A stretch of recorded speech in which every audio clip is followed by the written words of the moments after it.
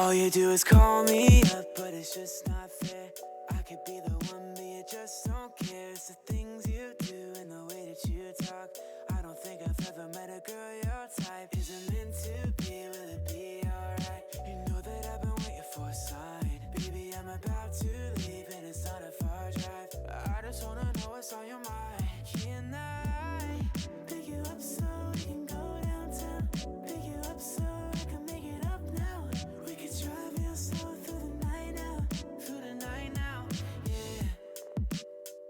So can we take it real slow? Think I'm losing control. I don't wanna hold on, but I can't let go. No, I can't let go. Got my life on hold. Am I the one that you're gonna choose? Will I wanna be there when you do? So please just think about it, 'cause I can't live without you. But you're the one who's got it, and I'm about to find it. Someone name you, call it. I think I'm tripping, falling, but no one else can top it. I pick you up so we can go downtown. Pick you up so I can make it up now. We could drive real slow through the night now. Through the night now, yeah. Pick you up so we can go downtown. Pick you up so I can make it up now. We could drive real slow through the night now. Through the night now, yeah.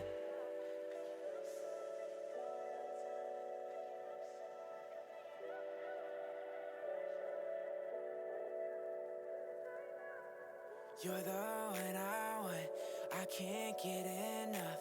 Running through my head, laying in my bed. Wish I could have said that I want you in my life. You just make it right. Think of you all night. I don't wanna fight, I don't wanna fight. Can I pick you up so we can go downtown? Pick you up so I can make it up now. We could drive real slow through the night now. Through the night now, yeah. Pick you up so we can go downtown. Pick you up so I can make it up now. We could drive real slow through the night now. Through the night now, yeah.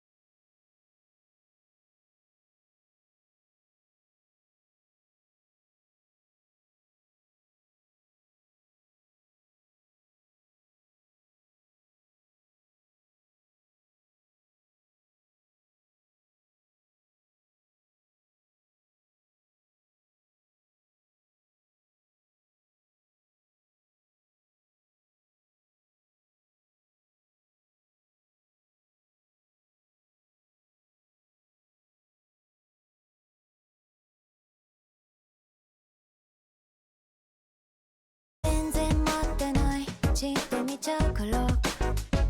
何してるの？忙しいんでしょ。分かっていてもクエスチョン。早く帰ってこいなんて言わないけど、知らないでしょ。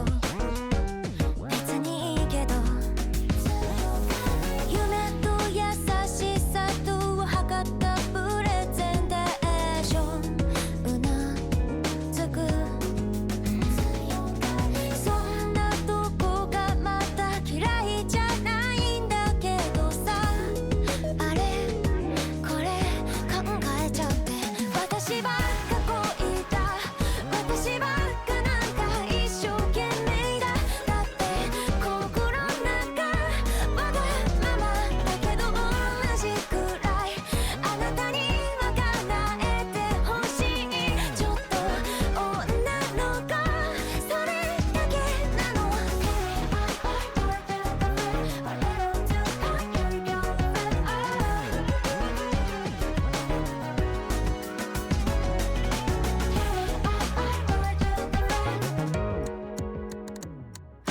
点でなってないギュッと握ってこう。頼りないのは今さらでしょ。無事ならまあいいけど、慣れっこになるつもりないから別にいいでしょ。気にしちゃっても。ありがとうごめんねと悩み事ほれんそう常識だよ。多分その声が聞きたくなるくらいは思うより人間なんだ。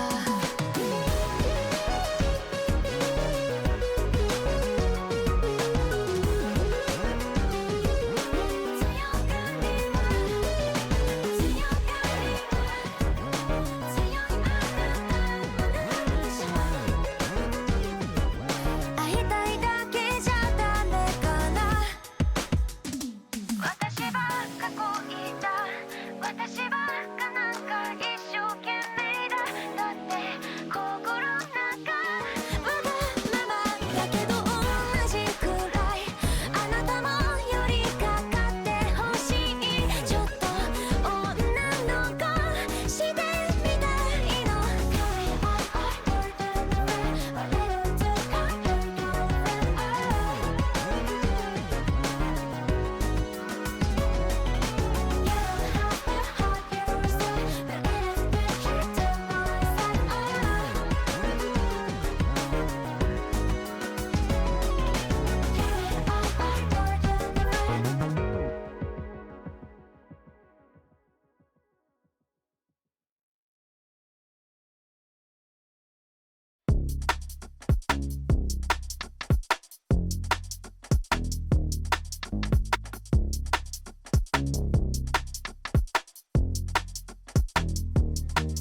I've been running on empty, running on empty. Can you feel it? That my words are not latching. Don't think you can see me now. I wanna show you that I care, but you won't let me in. Feels like when you want me there, I don't have love to give. We're not seeing eye to eye. I wanna give you time. We're both crashing. I won't say I gave it my best try.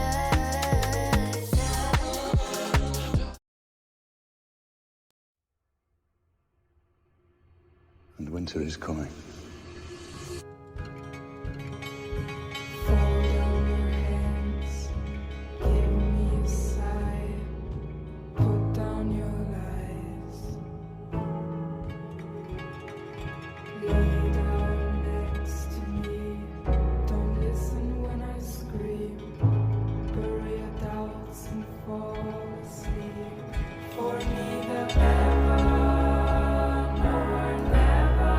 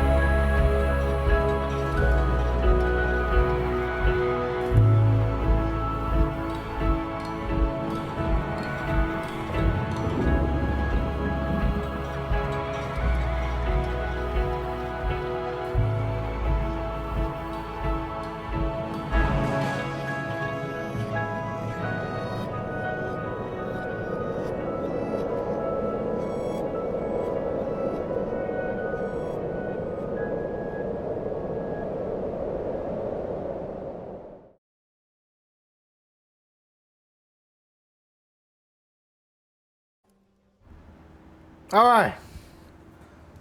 Welcome back to our magic, guys. We cast some spells and sell some freaking tales. God, delete my fucking mic. Holy shit. Bit so it's not in my fucking face. Anyway, welcome back to our magic, guys. Hope you guys are having an amazing one today. Happy Friday. Weekend's about to start. You know, grab your drinks, grab some snacks. Come watch Roll Magic, you dig? Anyway, welcome back. Today we're joined by the amazing Shelby as we begin a new adventure today, as we meet a new character and see what's going on with them. Shelby, it's your first time being on Roll Magic, dude. It's amazing. It's like a long time coming. It's like a long time. It's like coming home. It's like bringing you back in. It's almost like we're collecting you, and we'll be collecting a lot more people soon. But I hope you guys are having an amazing day so far as we begin a new journey with a new character. Hold on. Encoding overloaded. You stupid cunt. How about you start freaking working, brother? One sec. Technical difficulties.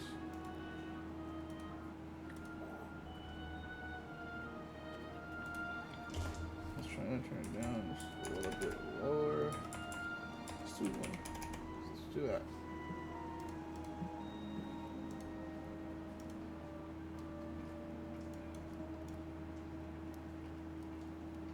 Alright. That should be okay. Anyway, hope you guys are having an amazing day so far. So begin a new journey in a new place with a new character.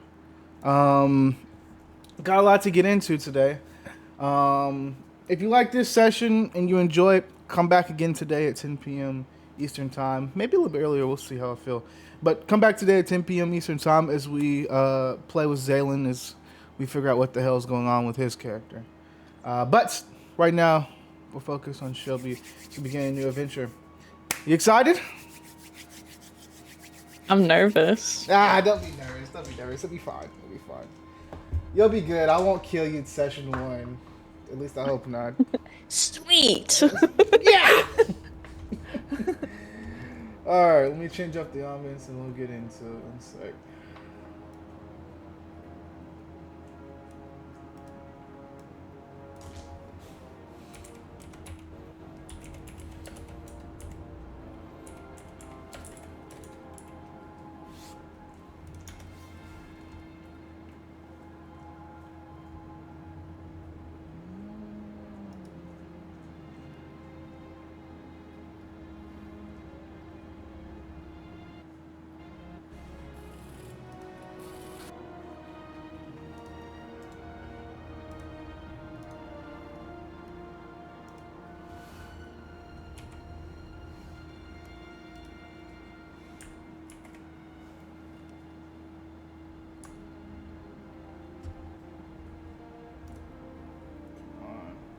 There we go. Alright.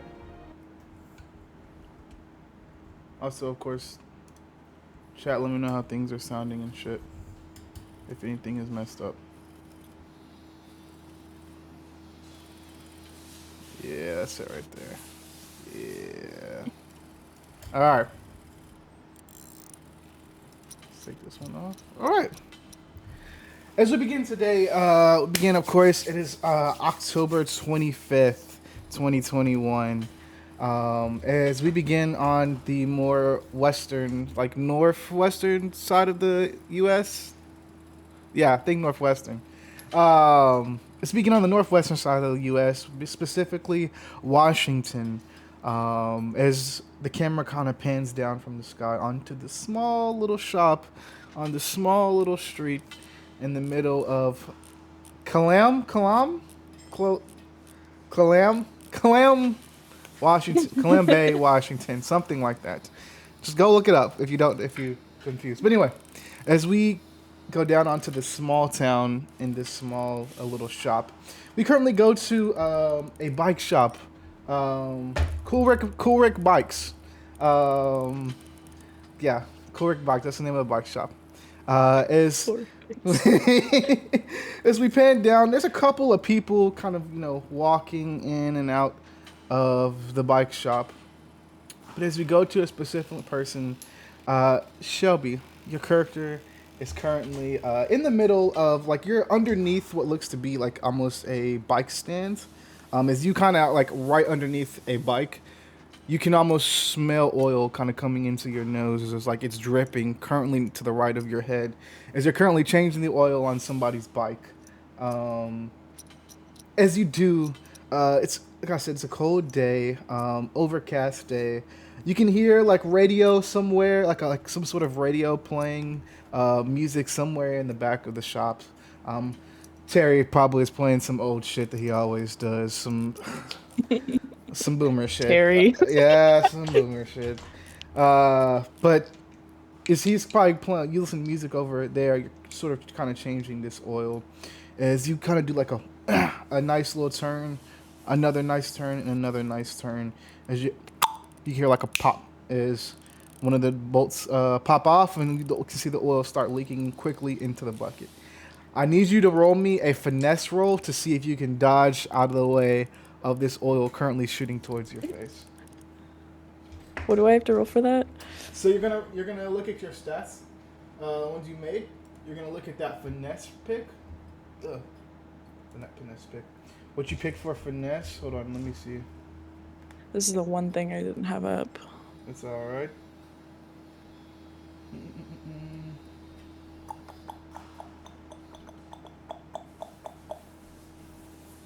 I've got it here, I think. Yeah, I have it. All right. You're going to roll me a d20, and you're going to add +2 to whatever you get. So you have 2 to your finesse. Oh no, these are my shit dice. I gotta use my good ones. Liz always calls them my shit dice. Real deal. Nat 20? Nat 20, no way. First roll, nat 20. Okay. All right, I see you. As you quickly tell me like how expeditiously and how like if it's like is it like an instinct sort of I'm thing? I'm spinning that nut off, and I literally like not even a drop of oil on my hand. Exactly, and you've done this like more than a handful of times as well. So you're experienced. As you quickly push that little bin, you know, that little circular bin that collects the oil. Don't know what that's called, but anyway, you push it directly into the way as the oil goes straight into the bucket, catching all that hot oil and avoiding it. As you do, you kind of pull yourself out from under this bike as you're letting the oil drain, and you have to, of course, put more oil in. But as you pull yourself out of this bike, tell me who we see here as you pull yourself out of this bike, out from under this bike. Like, who I am? Yeah. So you can tell me your character's name. You can tell me what they look like, maybe their age and stuff like that. You don't have to go into backstory stuff, but just kind of, or you can send a picture too. Picture works as well. Yeah, let me get my board up, my Pinterest board up. Go for it. It's kind of good image of what you see coming out from underneath that bike. Nice. He's so do you want me to introduce him as like third person or like it's myself? That's up to you. Whatever you want to do. Okay. You see Mateo coming out from underneath the bike. He's a 25-year-old dark-haired white boy from small town of Washington. He loves tattoos. So he's like practically covered like neck down in them. He's decently well built, you know, like he's not on steroids. Yeah, but he's attractive. He's got a nice little bod going on. He's got a nice little bod. Yeah, he's an attractive man. Definitely catches the eyes of a lot of the small towners. Hell yeah. As you pull yourself out from under this bike, how long would you say Mateo's been working here? Like year, 2 years, couple months? Oh, it's gotten to a few years at this point. Okay. He kind of didn't know what he wanted to do for a little while, and just kind of, he knew at one point that he just liked to go fast, and so picked up biking along the way. And then motorcycles kind of became his like one escape from reality. So he just got really into. I love that. Uh, as you kind of pull yourself out from under this bike, this is probably your third bike today. It's currently around about 1 p.m. or so. You've changed the oil on two other bikes and done some repairs, upgraded them a bit, but this is your third bike of the day. As you can pull yourself out from under the bike. Um, after every bike you finish, you have to of course go let the customer know, like, hey, this bike's done. You are currently you undo the oil cap. That's what it is, the oil cap. As you kind of grab the oil and you're refreshing that thing and putting some more in there. As you quickly tighten it up, you pull the oil bin out from under what you were doing. You can see this guy walk up to you as this person to be Levi, the owner of this bike shop, but also very much like a worker in his own right. He's like one of those owners that like works with you guys, but also like it's like he's very cool, very chill. Lets you guys really do whatever you want, make your own schedules. All he asks is that you show up when he needs you. So he's pretty nice, and he prays pretty much for the most part pretty well. But you can see he walks up and he says, "Hey, Mateo, have you finished that bike yet?" Yeah, just like real quick, finishing up real quick. Just need to Okay. talk with the customer. What's up? Yes, just let you know.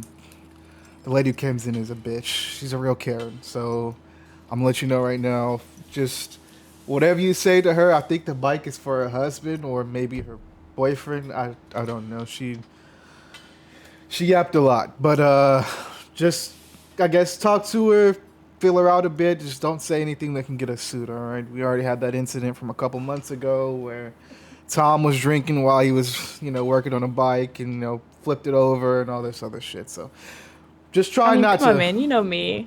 Yeah, I I sweet know. talk to ladies. I know. And see that's why I wanted you on this one. That's why I wanted you on this one. So go in there, see if you can work your charm. Maybe she'll give us a little extra tip. Who knows? Who knows, right? But if you need anything, just come find me. I'm gonna be in my office doing some tax reports for the rest of the day. Also, somebody came in here earlier, didn't catch their name, but they were just said they were looking for you. They said they were a past customer of yours, and they needed some work on a new bike, I guess. But they really liked the work you did, so hopefully they'll swing back Did you around catch here. Did you catch what they look like? Uh, tan skin, almost like a white guy.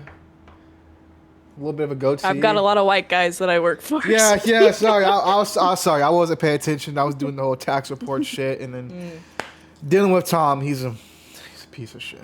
But you can see he says, "Well, if you need anything, just let me know." But finished up here. Go talk to the lady. You good? Yeah. All right, all right. You can see he kind of dips up and walks up the stairs to his office. Roll me a wit roll here. Another nat 20. Or no, nat 20. I'm Another about to D20, say. right? Yep, all these rolls are going to be D20. Okay. I say otherwise. 7. 7, nice. Well, not bad. You can see as you're looking around the shop, this is around the time usually that like.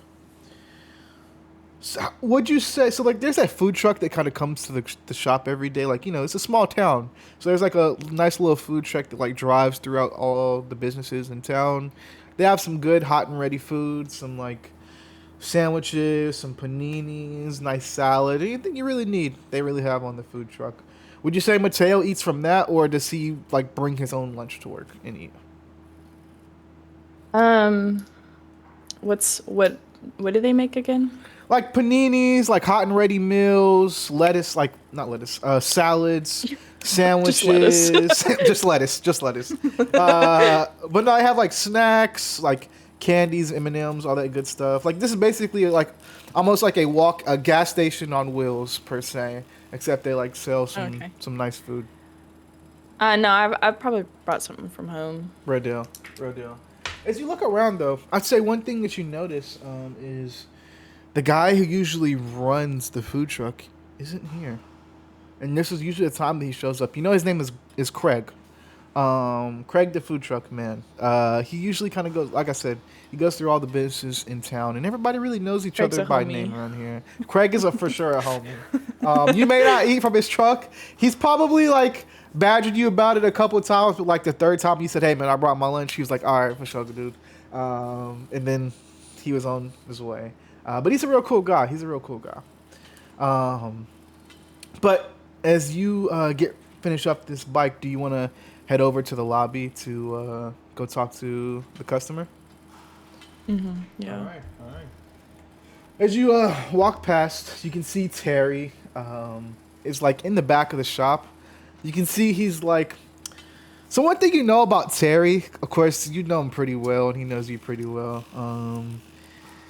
He likes to work, but he also likes to slack off at the same time. So he loves to play on the "I'm old" card. He loves doing that. Where like he's like, "Oh, I'm too old for this shit, man."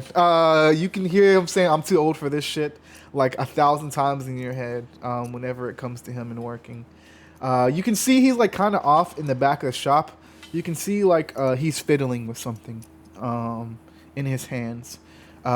Would you like to head over towards that way? I will say it's out of your way towards the customer. He's on like the right side of the back of the shop if you want to head over there. And also, I don't know why I didn't post this picture before, but this is kind of what it looks like, the bike shop that you work in. Silly me. Silly me. Silly me. I say Terry's kind of like in the back right of the shop. Where you're going is more so the left side of the shop. So you can still make your way over to him if you'd like to, but it would be going out of your way to go talk to him. No, I'm just gonna one-track mine. I'm just gonna deal with this lady, and then I'll go talk to him. Real deal. As you go and deal with this lady, you kind of walk out into like the little lobby. There's like a little small lobby with chairs and stuff like that on each sides of the wall, away from like the mechanic shop. You can see on the TV it's playing The Price is Right for like the 500th time today. The Price is Right. You know, during the later half of the day, it's gonna start playing Family Feud, and that's when a lot of people start showing up so they can watch Steve Harvey go off on people. But as you walk in, you see this lady here. And she immediately, as she sees you, she hops up. Oh God! She walks up. Hello, is my bike done? My husband's bike.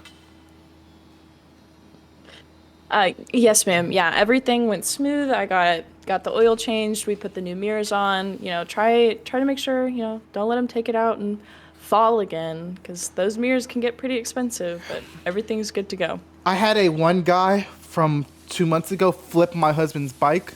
Is that the same guy who worked on it, or did you work on it? And do you remember? No, ma'am. I personally. Oh well. I want to say. She kind of like leans in real close. You weren't doing drugs while you're working on my bike, were you? No, Okay. not at all. Never. Sorry, I saw some people, some kids around the corner selling crack when I was on the way up here, so.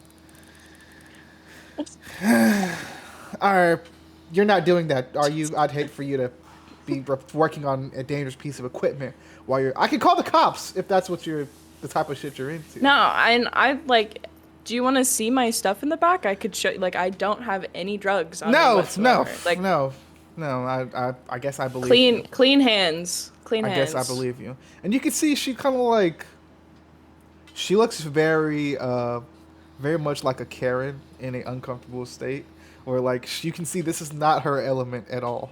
Around these people with tattoos, these like mechanics who like look like they don't give a fuck. She could tell like the music that Terry's blasting somewhere in the back of the shop is really like bothering her a little bit. So you can see she's for sure uncomfortable in this state and probably like a little bit on edge as she's talking to you. And she says, "Well, how does 150 sound?" And you know the job that you were hired to do. This is a oil change on a bike would probably be around like Actually, I'm gonna take that back. She says 50. An oil change on a bike would I'd say probably like 150. I don't know if that's an actual good price. Just go with it. Oil change on a car is like 90. I know. I could imagine bikes for some reason are more expensive because like I don't know. We'll say 100. We'll say like 70. We'll say like 70. 40 to $100. $40 to $100. Okay, we'll say she says, she looks at you and she says, "How does $30 sound?" Jesus. And you know you've done bikes for at least close to 80. For at least for oil change. You know, we could charge you 30 if I can go ahead and take those new mirrors off and keep them for myself. But unfortunately, no, I can't. What? If you want me drug-free working on your bike, you're gonna have to pay me a little bit more than that. I like that. Go ahead and roll me an aura roll with advantage. I like that. 15 plus 5, so an unnatural 20. Hell yeah. We call it slutty 20 around here. But as she looks at you and she says, "That's a little steep, I'm not gonna lie. But I like that." And you can see, hold on one sec. And you can see she kind of reaches into her pocket, pulls out a phone. "Hey, Sadie, are you here now? Are you okay? Yeah, come on in." You can see she's waving to somebody outside. As you see this person walk in. Post. There you go. See this person kind of walk in, into like the little customer outlet area where you are.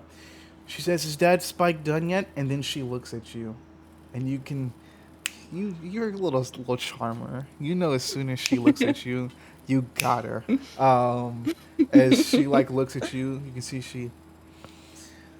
Mom is and you can see she tries to turn her attention away from you, as she says, "Mom, is the bike done yet?" You can see she says, "Well, haggling price here, Sadie. Can you please go wait in the car?" Would you like to say anything or do anything? I'm just gonna I'm gonna obviously take note of her. Like, I'm gonna give her like a little side glance, little tiny smirk. And I'm going to very intentionally flex my arms into Love that. And like then I'm going to like fully turn at her, smile a little bit, like smirk, and be like, I'll take $30 if I can take her on a date. Oh my gosh. Go ahead and roll me another. Actually, no aura roll necessary. As you can see the mom is like furious as she says, "Excuse me?" And you can see as soon as she starts, you can see she's getting a little uppy as she like forcefully says like, "Excuse me."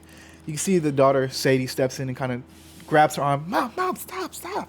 As she kind of pulls it back, and then you can see the girl walk up and she says, "Hi, I'm so sorry for her. My dad got hurt a couple weeks ago on a bike, and my mom doesn't want him riding in those dangerous things anymore. But you don't seem too bad. Are they really that dangerous?" No, they're a lot of fun. You can go very fast. You can take a long ride with people. Well, I'm sorry. And you can see she like opens up her little purse. You can, if you were to actually roll me a wit roll. Roll me a wit roll. As she opens up her purse here. 1. 1. With that 1, you can see. You don't see it. Shit, actually. With that 1, she says, I have. You said the price was around 80, at least 90. We'll make it 70 for you. She says, "You know what? Go ahead and take 100. We'll split it even. You keep the change." As she pulls out a $100 bill and hands it towards you. Can you write your number on the back? Damn. shit.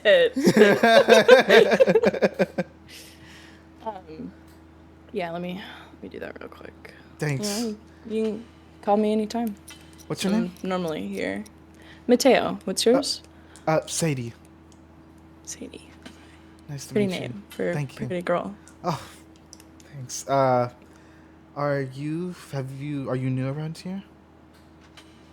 No, I've been here a few years now.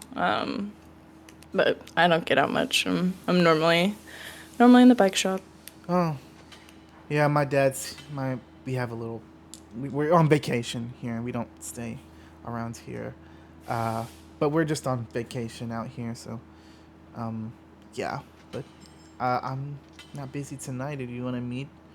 I heard there's a bar in town if you want to meet tonight. Yeah, you want me to pick you up on the bike? Uh, I, you can see as soon as you say pick her up on the bike, her face just goes. She's like totally like not here right now. As you say that, she says, sure.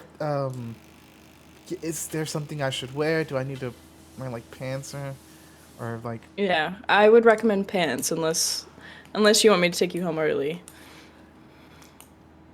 She says, sure. That's great. Well, come on, Mom. As you can see, she grabs her mom. Her mom's on the phone with whoever her husband is. She says, okay, all right. Thank you, by the way. You can see the mom says, thank you, by the way. I didn't mean to come in here and start a fuss. Oh, it's fine. I get it. So, do you want me to put the bike somewhere? Is your husband gonna pick it up later? Can you just push it out front? He should be here in like 10 minutes or so to pick it up. And Will do. she says, "Oh, thank you so much. Thank you so much." Of course. As she kind of dips off here, you have, of course, $100 bill on you with Sadie's number. You can see like she put her last name on there. It says Sadie Presley. Go ahead and roll me a wit roll when you see that last name. 7. 9. Not bad. Low roll. You would know that by that name Presley. The Presleys are a prominent figure, at least in this area. You've heard of like some rumblings of them being more so in Seattle, but they're kind of like all around Washington. You can see, they run like a big oil business. They have like some overseas providers and stuff like that. But one thing that you do remember, just from like scrolling on your phone a couple of days ago when you were looking up bike videos, you would have saw something about some like fraud that they recently gotten themselves into. I'd say that's all you kind of know, at least for right now. You can tell they're rich though. They're for sure loaded. I'd say you know that for sure. But if you take the $100 bill, what you want to do now is you don't look like there's no more customers in the lobby, nobody else to help out currently. I'm gonna go talk to Terry, or you want to head out from the shop for the day? I've completely forgotten about Terry. Gotcha. Gotcha. Not even thinking about him. You're good. I'm gonna pocket the $100 bill, see if anybody needs anything, and then I'm probably just gonna head out. All right. As you if you kind of walk around, nobody really needs anything else. You go back to clean up your area a bit and do your thing. See if I can find another albums here. But yeah, you head back, clean up your area. Nobody else, no other customers for the day. It was a slow one. But you got a lot done today as well. You did get a lot done. Come on, give me a good video. Don't want that one.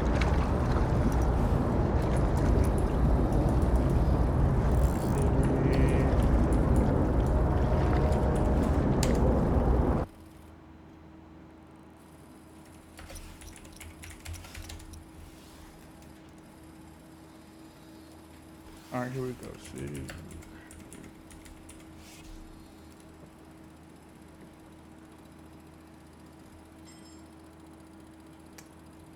This is cool. This is cool. Way too loud. Holy fuck.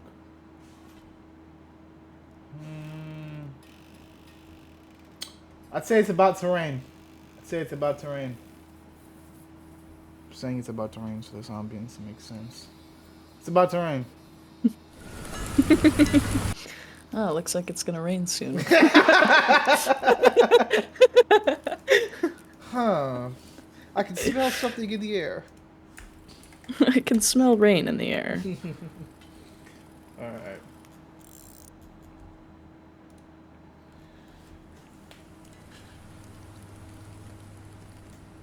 As you head out to hop on your bike, what is Mateo wearing as he's like shedded off his like mechanic's uniform?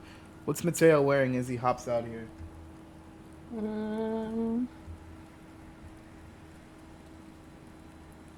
Let's see. Do a small little fit check. Yeah, go for it.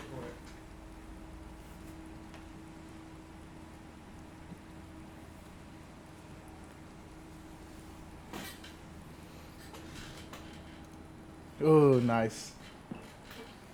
As you kind of walk out of here, of course, you can smell the rain in the air as it kind of starts to drizzle on your nice, cool ass hair.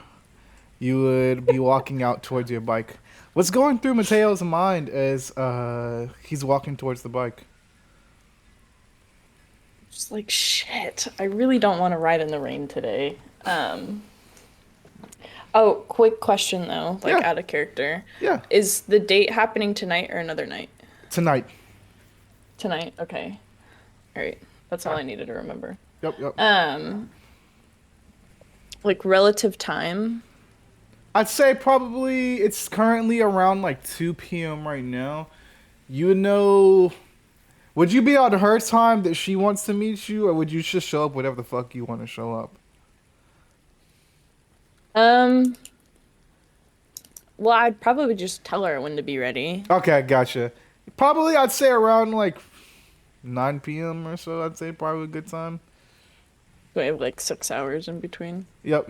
Got a good little chunk of time to do whatever you want to Late ass date. do. You're hot. You can do whatever you want.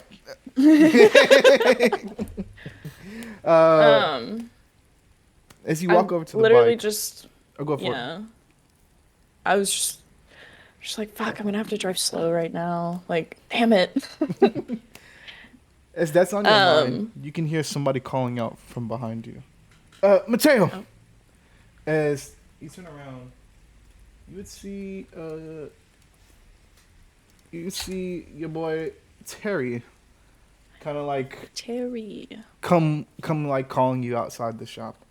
Mateo! Would you stop? Yes. As you stop, he says, "You gonna head out, not gonna say anything?" Was I supposed to? Well, I mean, it's just common courtesy. Say goodbye when you're leaving. Fuck. Fuck. My bad. Okay, well, how'd that thing go with that lady? Did you seal the deal? Oh yeah, she's fine. Husband picked her bike up. I got a hot date. You know, world goes round. Wow. Hey, kid. You're doing good for yourself. You're doing good for yourself, kid. Damn right I am. Did you see that piece of ass that walked in? She looked. Is it okay for me to say since she's a lot younger than me, that she had a nice rack? Yeah, don't say that. Okay. I don't want to hear that. Okay. Point taken, old man. Yeah. As he looks at you and he, go ahead and roll me a wit roll here with advantage. 15 plus 2. Nice. With Should we advantage. roll? Yeah, you can roll again. Yeah. See if you get an R20. No, 2. For real. We'll take it. He looks at you. So one thing that you know about Terry is within the last like month and a half to 2 months, he's been going to the doctor a lot. You can see he's been like leaving work early, like going to the doctor. And he's never brought it really up to you a bunch, but you know, like, but Terry's also not the first. He's not like the type of guy to share a lot of his personal life, so outright towards you. Um, but you guys have had a lot of conversations over a couple of drinks and shit like that. You know, he's gotten into a lot of shit back in the day.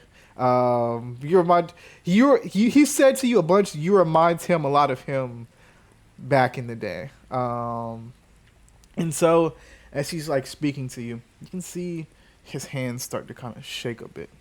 As he's speaking to you, and it looks like it's like subconsciously, like he doesn't even realize that he's doing it. But as he's like kind of, and you can see he's like holding his hands and kind of like massaging his fingers a bit as they start to shake.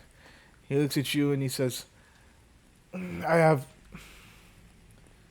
got something to tell you, kid. You What's up? well, I got to go back in here and work on the bike. And as he says, go work back and work on the bike, you notice that his hands start shaking a lot more, and you also notice he hasn't worked on a lot of bikes this morning. You guys' usual number of like bikes you work on per day is anywhere from like 3 to 10. He's been working on the same bike for at least 5 hours. I mean, you haven't really seen him doing a lot of that work. But as you look at his shaking hands, you can probably realize his hands shaking and then working on a bike at the same time, probably not a good combo. You'd also know that if something goes wrong while he's working on this bike, that's a lawsuit waiting to happen. I'd say that's all information you know. And you also know, if you want to, Zach is in his office, back in the shop. But as he looks at you, he says, nothing. I'll talk to you about it later tonight. You gonna be at the bar? I will, but later. Do you want me to let me go help you with the bike? Like, No. You know I don't want you working on that. Go on home. I'm gonna like put my hand on his shoulder, and I'm gonna be brutally honest with you, Terry. Like, you don't look good right now, and I don't want another lawsuit happening. And you can see almost like a sting, a sting kind of come across his face as he looks at you. No, kid, I'm fine. I'm fine. I'm all right. It's okay. Yeah, I'll believe that when pigs can fly. The fuck you talking I'm about? coming to come help. No. I don't need any help. I don't need your help. And you can see he kind of like, not pushes you, but kind of like pushes your hand away. Go home, kid. Go home. As you can see, he What's starts the walking issue? back towards the shop. I'm gonna like call after him. Go ahead and roll me an aura roll with advantage. I'll say just flat aura roll. I'll just say just an aura roll. No advantage. 8 + 5. 13. Sorry. No, yeah, 13. Yeah. I can math. With that 13, as you kind of call out to him, you can see he stops. Still having his back turned towards you, but you can see he stops. As for a second, there's like almost like a moment of silence, as you can feel kind of like the water hitting the ground all around you. You can hear the water droplets smacking the pavement all around you guys. With this overcast day, I would say, like, this is maybe one of the first times that you two have really stood off against each other. There's been like a couple times beforehand, but nothing as serious as this. And then also you mentioning a lawsuit to him, he gets very defensive about that. So as he kind of stops there with his back turns towards you, you can see he kind of like turns, not fully looking at you, but you can see the side of his face. You see just huge bags under his eyes, which probably means he's not sleeping well. As he turns towards you, he says, I don't need your help, Mateo. I'm fine. Look, I'm fine. You just go on home and I'll get the job done. All right. Just same as I've always done before you even here. All right. What do you say? What do?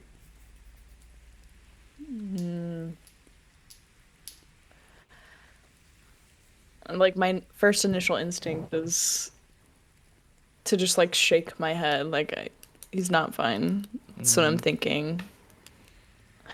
I'm like juggling with like, do I just follow him back inside the bike shop or do I just leave and like respect his irritation? I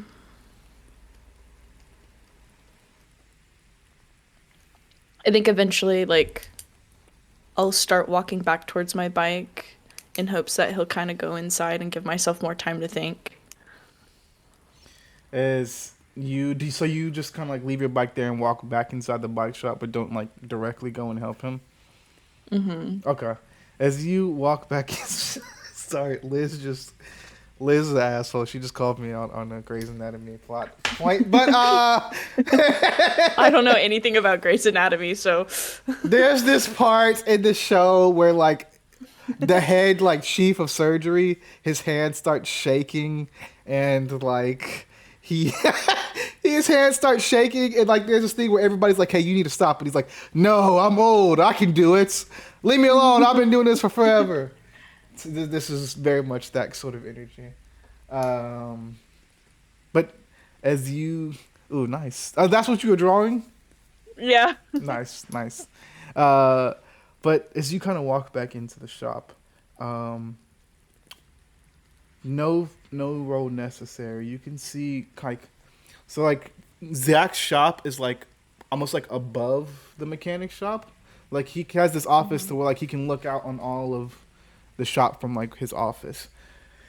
As he looks out, you can see you two meet eyes. And she kind of gives you a look of like concern, like, I just saw you walk out of here. Like it's like, almost like a Like, why are you back here? Yeah. Do you say anything? I want to go talk to Zach. Okay, gotcha. And you see Terry goes back off towards like a workbench, to where he starts like again like you saw earlier. Looks like he's fiddling with something as you climb the stairs towards Zach's office. As you walk in, he says, come on in, close the door behind you. As you do, you can see Zach's office is like this messy office, like papers kind of like everywhere in some of the corners. You can see like tax reports and things like that, just like jammed into drawers and things like that. You can see like a used oil bucket like sitting in the corner of the office. This place is a real shithole, but like it's home to him in a sense. You would be able to tell that. But as you kind of walk up and take a seat, he looks at you. I'm sorry, post with Zach. This is what Zach looks like for any of our viewers that weren't here beforehand. Sorry, not Zach, Levi. Why do I keep saying Zach? His name is Levi. My bad, Levi. Where'd I get Zach from? I don't know. Anyway, who the fuck is Zach? He's a child of Demeter, okay? I just got it messed up. But as you look at him, he says, what's going on? Is everything all right?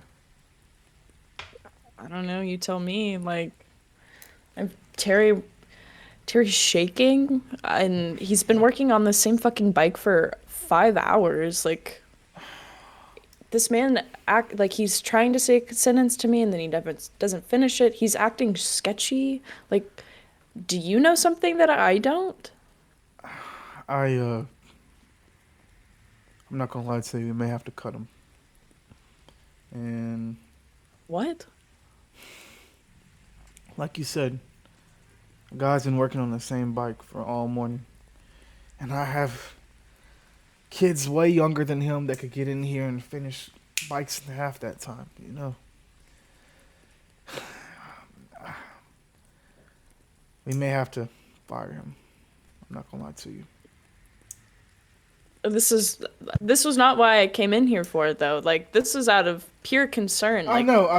You know, you sit up here, eagle in the eye. Like, have you seen anything? Like, I've did something seen it all. hit him? I've seen it all. I went to I've gave him time to go to his doctor's appointments and things like that, but of course, he doesn't say anything about him, and I'm not allowed to ask.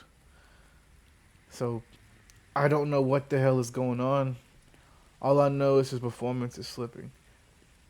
If you could talk to him though, and get him to talk to me about what's going on, I could maybe see what we could do.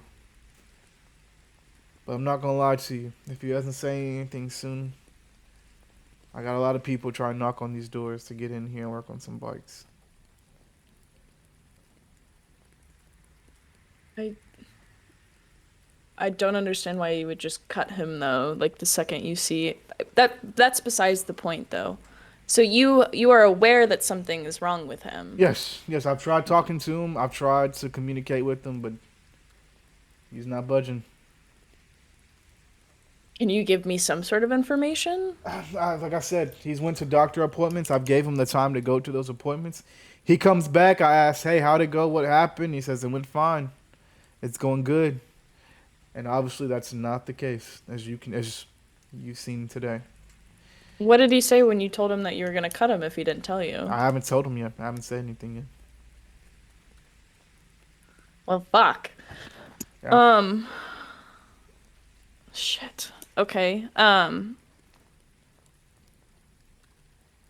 don't know. Like Mateo's mind, this is just like really pissed him off now. Mm-hmm. And I can see him just like getting out of the chair and just walking out, like slamming the door closed behind him. Roll me a vitality roll as you look here. Or sorry, as you speak with him. 8 + 1, so 9. No, I'm not gonna change it. With that 9, as you're kind of like looking at Levi, you can see almost for a second the world around you kind of drain of color. As you can see the world around you go to like this black and white, kind of all around you. Even Levi is black and white. But you can see almost a vine on the ground. There's almost like these purple vines link at your feet, going straight towards Levi's. As you can see almost something growing. Almost like, I'll say this. This vine starts at your feet and goes towards Levi's. You can see the vine look thin. As you can see your hand is almost drawn to it. As you can see Levi's eyes glowing this like bright purple for a split second. Would you like to act, or would you like to kind of be like, you know what, this is weird. I don't know what the fuck is going on. I'm just seeing shit. And kind of... I think he would genuinely be like, I'm just seeing shit. Like, Yeah. literally, like, smack his head a little bit. He looks at you. You okay? As you smack your head a little bit and kind of take another blink, you can see everything kind of go back to color, as feels like everything is back to just how it was a split second ago.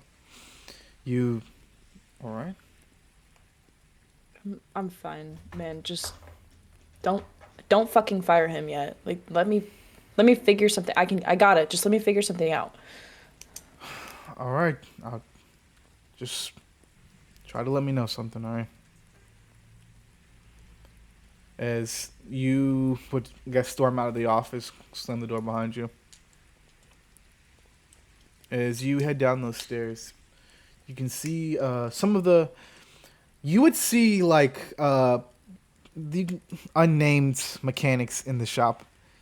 You can see that, like, obviously you can see what Levi was talking about is you can see the same bikes that they have that you walked into the office. They're working on one bike, and as you're walking out, they're working on a totally different bike. As you can see, kind of like the time that took them to work on these bikes is getting faster as they're getting better, sharp skills are getting sharper, things of that nature. But like you can see, like, okay, like, and obviously Terry's been working on this same bike all morning. But as you kind of walk down these stairs, you would see Levi kind of in the corner of the bike shop, kind of fiddling with something in his hand. Do you want to try to see over his shoulder as you get closer, or do you just want to let that be his business? Just let that be his business. Real I'm deal. like focused on Real deal. yeah. As you walk over, what do you say? Terry You see he kind or of like Levi? to Terry. Terry. Ah, like fuck, like this is hard. Terry, can you, whatever you're doing, man, like, can you just pause for a second? We need to, like, actually have, like, man-to-man conversation. And you can see as Terry kind of takes, as he kind of, you can see he switches something from his hands, like as his back is turned towards you. He switches something from his right hand to his left hand, and quickly try to put it in his pocket. I'm gonna have you roll a wit roll to see if you can get a glimpse at what he puts in his pocket.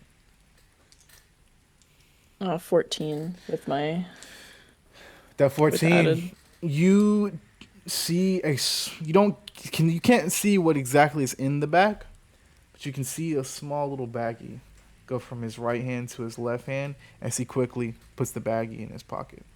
It's about like this big, almost. Doing crack cocaine? Maybe, I don't know.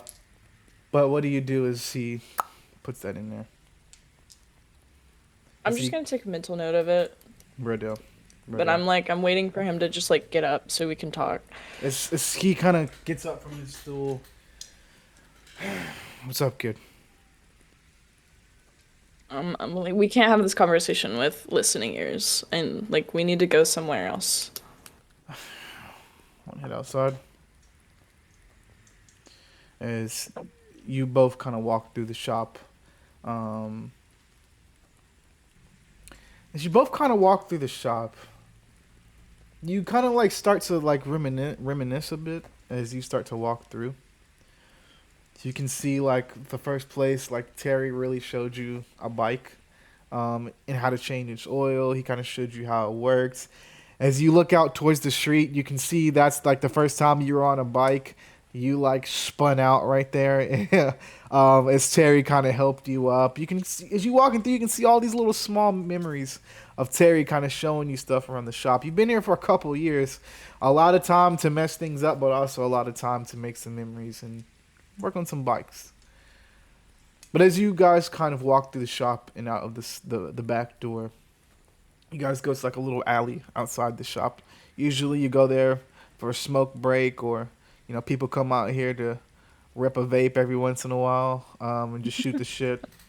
But as you guys step out of the door, he looks at you and he says, "What's up, kid?" As you can see, he pulls a pack out of his pocket.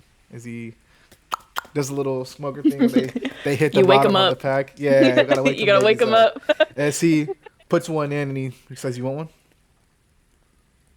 As he hands one to you, does a little Wayne lighter flick, and then he lights yours as well. What's up, kid?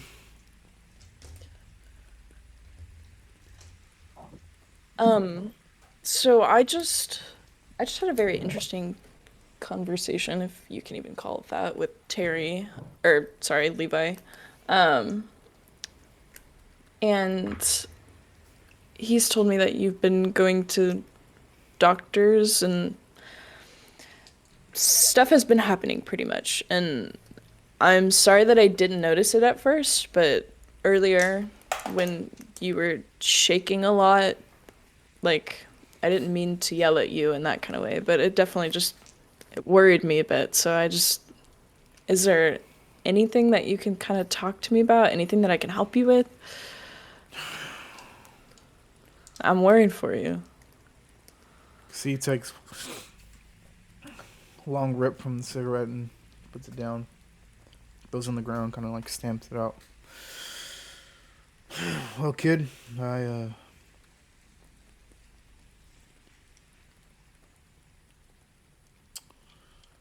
I'm going to the doctors a lot, Ugh, I fucking hate the doctors. My mom always told me to stay away from them. But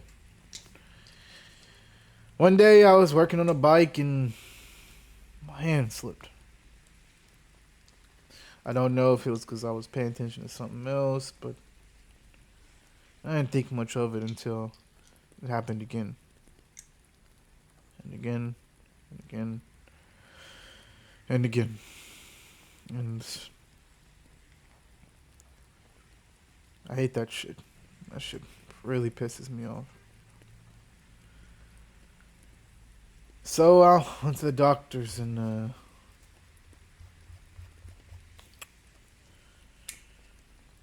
got carpal tunnel syndrome, and I got a tumor. Where? Brain tumor.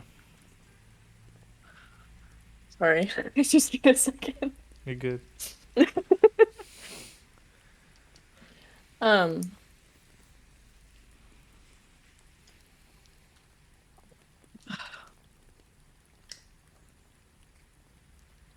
have you told anybody else? Well, I told my daughter, but I kind of burned that bridge a long time ago. So she's off in college now, and I think she's about to graduate here pretty soon. But yeah, she told me to let her know if there's anything she can do, but I have a feeling she won't be around for much. But I'm almost saved up here. I've got, I can pay for the surgery. Well, let me help. Like, I've got a lot of money stashed away. I'm not doing shit. I don't have anybody I gotta take care of. Well, no, kid. No, I can't ask you to. I can't ask you to. You're Help not out in that way. asking. No, you're not asking. I'm giving. Terry, you're like a father to me. I can't fucking lose you to some piece of shit that's growing in your head. I need about 12 more hundred.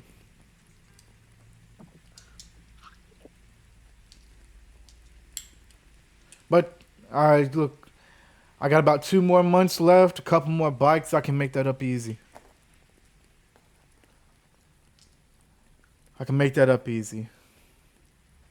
But I know he's trying to get rid of me. I can see the way that Levi looks at me. So look, I already talked to Tom. And he let me know some things about it. And he's gonna help me out on the side. We're gonna split some of the bikes we do.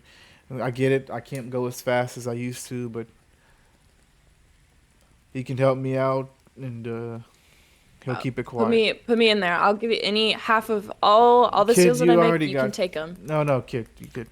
You got an apartment to pay for. You already. No, I can't. No, I'm not. Look, thank you.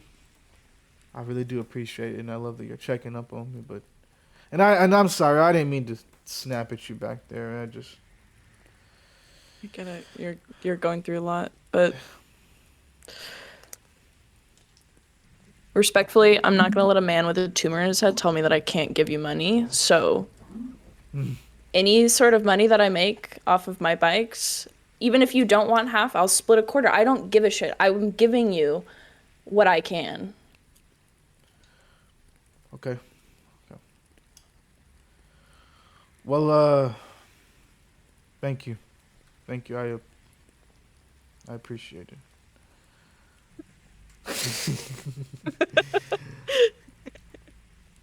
Look, you go ahead and get ready for your date, right? As you can see a gentleman kind of walk up from the side. As you can see, he's smoking. You can, even before this guy walks up, you can smell like just weed straight off the back. And it smells strong too. As you can see, a gentleman kind of walks into the alley. As you see this guy here walk up,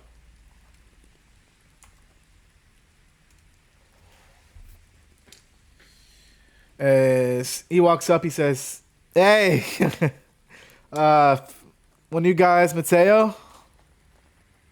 Yeah, what of it? Hey, sorry, dude, I heard some of the shit you did on the bikes. You think you could look at mine here tomorrow or something like that?"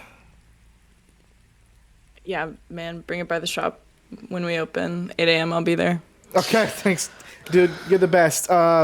You going out tonight? I'd love to buy you a drink.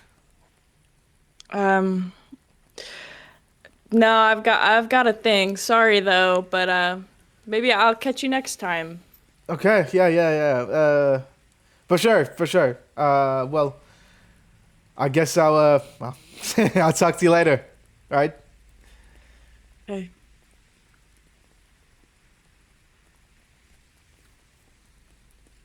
Should I? Sorry. Oh, you guys were in the middle. Gotcha. I'm sorry. Actually, you guys don't want to rip of this, right? No. Okay. I didn't mean to interrupt. No. I'm so sorry. So sorry. Didn't mean to harsh you guys' vibe. I'm gonna dip off. I'm gonna. I'll dip. I'll dip. Yeah. As he Goodbye. he rounds the corner. I'll see you tomorrow. But as Terry looks back at you, he says, "Well, thank you. I appreciate it.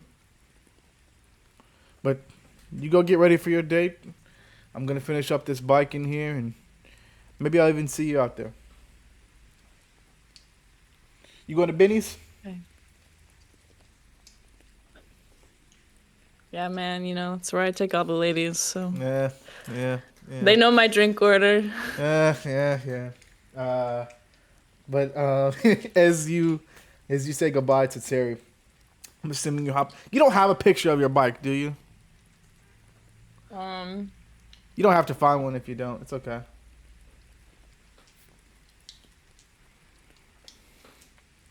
Kind of. Ooh, nice. Love that.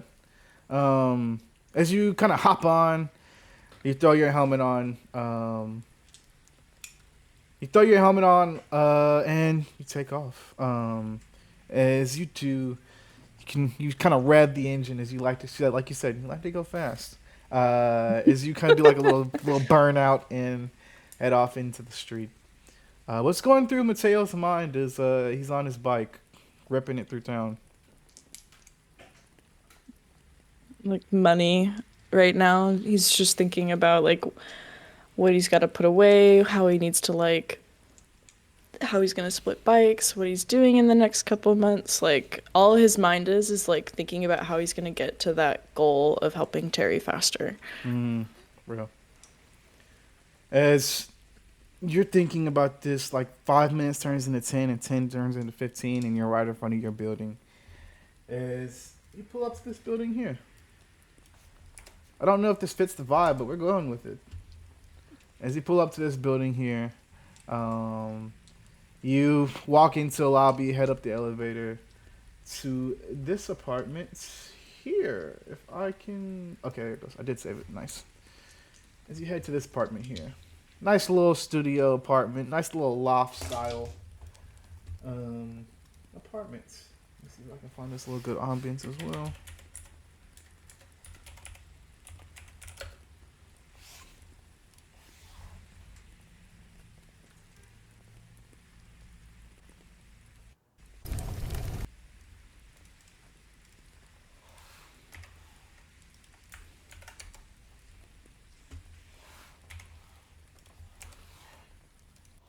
As you head into your apartment, there it goes. So head into your apartment, and kind of kick your shoes off, take your jacket off, and chill out. You can hear, or not? You can smell the familiar smell of the sewer, coming from outside of the apartment. This was literally the cheapest apartment you could get in the city.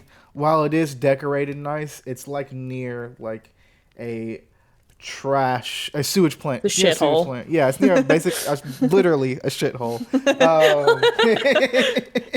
As you can see the sewage plant across the street. They're like, workers kind of coming in and out and stuff like that.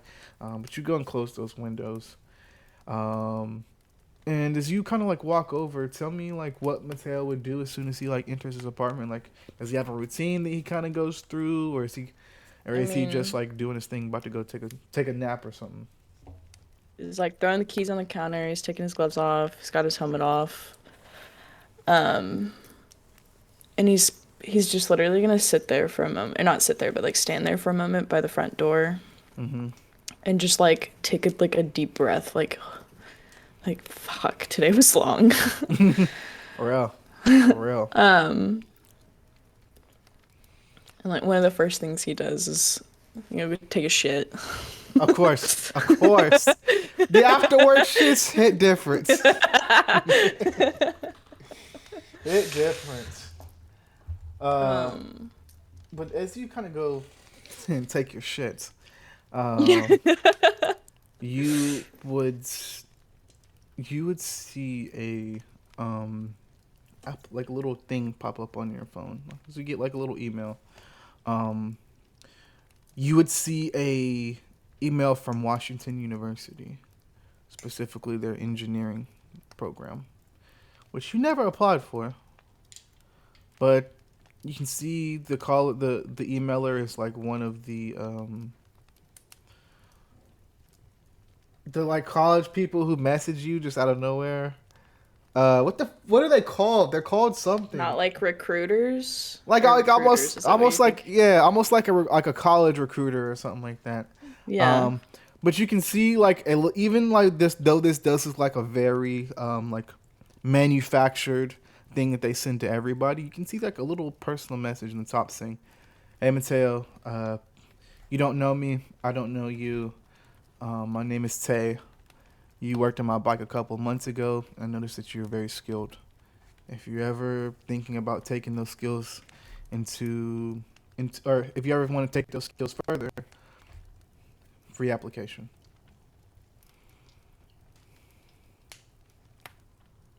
Delete. real deal. As you swipe and delete that shit, get it the fuck out of here.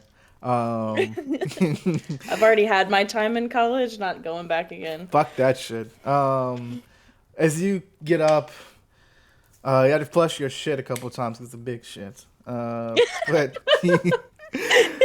you walk outside the bathroom. What does Mateo want to do now? Is he kind of is like, back in his apartment, back in his mode? Is there anything specific that would be around Mateo's apartment? Like, what do you have? I don't know. Have like any bike stuff in here? Would you have anything hung up on the walls or anything like that? Probably not anything hung up on the walls. I mean, he's a guy, so Yeah. True. maybe a few parts, like upgrades for his bike, a few like very specific tools that he likes to take home with him and like not keep at the shop.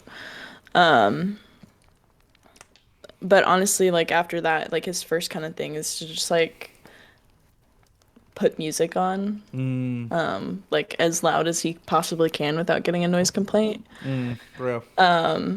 And then pretty much decide between like either making like a quick snack or meal because he still has a few hours before the date, or like taking a shower and trying to get ready a little early. Bro deal.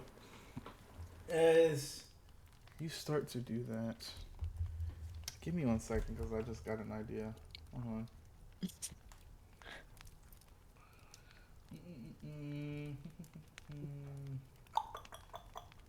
Where are you at? There you go. Yeah.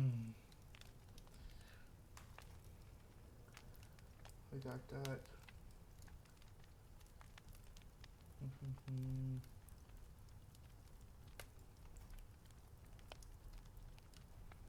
Come on. Work.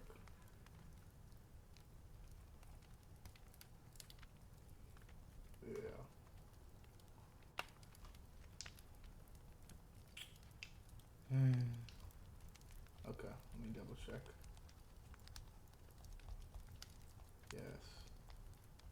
Ideas come to me. It really does feel like that Jimmy Neutron moment. Whenever I'm DMing and I have an idea where it's the brain blast shit. Yeah, it's literally what it feels like. All right. Okay. Yo, this your boy James over Spectacle. Bring you guys today's What the hell? It's not what I want to play. Okay. All right.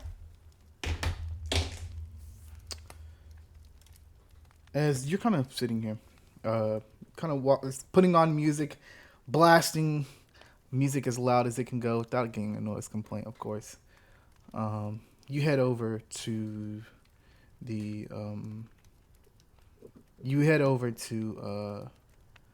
the counter, and as you kind of head over, I need you to roll me a vitality roll with advantage.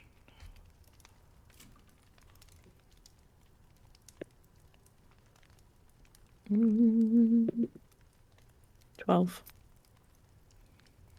That actually works. Okay. One sec.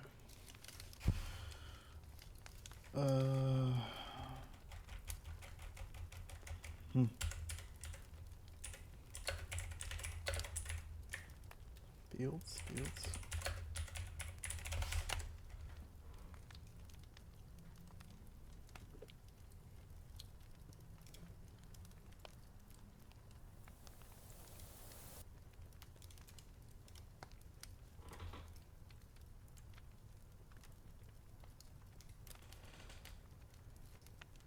As you head over to the refrigerator to pull out some ingredients or pull out a sandwich, whatever the fuck you got in there, you walk over as your hand goes onto the fridge. As again, you feel the feeling of like almost the world go out of like a black and white around you. As your hand goes onto the fridge, out of nowhere you hear the sound of like whistling wind go past your ears. As you can hear almost birds chirping from behind you. But they don't sound like outside the building. They sound like almost directly in your ears. Do you turn around here? Yeah. I'm like, As you turn around, your apartment's not there. You're fucking outside. As you're not even outside in your street. As the world around you is now almost full of color. As you can see, you're standing in a field that looks almost a little bit like this. If I can find it. Ooh, hold on. I got a better idea. Oh, yeah. You're standing in this field here.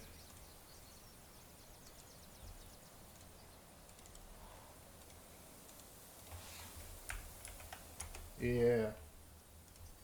yeah. You're standing in this field here.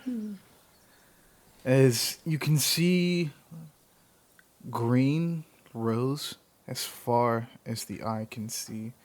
You feel wind hitting your face. You can feel your hair kind of like flowing in the wind a bit. As you look all around you, you can see mountains off into the distance. As you're standing there, you can almost see as the world goes black and white again for a split second. Almost a aura of purple, almost like an aroma in the air, kind of funneling into the environment and into your nose as you swell almost like this sweetness, almost like honey, as it fills your nose. And you feel calm.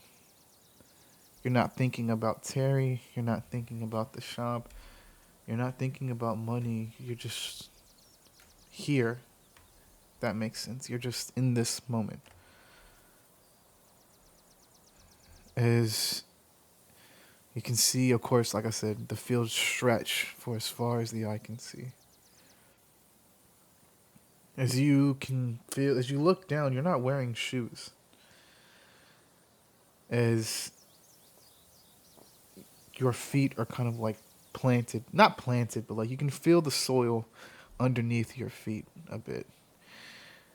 As you focus a little bit here, you can see on these rows, almost like this aura of purple kind of planted every other 5 feet on these like green bushes. Plants, is a better word. You can see almost like this aura of purple every 5 feet or so. And then you hear almost this laughter. Not like actually a mixture of like male and female laughter. It looks to be almost like a crowd coming, like more so like echoing out around you. Not in a specific direction, almost just like all around you. As they sound like high. Almost like their voices speaking high up from above you as you're hearing them down below. What do you want to do here?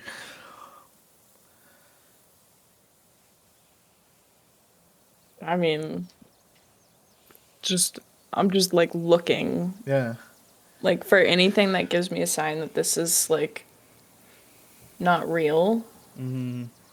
And honestly, my first thought and like the first thing that I just like blurred out loud is like, God, I better not have a fucking brain tumor. As you hear tumor like echo out onto this valley, as you can hear tumor just like tumor. Did you put your do you say fuck or anything? Shit. As you hear shit. Echo out into this valley for is like a solid like 15 seconds. As you hear this echo. But like I said, this earth feels real underneath your feet. As you feel almost sated. This feels almost natural in a way. Hey, thank you so much for the subscribe, Tokyo. Appreciate you, girly. But like I said, you feel like almost natural as things start to kind of, what's the word? Almost like everything kind of falls into place for a second. As you sit there, you can almost feel something cold on your neck. Almost like almost this coldness kind of like spread over from your neck, drifting down towards the middle of your back. As you kind of turn around, you hit your hand on something hard behind you. As you kind of like reach to touch your neck. And would you turn around to see what it is? I mean, I'd be like... Oh, so you'd look. And as you kind of like, yeah. look to the side, you would see your refrigerator. And as you can see the entire back half of your apartment. And as you turn back around, this field is gone. And you are back inside your studio apartment. If I can change this vibe real quick.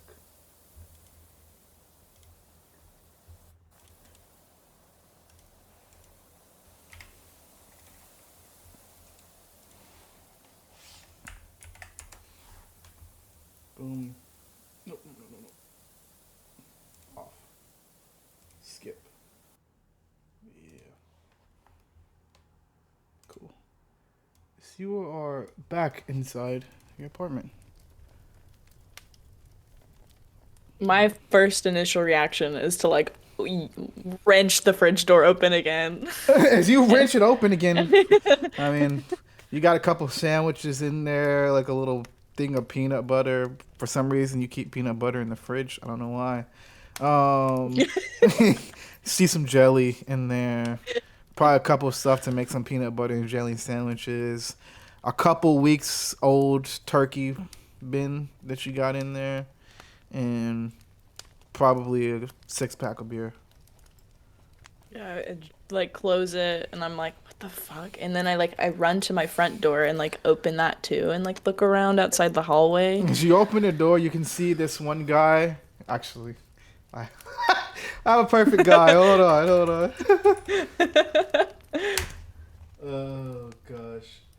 You see this guy here. Fuck. Hurry up and load, dude.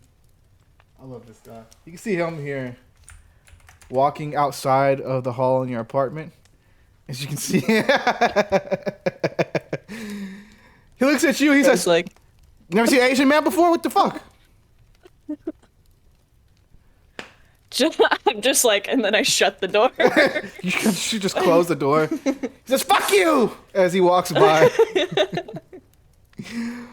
I'm like, as I shut it, I'm like leaning against the door. I'm like, am I fucking high?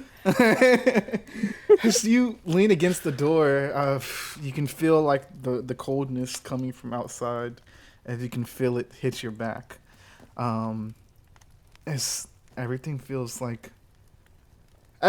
crazy, but everything feels exactly how I guess you left it would be the right word. How much time has passed? 3 hours. Jesus. What time is it? It's probably around like I want to say 6 or 7, maybe like 6:30.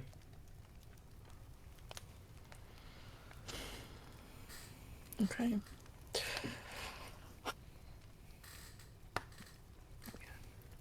I mean, my first thought would be to I'm like, I need to take a cold shower, man. I don't know what the hell was in my lunch today.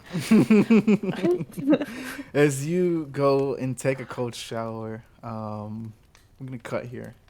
As we cut to about 8:30 p.m. What would we find Mateo doing around this time? About 30 minutes before he has to be at the bar. Taking a shot and figuring out what to wear for Oh, yeah. tonight. Nice. As you kind of take the shot, what's Mateo's like? What's his go-to like liquor? Oh, shit.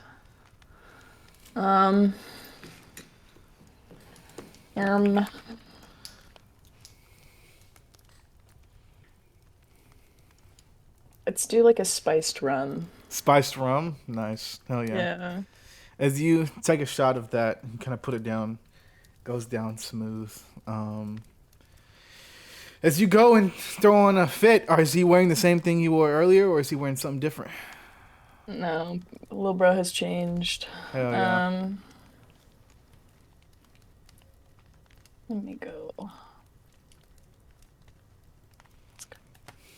to the board.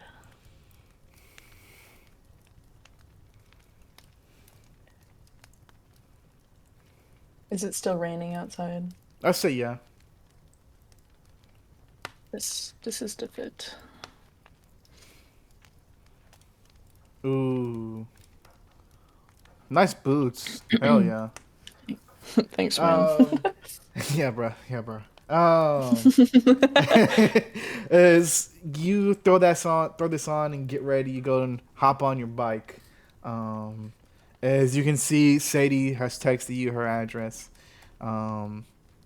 She says, "Hey, you get a text on your phone saying, "Hey, this is my address. Be ready. I'm ready now. Just come whenever." I have to sneak out though, so stay on the street.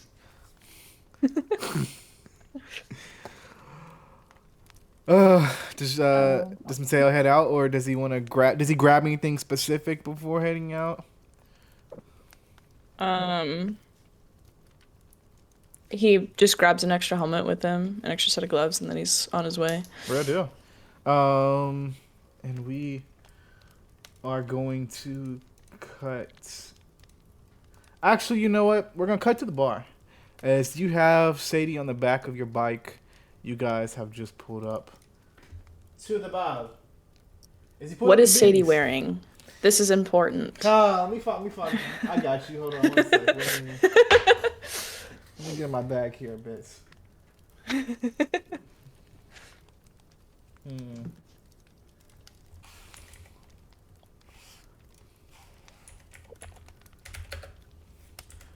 If I don't find a good pick, I know everybody's gonna roast me. Let's see here. She has definitely, I can imagine, like Very much a lacy sort of vibe.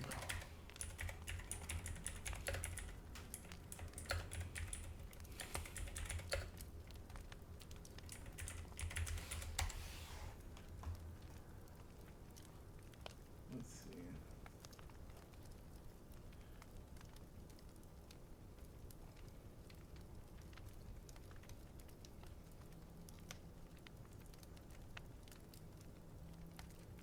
Oh, you said yeah. You told her wear pants.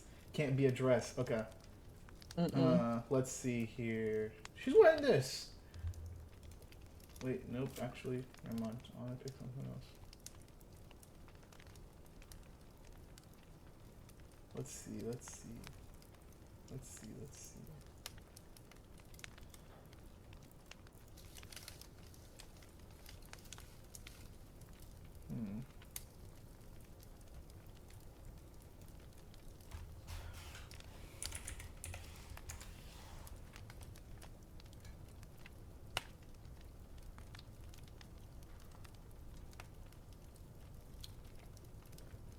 I'm trying to find something that says I'm not a slut, but I'm also down to fuck. ETF? Let's see. This is pretty cool. I like this. But it's not giving what it needs to give. Oh well, fuck it, Christian. This is gonna be what it is, dog.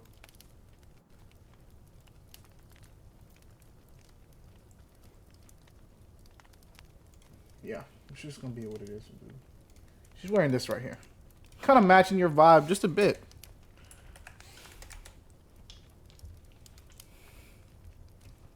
Nice. Very good.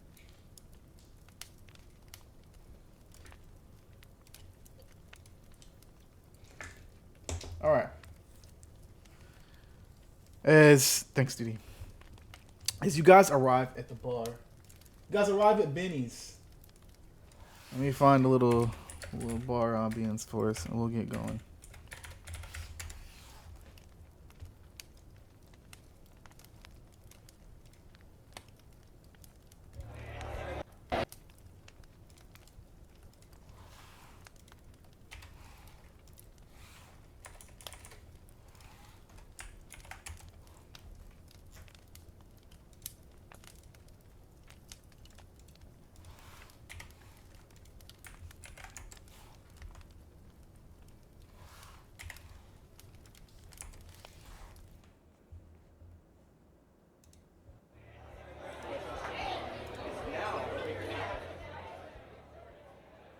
All right.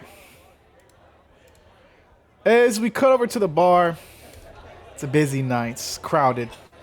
As you can see, as you guys start to walk up, this is also a biker bar, just a bit. It has like a mix of like, everybody kind of goes to this bar, but it's also like a lot of bikers kind of stop in here as well. You have some friends and people you know here as well. And of course, you're a regular, so you know this place. As you kind of like walk in, you can see Sadie looks very uncomfortable. This is not her scene at all.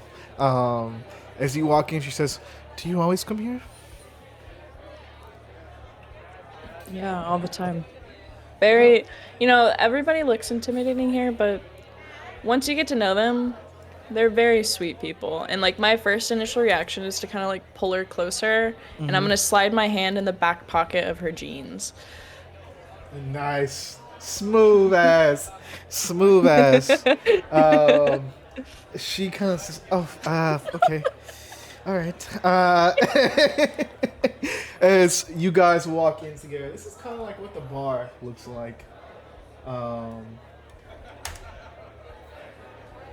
Yeah, it's kind of what the bar looks like. Liz. Oh my gosh! As you guys walk up towards the bar, you would see a person you know very well. You see Benny behind the bar. You know Benny very well. He's a nice guy. I'm gonna give him a head nod. He says, "Hey," but he also knows this guy's a fucking fool in a good way. He looks at you. He says, "Hey, what's good?" He's high five. Like, what's good, Benny? Hey, how are you? Sorry. Hey, listen, you're new here. She says, yeah, I'm sort of kind of new.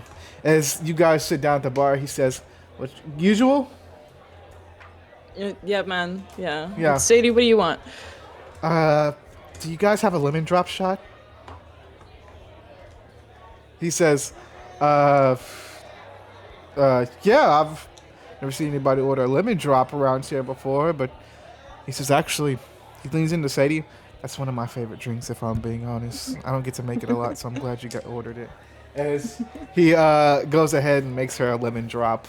As your guys are sitting at the bar, she says, so,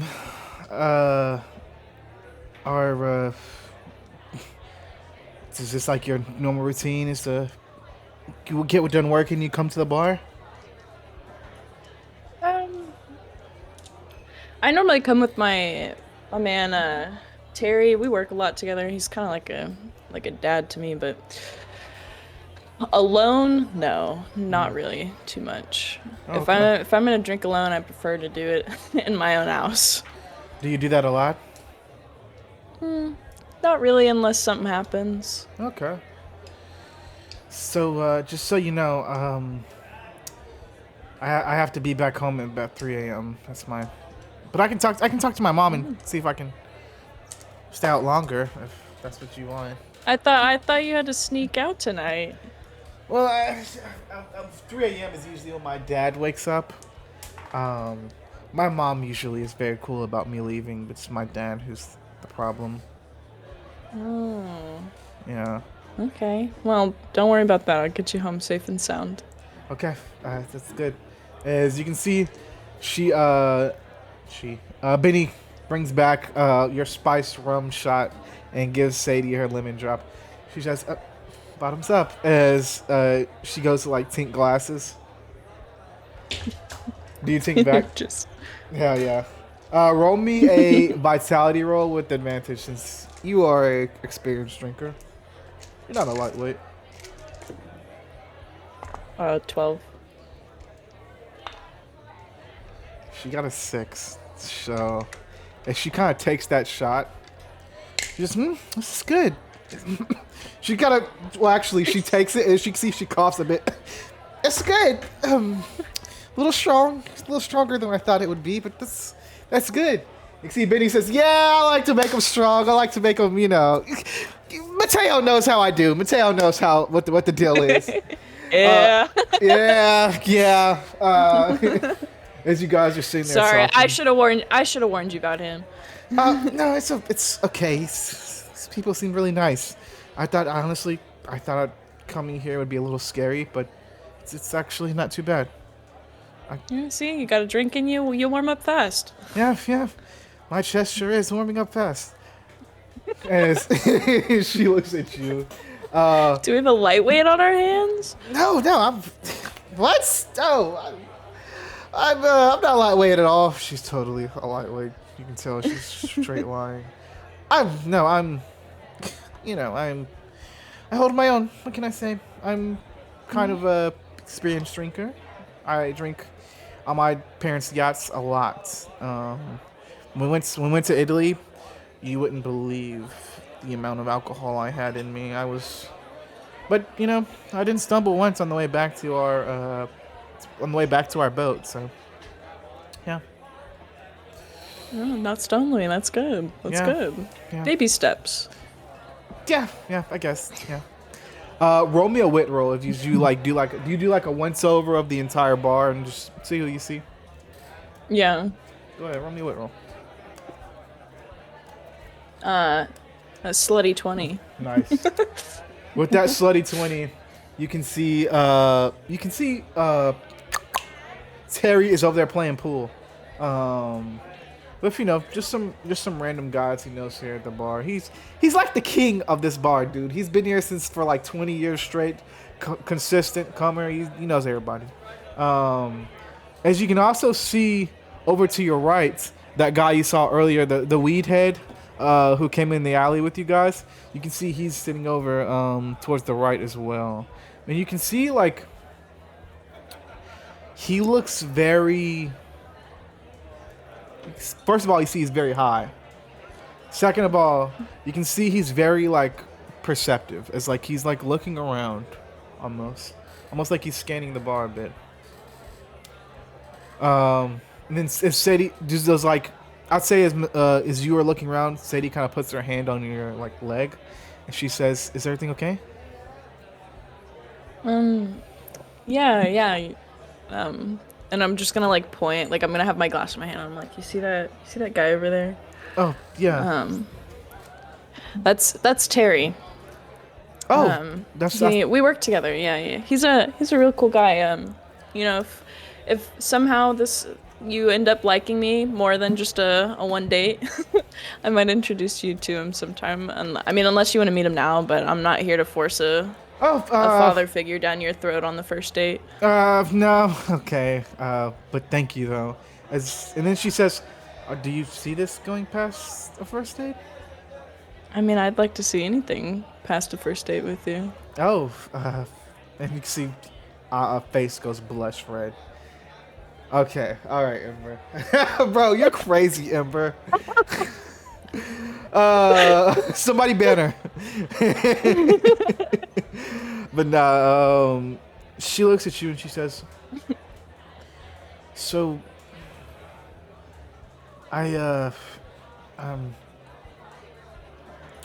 kind of new around here, and to be honest, there's a lot going on with my father's company right now, and I've actually been thinking about, moving away from Seattle for a bit." Oh. Yeah. That's where I'm from. I'm Do you from Seattle. Yeah. Do you have a place in mind at all? Well, I'm just kind of testing out places. That's kind of also why we're here is to see what places I like. But she kind of like leans in a little bit closer to you. She says, "I won't lie, I'm really liking the place where I'm at now." Oh yeah. Yeah. Trust me, there's not too much to do around here. So if that's kind of something your speed, then you'll probably enjoy it a lot more than all the other flyers, people that just pass through here. But I mean, when you're on your journey, kind of figuring out where you do want to end up, if you ever want to take another weekend away, my other half of my bed's always open for you. Oh, is that something I mean, really? Yeah, of course. Can't like a pretty girl like you just staying in a hotel alone. Well, I mean, I'm sure I wouldn't be too alone with you being around. Well, I'm gonna go to the bathroom. But do you know where the bathroom is? Yeah. Do you want me to walk you there? No, I think I got it, but I appreciate it. Thank you. Yeah, it's just around the left, and you take go left and then take like a quick right, and you'll see the door over there. Thank you. Should be clean. Most men only use this bar, so you should. No rats, hopefully. You see, Benny says, "Oh yeah, I've never only seen a couple women in here, so I just cleaned it myself. Just make sure you flush twice. She says, "Thanks," and she dips off towards the bathroom. As you're sitting there, you can see coming up from like your right side at the bar. You can see this guy walk up. As he walks up, he says, "Hey, dude! I didn't know you'd be here." Yeah, I live here. Oh, that's nice. Well, hey, he says, he puts his arm around you, like over his shoulder. Hey, me, two shots for us. I'm gonna like pick his arm up and just. Oh, sorry, dude. Wait, 2 shots for us. Me and him. What are you drinking, dude? What are you drinking? I don't care, man. I don't really need a shot. You should. Come on!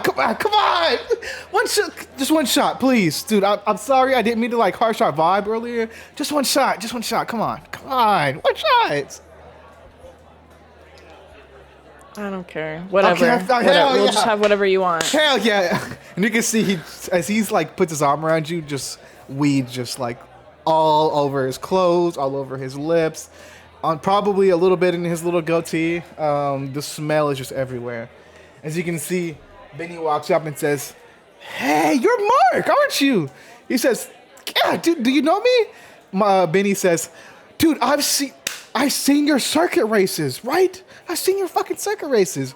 He says, "Yeah, okay, guilty as charged, guilty as charged." Benny says, but he looks at you. Miss Hamlin says, This is Mark. I haven't told you about it, but he does circuit racing all around the U.S. He's like really fucking sick. You should really look up this guy." He says, "Nah." He looks at you and says, "Nah, don't do it. I'm just a guy, right? I'm just a guy all around."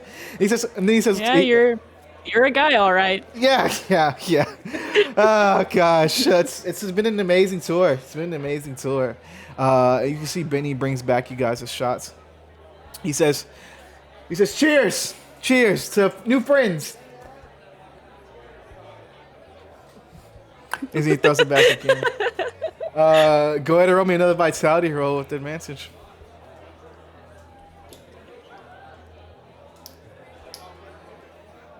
11. Hell yeah.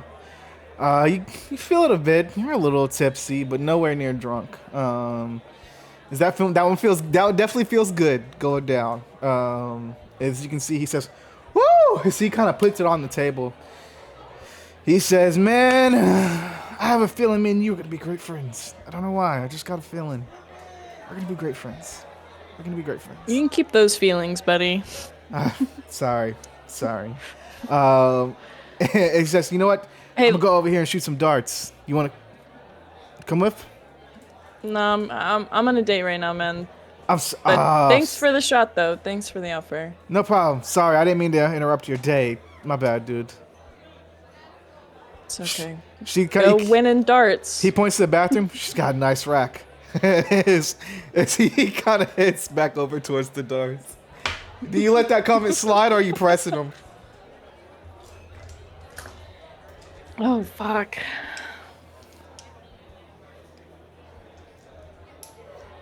I'm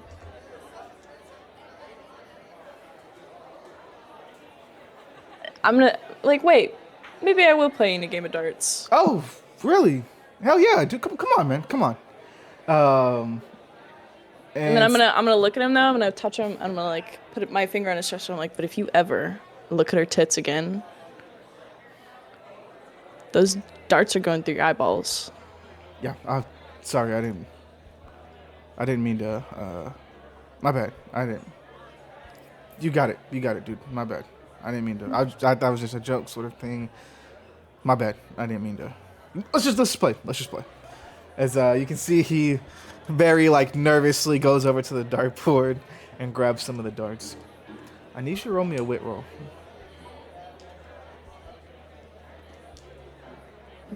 Not one. Oh, okay. Never mind.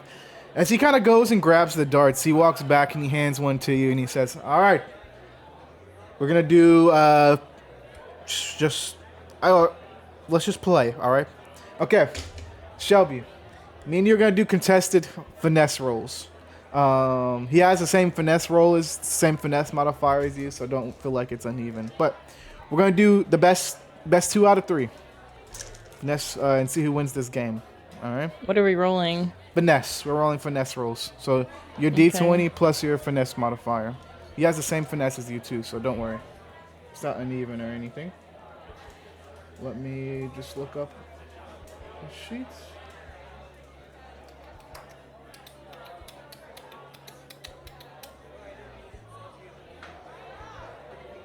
All right. Ready?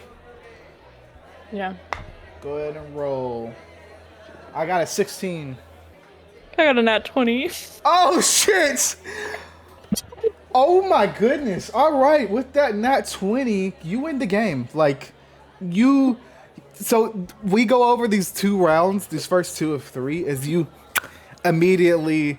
actually beforehand, he says, you want to bet anything?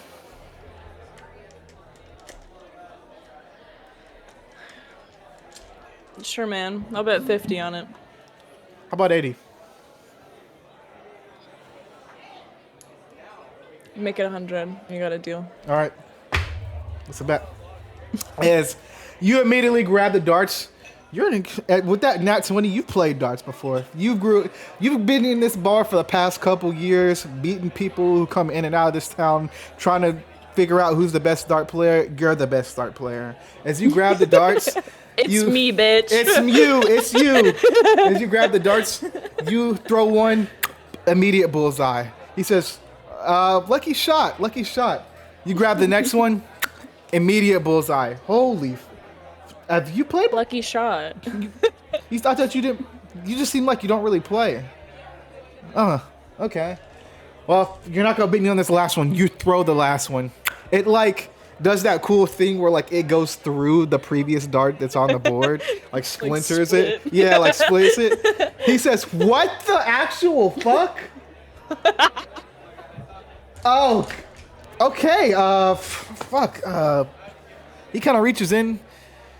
All right, that's 20, 40, 60, 100, 120, 140, 160, 180, 200. There you go. As he hands you over like a wad full of cash. You just keep 200 in cash on you like Yeah. that? Yeah. Cash isn't really that important. Just paper. Interesting. Yeah. Just paper. As you do that, do you want to go talk to Terry after you beat him? No, but I'm like, I want to look at him and try and make eye contact with him, but I don't want to like initiate a conversation. Okay. As you look at him, you can see he looks like he doesn't seem to like make eye contact with you, but as you look over towards him, he looks happy. As like he's with like a lot of other old guys playing pool. You can see they're talking shit back and forth, throwing back a couple of beers. He's having a great time. It looks like he's losing in pool right now, but he's having a good time. Like you can see they're just over there shooting the shit, having fun. As you would glance over there. But as you glance back, you notice it's been about like a good 15 minutes that Sadie's been in the bathroom. Mm-hmm. Yeah. Assuming I'm wearing a watch, I'm gonna like check my watch, like look around, like see if she's back at the bar, like ordering something. My first initial thought is to see like, okay, I gotta go check on her, but then I'm like, wait, I'm a man. I can't just walk into that restroom. Yeah. So like I look around and see if there's any other women that are in the bar that I could potentially ask. Yeah, as you do. Perfect idea right here. Hold on. I think the only person that might get this is Liz, but fuck it. I love that I don't know any of the characters. Like I have no clue anybody else. That's nice. It's nice. But you see this person here kind of looks like she's just like chilling by herself at one of the tables in the bar. You want to walk up to her? Yeah, I'm gonna walk up to her and ask her. Okay. You walk up to her and ask her. As you can see, she's chilling there with a drink in her hand. You walk up to her. She says, "Oh, hi." Hi, sorry to bother you. Totally not hitting on you. My date has been in the bathroom for a little while. I don't think she's the type of person to like stand anybody up. Would you by chance be able to check and just make sure everything's okay? Yeah, sure, for sure. Yeah, for sure. Yeah, I can go. Is like any health concerns? I'm a doctor. Any health concerns? Not that I know of. Very new. Like kind of just met recently. Okay. Okay. But her name's Sadie, so she's Gotcha. she's really pretty, great smile. Like you'll know. Gotcha. Okay. She says, yeah, I'll go and check on her and come back and see if she's okay. All right, I'll be back. As you can see, she gets up from her chair and heads towards the bathroom. You can see Mark kind of come back over. He says, "Hey, is everything okay?" Yeah, I just don't know where my date went, so Oh. just trying to see if I can get some lady intel in the bathroom. Ah, gotcha. And you can see he takes off his jacket. No roll necessary. You can see as he takes... Actually, I'm going to have you roll. You're going to see one thing, but I want to see if you can see it further. So go ahead and roll me a wit roll. 9. 9.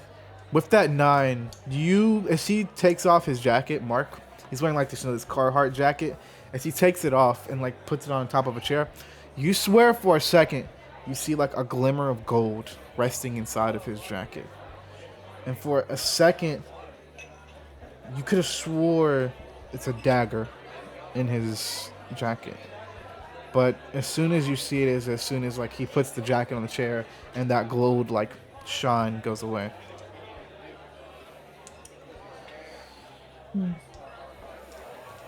He says, "You okay?" Yeah. Okay, yeah. Wanna play another round?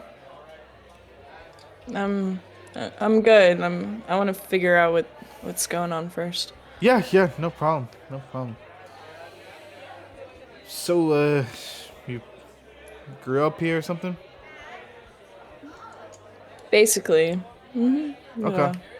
What about you? No, I grew up back east, more towards New York.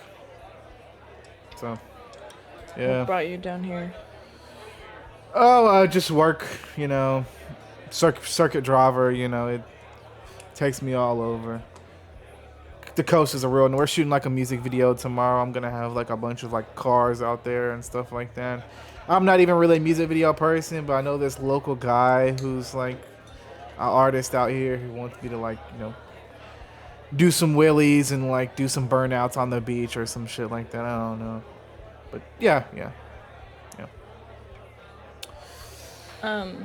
And like while we're having that conversation, I'm just like my eyes are like zeroed in on that bathroom And as door. I'm like nothing has happened. You can see like not anything has happened. As you can see, Benny kind of walks over to you. As I think you and Benny are like somewhat close. Like you come here a lot. He knows you. You know him. You guys have shared some of your past together. He kind of walks up to you and he says, "Hey, everything all right?" I just don't know what's going on right now. Now 2 women are missing that I've talked to tonight, and they've just disappeared into the ether of your fucking bathroom. What like, the hell? Is there something going on in there? You know what? I'll go and check. And you can see as he kind of walks over towards the bathroom. I need you to roll me a wit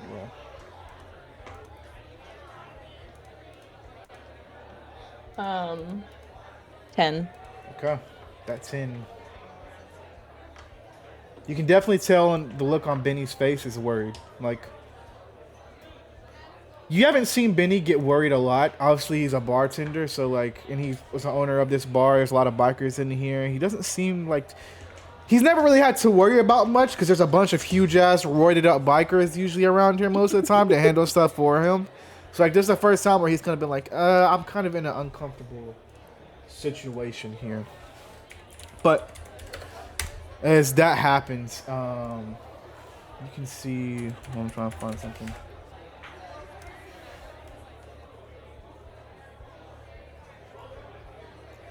As you look at that, you can see Benny go over to the over to the bathroom. As you hear almost like a sound of something falling in the bathroom. He says, "That's weird." As he kind of goes to open the door, you can see it won't budge.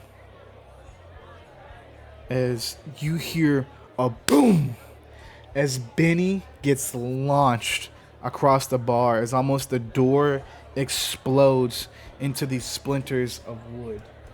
As you look, let me change zombies. Then I'm gonna show you what you see. Hold on. Hurry up. God, I hate when this happens because it ruins the vibe. One sec. Come on.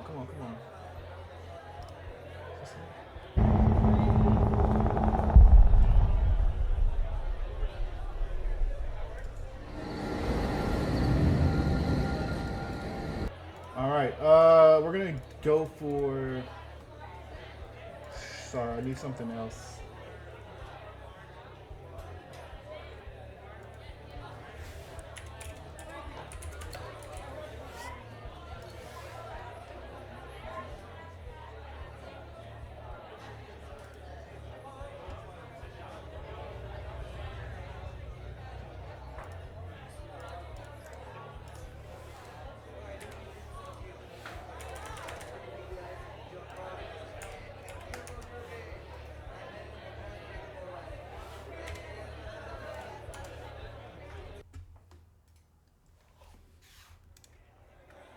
That's not at all what I want to play. There we go. As the door explodes in front of Benny and a splinter of wood gets shredded as almost this door kind of like implodes in on itself, as you can see Benny go flying across the bar. As you can see his back smack the wall as Benny slides down. As you would see, the first thing you would see is this greenish, blackish, almost like a stinker, kind of swerve its way out of the girl's bathroom. As you see this here, or you almost see like a scorpion's talon or something like that, like swivel its way out of the bathroom. Turn that down just a bit. You would see almost like a scorpion's talon swivel its way out of the bathroom as you hear what looks to be the roar of a lion coming from inside the bathroom, but also like the hiss of a snake. As you can see this huge monster come like creeping out of the bathroom. As you would see this thing walk out, you would look behind as you can hear the scream of Sadie on the inside of the bathroom. I need you to roll me a wit roll here. Yeah, I need you to roll me a wit roll here. 11. With that Or 11. no, sorry, 9. Okay, you're good. It was a low roll anyway because it's literally right in front of you. You can see Mark quickly run towards his Carhartt jacket as he pulls out what looks to be a golden dagger. I should have saved this. I didn't. Oh well, fuck it. It's a golden dagger. Just imagine he pulls out a golden dagger. As you can see, he holds it like this. As you can immediately almost tell, like his vibe changes for a bit. As it almost looks, as you can see people starting to run from the bar. As you can hear people yell, "Gasly, Gasly, get out!" As you can see people starting to file out the front door of the bar, all screaming the word gas leak. You can see Mark grabs his dagger and backs up. And I will say, almost like everybody around you, you can see like almost everybody around you is like almost running past this thing. Almost like they don't see what's in front of them. Almost like they see something else. But you can see as Mark grabs the dagger, gets in front of you, puts his hand on your chest, not pushing you, but just like almost guarding you, as he says, "Back up, slowly." What do you want to do here? I'm like, my hands are up, and because he like whispers to me, I'm gonna whisper back, and I'm like, man, what the fuck do I see in front of me right now? What the fuck is that thing? I'll explain later. And as he says that, it's clear to you now. You didn't see it before, but as this thing stands in front of you and you take a glance at Mark, you almost see horns protruding from his head. Very like small horns, nothing crazy, but you can see these horns kind of protruding out of his hair. As he says, "All right, you're going to do something for me, okay?" You're gonna Okay. you're gonna grab that glass off of the table right there, that beer glass. You're gonna throw it, and then you're gonna fucking run. All right. He says 1, 2, 3, go. I need you to roll me a finesse roll here. And a might roll. Sorry, finesse and a might. You have 2 points of inspiration that you can use. 7 for finesse, not 20 for might. Ooh, nice. So with that nat 20, you launch this glass at the thing as you aim right for. Do you want to aim for the goat head or the lion head? You tell me. Lion head. All right, you aim for the lion head as it smashes directly on its like red piercing eyes.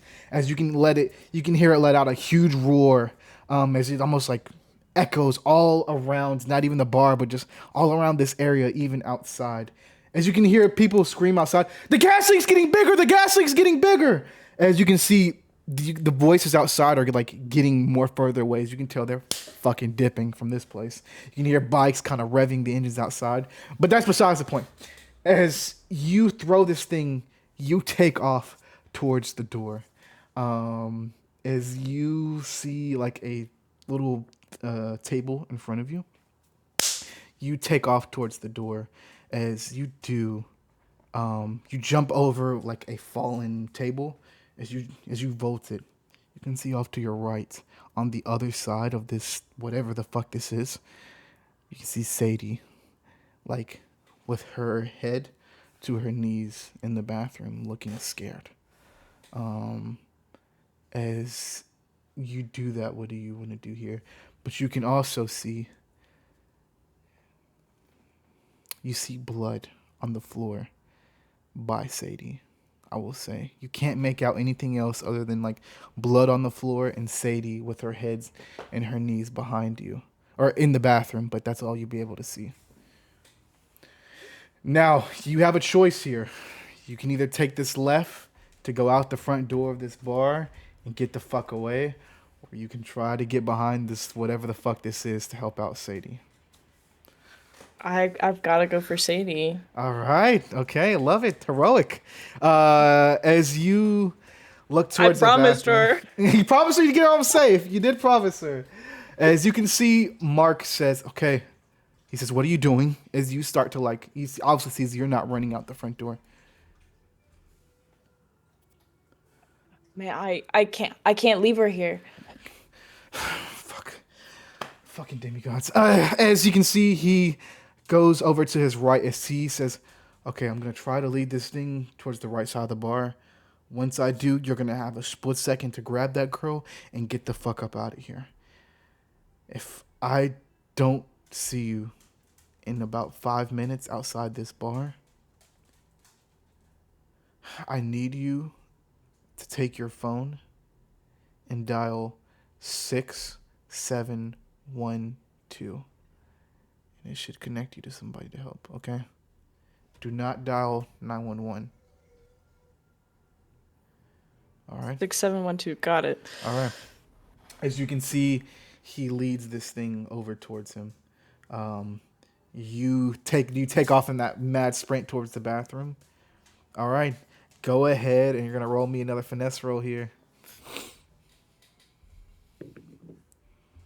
15. No, 16. Sorry. Nice. With that 16, you do this really cool jump over a table as you kind of slide. As you run past this thing, as you slide right underneath its mane, the lion's mane, like right in between its legs. As you can see the snake's head bite at your face. Barely just missing it, as you can almost see like coming from the snake's vein, like this green dripping substance go right for your head. It just barely misses as it bites into the wall instead of your face.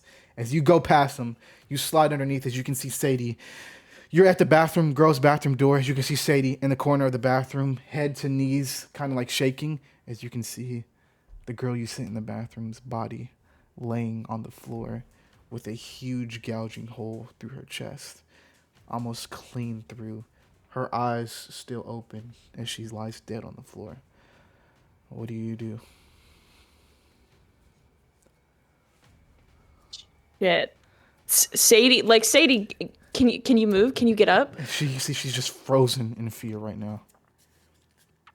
I'm like, fuck. So like I go to her and I try and pick her up. As you go and try to pick her up, are you more so trying to forcibly take her out of here, or are you more so trying to talk her down? Like forcibly take her out of here. Okay, all right. Go ahead and roll me a Go ahead and roll me a might roll. Might. Not one. You have 2 inspiration if you want to use it. It's up to you. No, I'll just tank it. All right. Okay, I love it. All right. With that nat 1, oh goodness, love it. I love that you did use inspiration. By the way, I'm actually gonna give you 1 more inspiration because you didn't use it. I love that you makes things more cinematically cool. All right. I want to change this up a bit here too. This song is gonna get loud, so if the music is real loud in your ears, you might want to turn it down.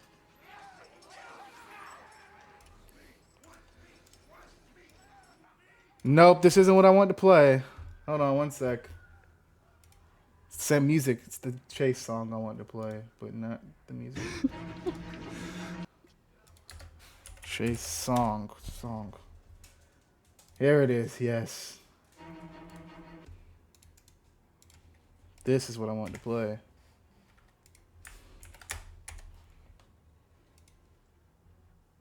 All right.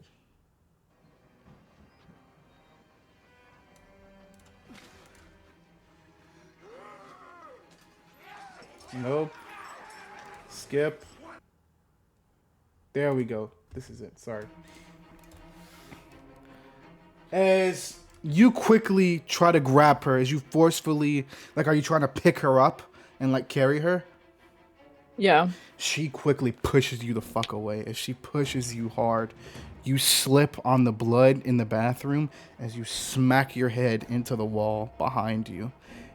Everything goes blurry. Do you like reach behind to feel your head? Yeah. As you do, you see blood on your fingers as you kind of like reach behind to touch your head. As you can see Sadie quickly, like in a desperate flee and panic, you can see she hops up from the corner that she's in and runs towards inside the restaurant. Do you want to try to grab her one more time? Or are you like, you know what? If she's going, she's going. I will say, whatever roll you do now will be with disadvantage because you just nicked your head. Yeah.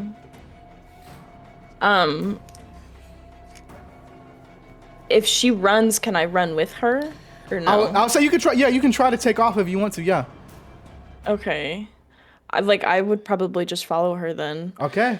Go ahead and roll me either a might or finesse roll, but either one's gonna be with disadvantage. And that one. Do you want to use inspiration? I feel like I have to now. It's up to you. It's up to you. I'm just asking. I'll use one. Okay. Go ahead and roll again. 15. All right. With that 15, still kind of discombobulated, like the world, you're seeing stars right now as like you're quickly losing blood. As you smacked your head up, you can see Sadie takes off as you quickly kind of pull yourself up and run after her. You can see that like Mark is holding this thing back. He has like a bar stool in his hand that he's like trying to like, the snake kind of like keeps like trying to snap at his face, but he's like holding it back with like a bar stool as you jump over a bar table with Sadie. And with that 15, you can see she stumbles for a bit, but you're quickly right behind her.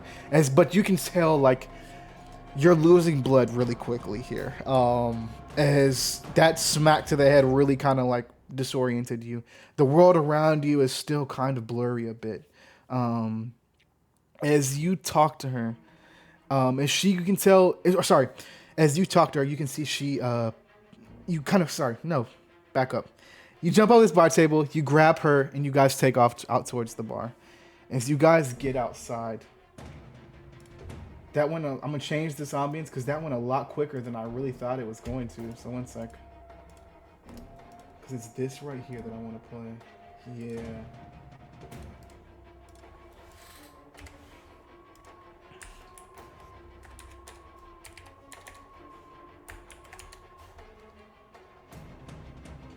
Don't loop. Loop. Off.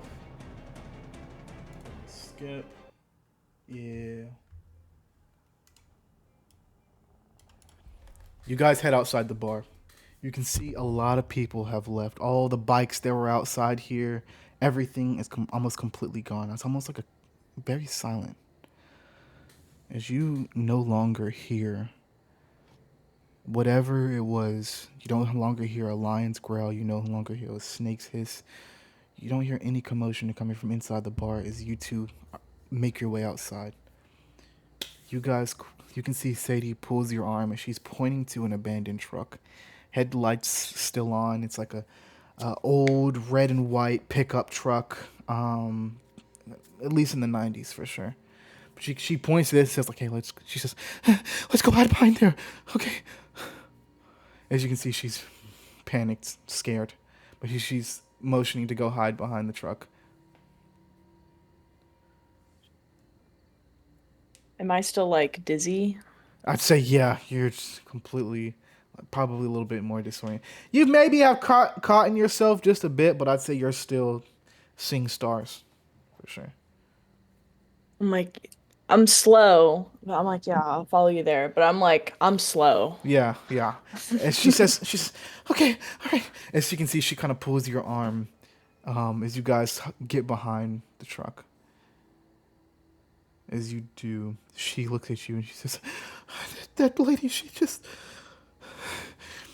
dead. She's dead. I don't know what happened. I went to the bathroom and then I heard a growl.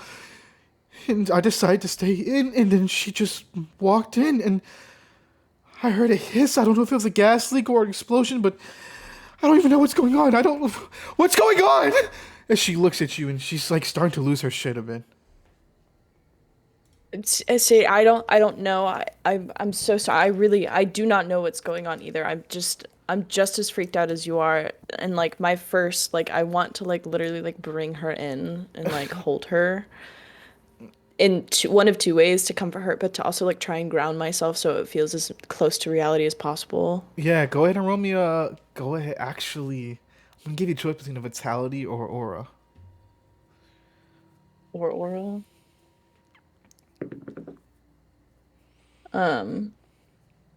14. That 14 was that aura? Mm-hmm. Okay. She says, as you kind of like pull her close and you pull her like to almost like hug her and like comfort her, correct? Mm-hmm. As you pull it in, you pull her in is like her head kind of goes on your shoulders as she's looking like behind you and you're looking behind her. Off in the distance, you can see coming from the other side of the truck, or not the other side of the truck, you see about 20 feet away towards where like the outside of the woods are. It's dark, but you can make out a lion's mane kind of like sniffing the ground as it's trying to find a scent. You can see Sadie saying, "I'm so scared. I'm so." She does not see this thing, so she's looking down the other. You're basically looking behind her, and she's looking behind you the opposite way of where this thing is. As she's starting to speak, you can see the snake tail. As she says, "Oh my God," you see the snake tail like dart up as it starts like scanning around to look for you guys. What do you want to do here? Like, Sadie, like, we gotta get out of here. Like, we gotta go. I don't feel good being around this area. Like, I want to get you back home safe.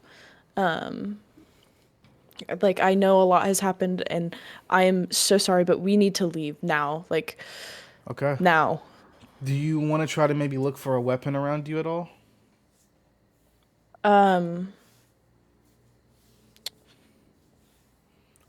Or is your main focus escaping?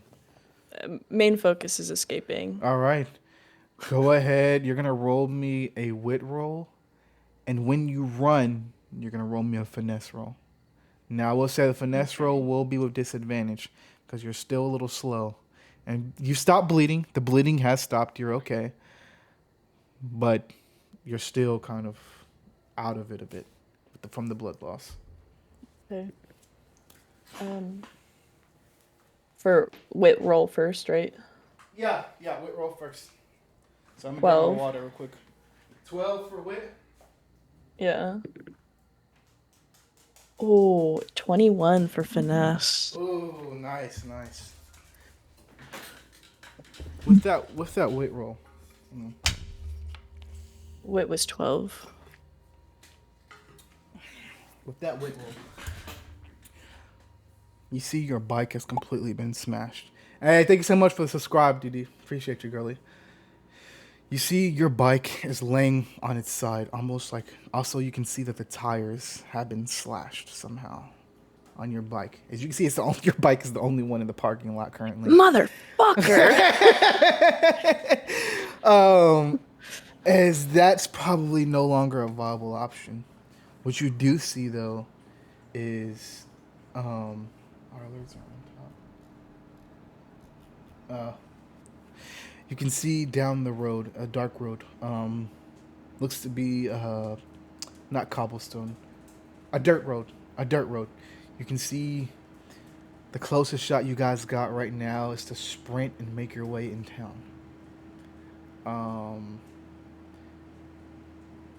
Yeah, I say that's the only shot. So as you take off with that wit roll, you don't see a ride out of here, but you see a way out of here, if that makes sense.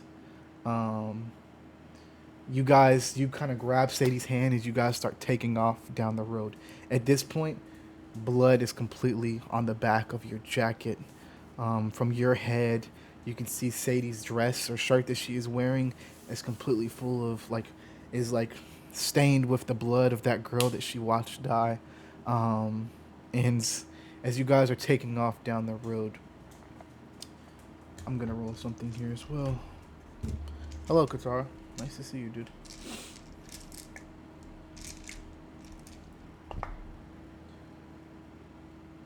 Okay.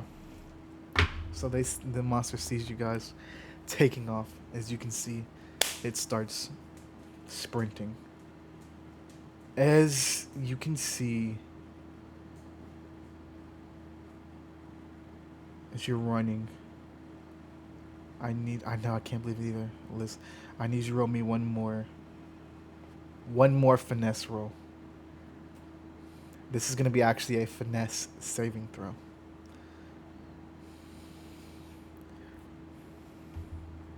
$17. 17. Nice.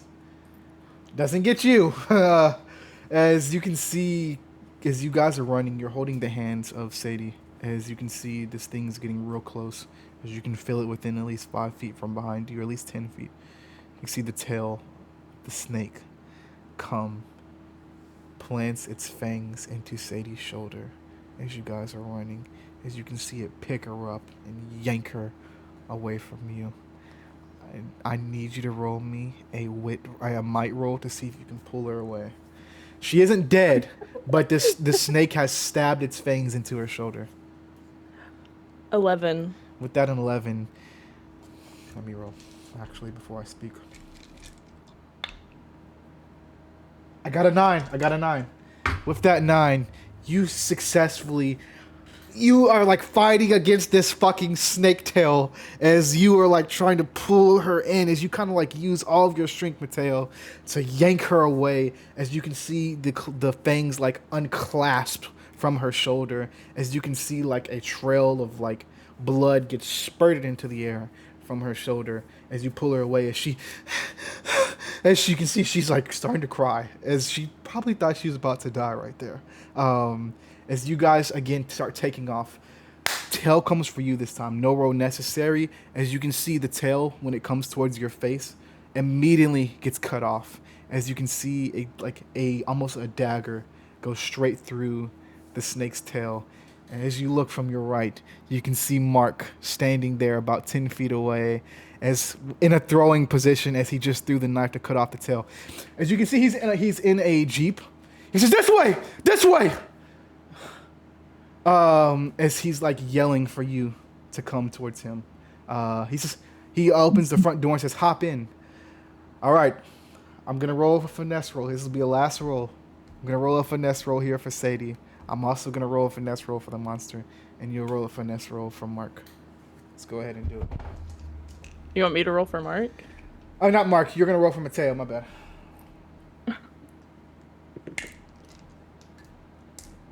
Or... Ooh. Buddy. You want to use inspiration? No. Oh, my fuck! Oh, my God. This is not good. I'm going to roll again. So I feel like that was unfair. Because I am a fair DM.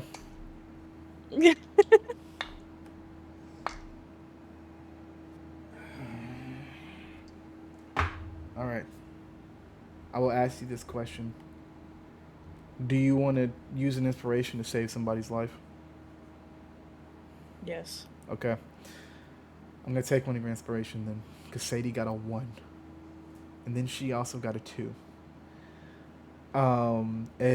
Tell me, is this thing... Actually, to make this better, I'm going to ask you a different question. My bad. Do you want to sacrifice a life for another?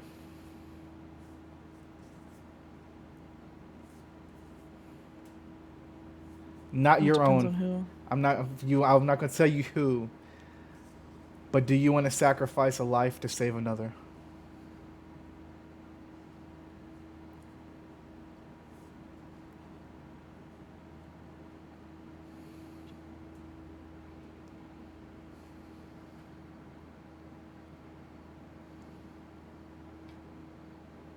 Oh, fuck.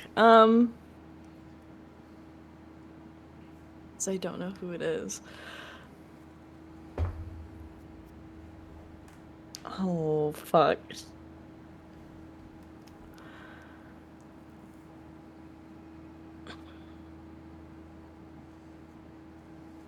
Yes. Okay. Are you sure? Yep. Okay, cool. Sounds good. 1 second.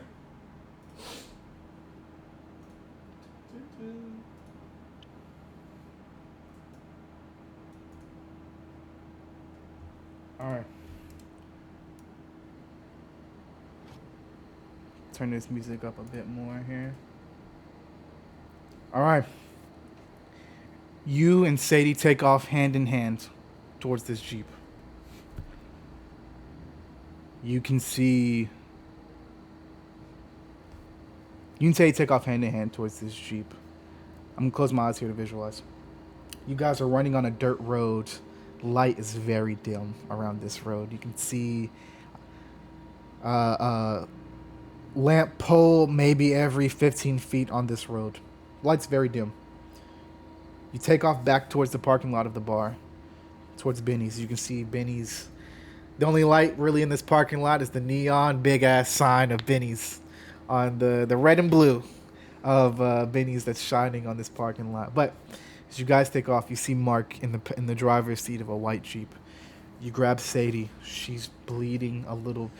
You can tell she's definitely hurt. As you can see her shoulder where her shirt is, start to get soaked in blood a bit from where she got clawed or fanged more so by the snake.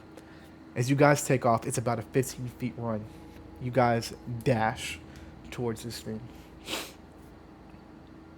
You see Sadie fall. as you get there, as your hands let go of each other. What's your first instinct? Run towards Sadie or head towards the Jeep? Run towards Sadie. As you run towards Sadie, you get closer and closer, but not close enough.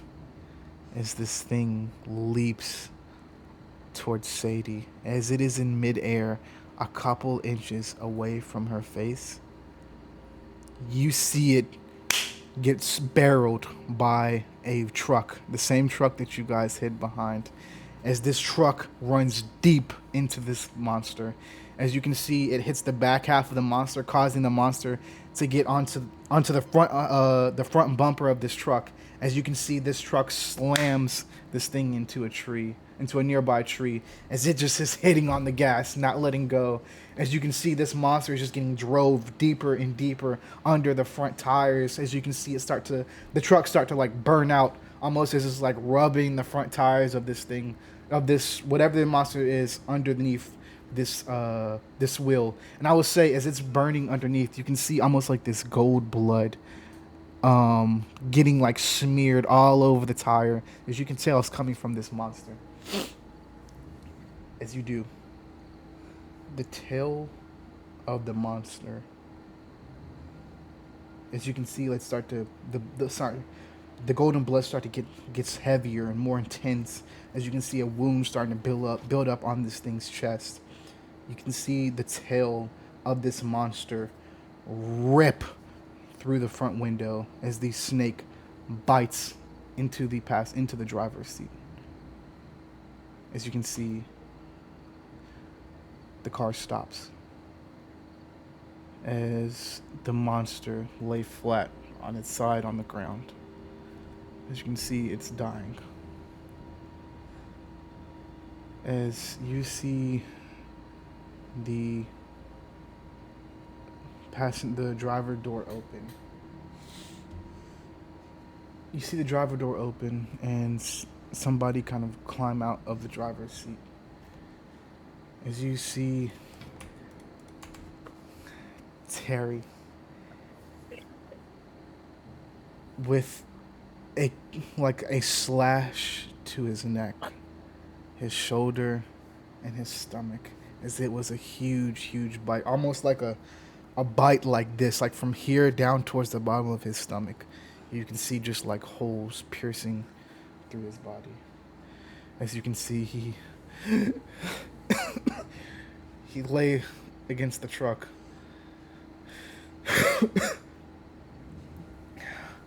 This thing is dead if you want to go and talk to Terry.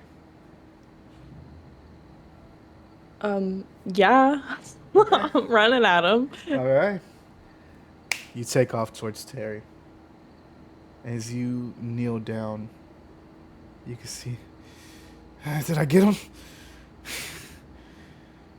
You got him, man. You got him, bust. Are you... As you try to put your hands like on his chest to stop the bleeding, but it's I'm like shaking. his hand is like your hands are shaking on his chest. It's like your hand is just getting covered in blood. It's not enough.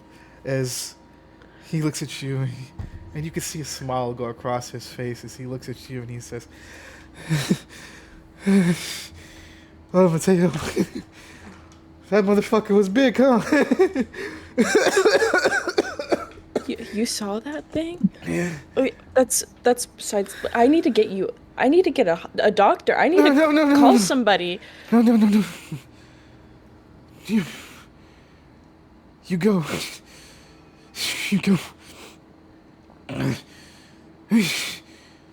No, you can't die on me. You're not allowed. We had a plan. I was gonna save money with the bikes, and then we were gonna get you help to get surgery for or whatever the fuck you need for the tumor. Kid. You're not As he coughs up some more blood. Plans aren't worth it. You're not allowed. It's okay.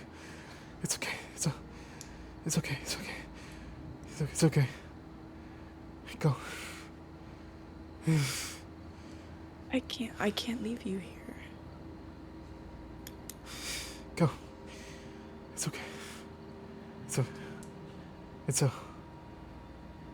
As his head drops towards the side, with the smile still on his face, as his head goes limp.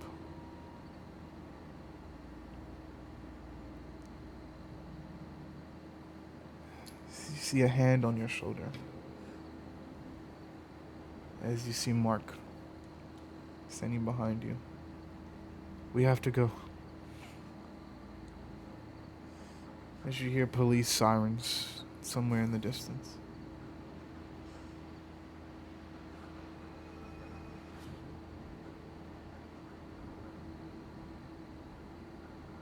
Do you want me to wake you up when we're there? Wake me up. As he says, I'm sorry. As you feel as he kind of takes like some gold dust and throws it towards your face. As you feel drowsy, almost sleepy.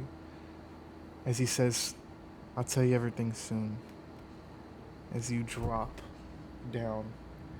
And as your eyes start to close and the world gets dark all around you, the last thing you see is Terry's smile looking right back at you as your eyes shut. And that's where I'm going to take a quick 10-minute break.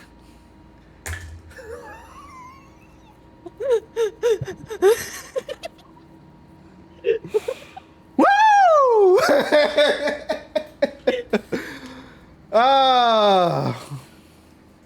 Welcome to it, Shelby. God.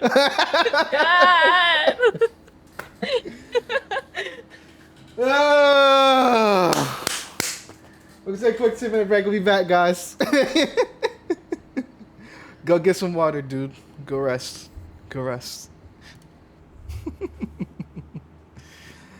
Oh, gosh.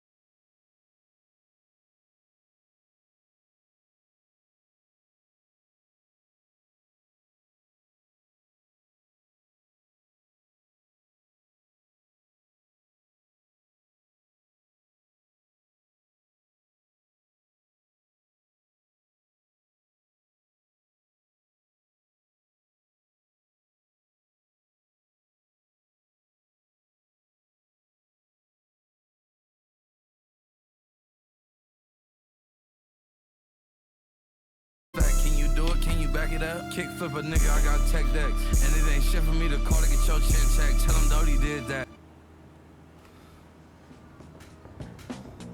That's PG and Francesca. That's PG and Francesca. We don't judge though. We don't judge though. Getting freaky on a Friday. Doing it my way. Bond on the highway. Yeah, I'm cruising, just chillin'. Me and my homies, we cruising like villains. Because we get freaky on a Friday. Doing it my way. Bond on the highway. Yeah, I'm cruising, just chillin'. Me and my homies, we cruising like villains. It's all love, we don't judge. It's all love, we don't judge. We don't look at them in the chair hugging. Yeah, you know what's up. I got my girl fucking on the right. I got the mic in my right. Go Griffey, go Griffey, go Griffey. Go Griffey, go Griffey, go Griffey.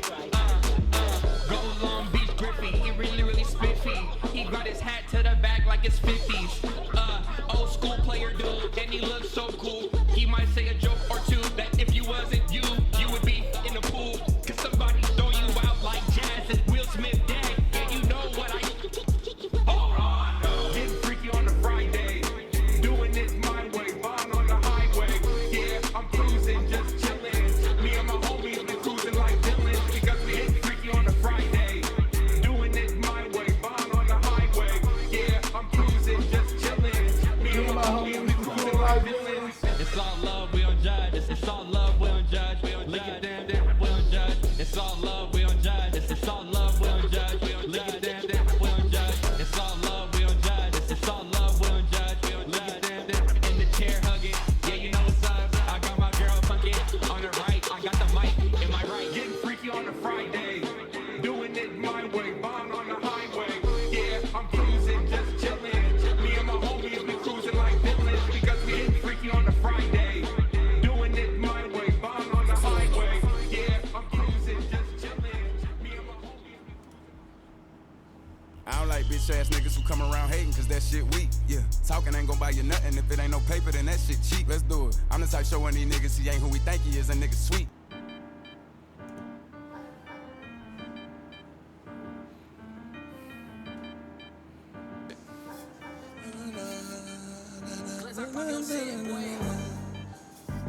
Watch out with your shoulder, nigga.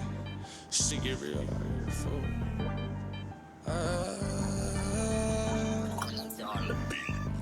I'm my blood, but that quarter, whoa, whoa. Bitch, hold on tight, cause I tweaking this bitch, not letting shit go. And I heard that she wanna show, whoa. Me who she be, I'm kinda fucking with it, show me some more.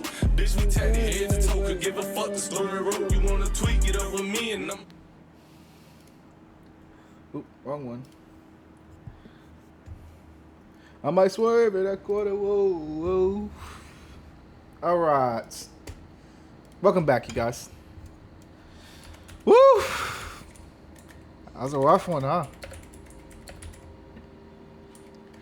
I need rehabilitation. Don't we all? Don't we all? Pour one out for Terry. Pour one out for Terry, man. Jeez.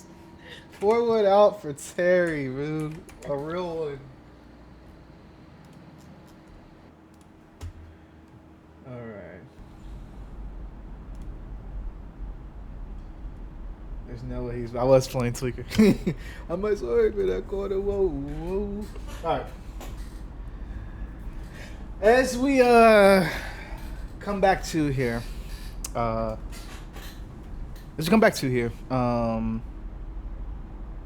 you would be in the back of a seat, or back of a seat. You'd be in the back of a Jeep, in the back of the same Jeep that you saw earlier. As you were to look up, you could see. As you look up, you could see Mark in the driver's seat driving. You could feel like the top of your head, like it hurting. You could feel it being sore. You don't see Sadie anywhere at all. But you can see, like, as you look out the windows, you can almost see, like, things are just flying by you. Like, you almost don't see anything outside, but you almost see, like, you know how, like, when you, like, go like this and, like, you can see, like, a blur? almost. It looks like that outside, almost like you're moving that fast. It's almost as like it's blurring. As you look back, what do you either say or what do you do or think when your eyes open here?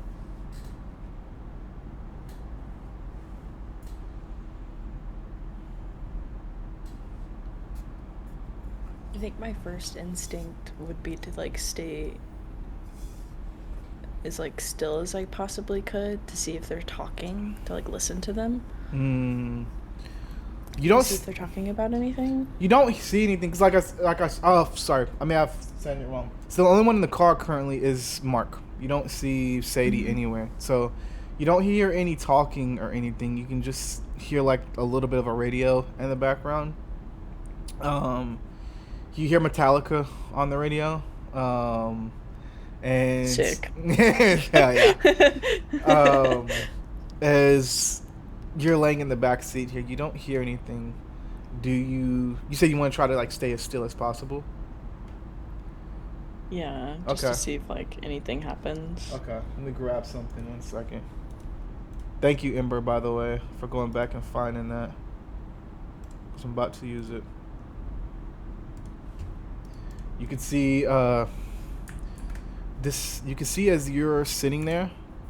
You can see like in like a little cup holder in the front seat. You see this dagger in like the cup holder in between the driver's seat and the passenger seat. That's one thing you notice as you're kind of waking up here. But do you start to like get up at all?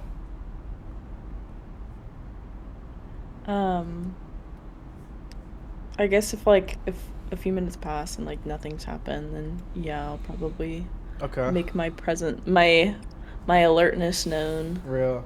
As you can hear Mark say from the front seat, "Oh, you're awake. Hey, don't try to move too much. Don't try to move. Just stay, please." As you start to kind of come to here, you can feel almost like as you start to like fully wake up here, you feel like bandages around like your entire like forehead. As it seems like you are bandaged up. You can still feel the pain, of course, but you don't feel like dizziness or anything else at all. But it does sting just a bit to touch. If you were to like reach up and touch it, it would sting. But it feels better for sure. As you can see, he says, "Hey," and he's like talking to you from the back seat. So like he's looking at the rear view mirror, looking at you in the back seat. He says, "Hey, how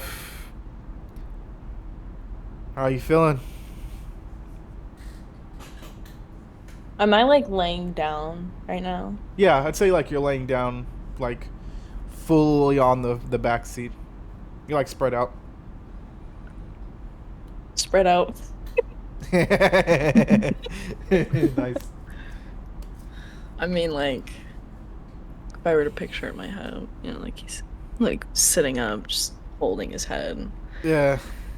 And like it takes him a moment to kind of like truly process what he's seeing, like who's in the seat with him, like really notice the dagger. And like first thought is to take the dagger. But he at the same time realizes that he probably would not be able to do it relatively efficiently. So second thought is like he like looks to where Mark is sitting to see if he could see a seatbelt that he could potentially choke Mark with. Oh, nice. As you look, you can see Mark's seatbelt. Mark's seatbelt is on. It's like, going from his left shoulder down diagonally. But so you could, if you want to try, like take his seatbelt and like wrap it behind and around and yank.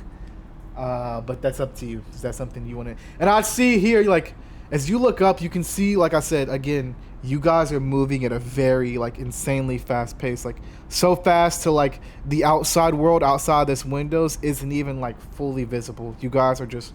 all you see is lights just, like, zooming past the window. Almost like a blur outside. I would also say if you try to crash this car, it would probably for sure be death. At the speed that you guys are going right now. That's why I figure. Yeah.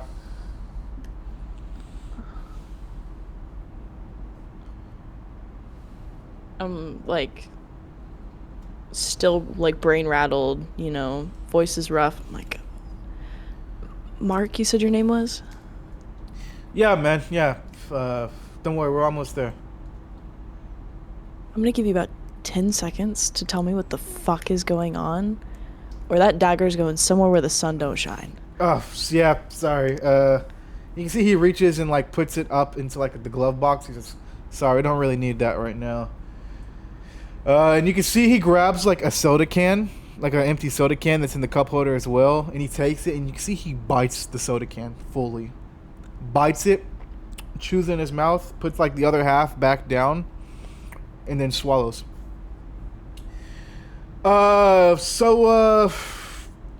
And you can see as well something you saw beforehand, now fully present in the light of day. The little horns protruding out of his hair.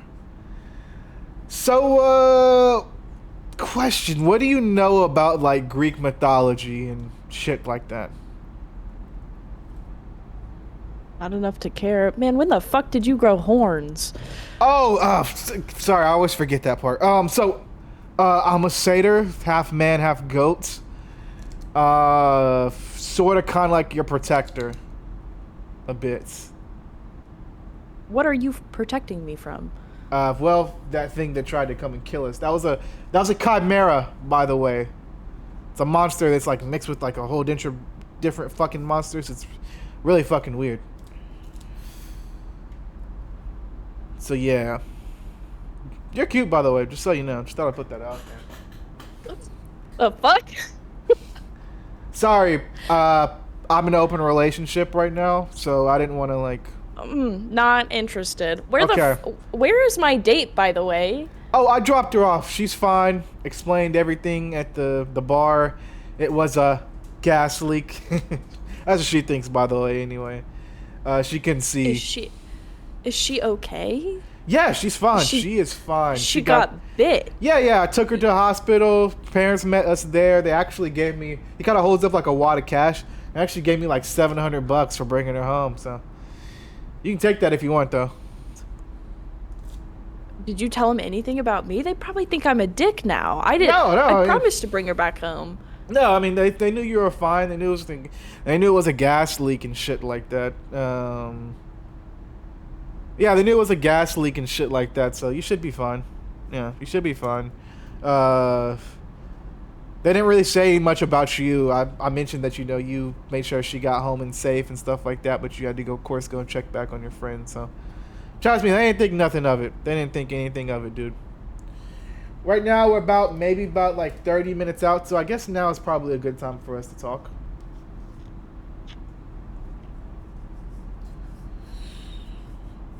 He's just gonna like sit back in the chair and just like re-go through all the events that happened.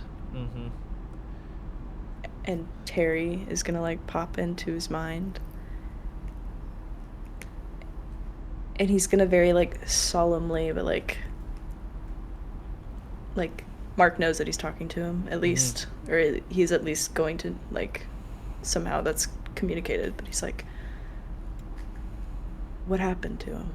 Like, is it real?" Yeah.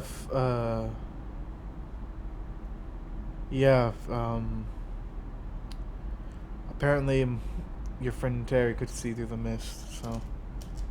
He knew what he was doing. The mist? Yeah, it's... So, I guess I'll start by this. Mateo, you're a demigod.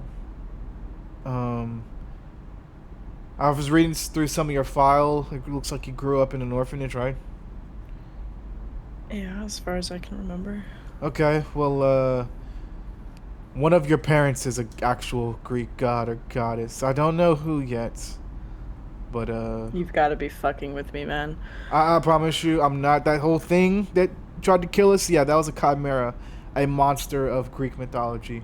So the mist is something that hides demigod, Greek monsters, and all that good stuff, powers from mortals. I mean, if they saw everything that was going on, they'd live in constant fear 24/7, and eventually they'd kill each other.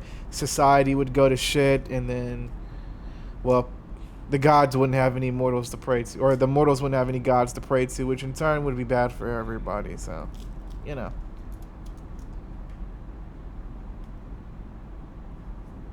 Did you just leave Terry's body on the ground?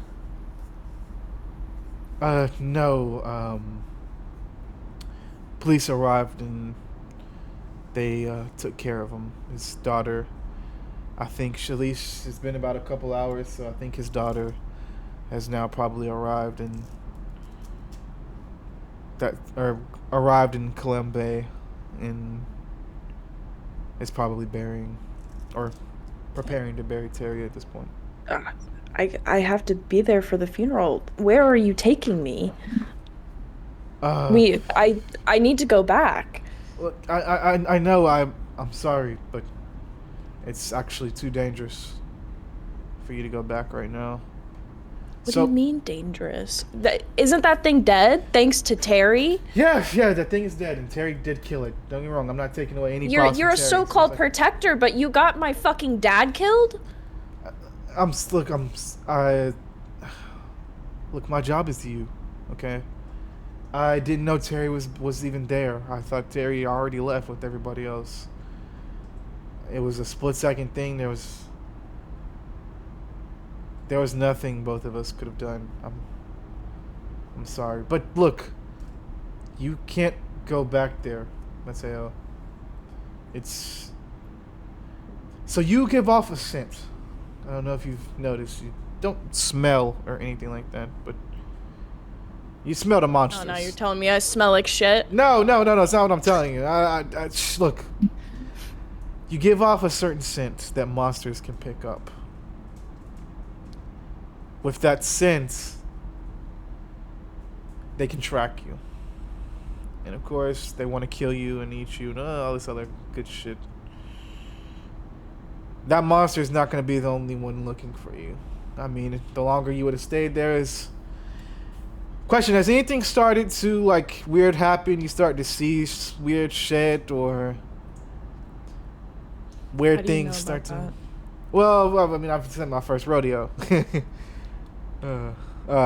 Who else have you kidnapped? I haven't kidnapped anybody. I've taken demigods who have started... I don't remember being, like, fucking walking into this goddamn car. Well, if you want to know, you're about the seventh person that I forcefully kidnapped.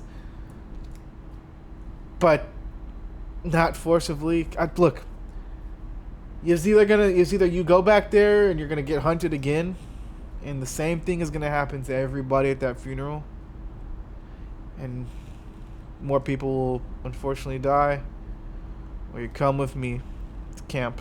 Lucky for you, I've got nobody else to worry about, so... And I'm sorry for that. And look, it's not like I wanted this to happen. I tried to get you while you were at the shop, but there was too many people around to really talk to you.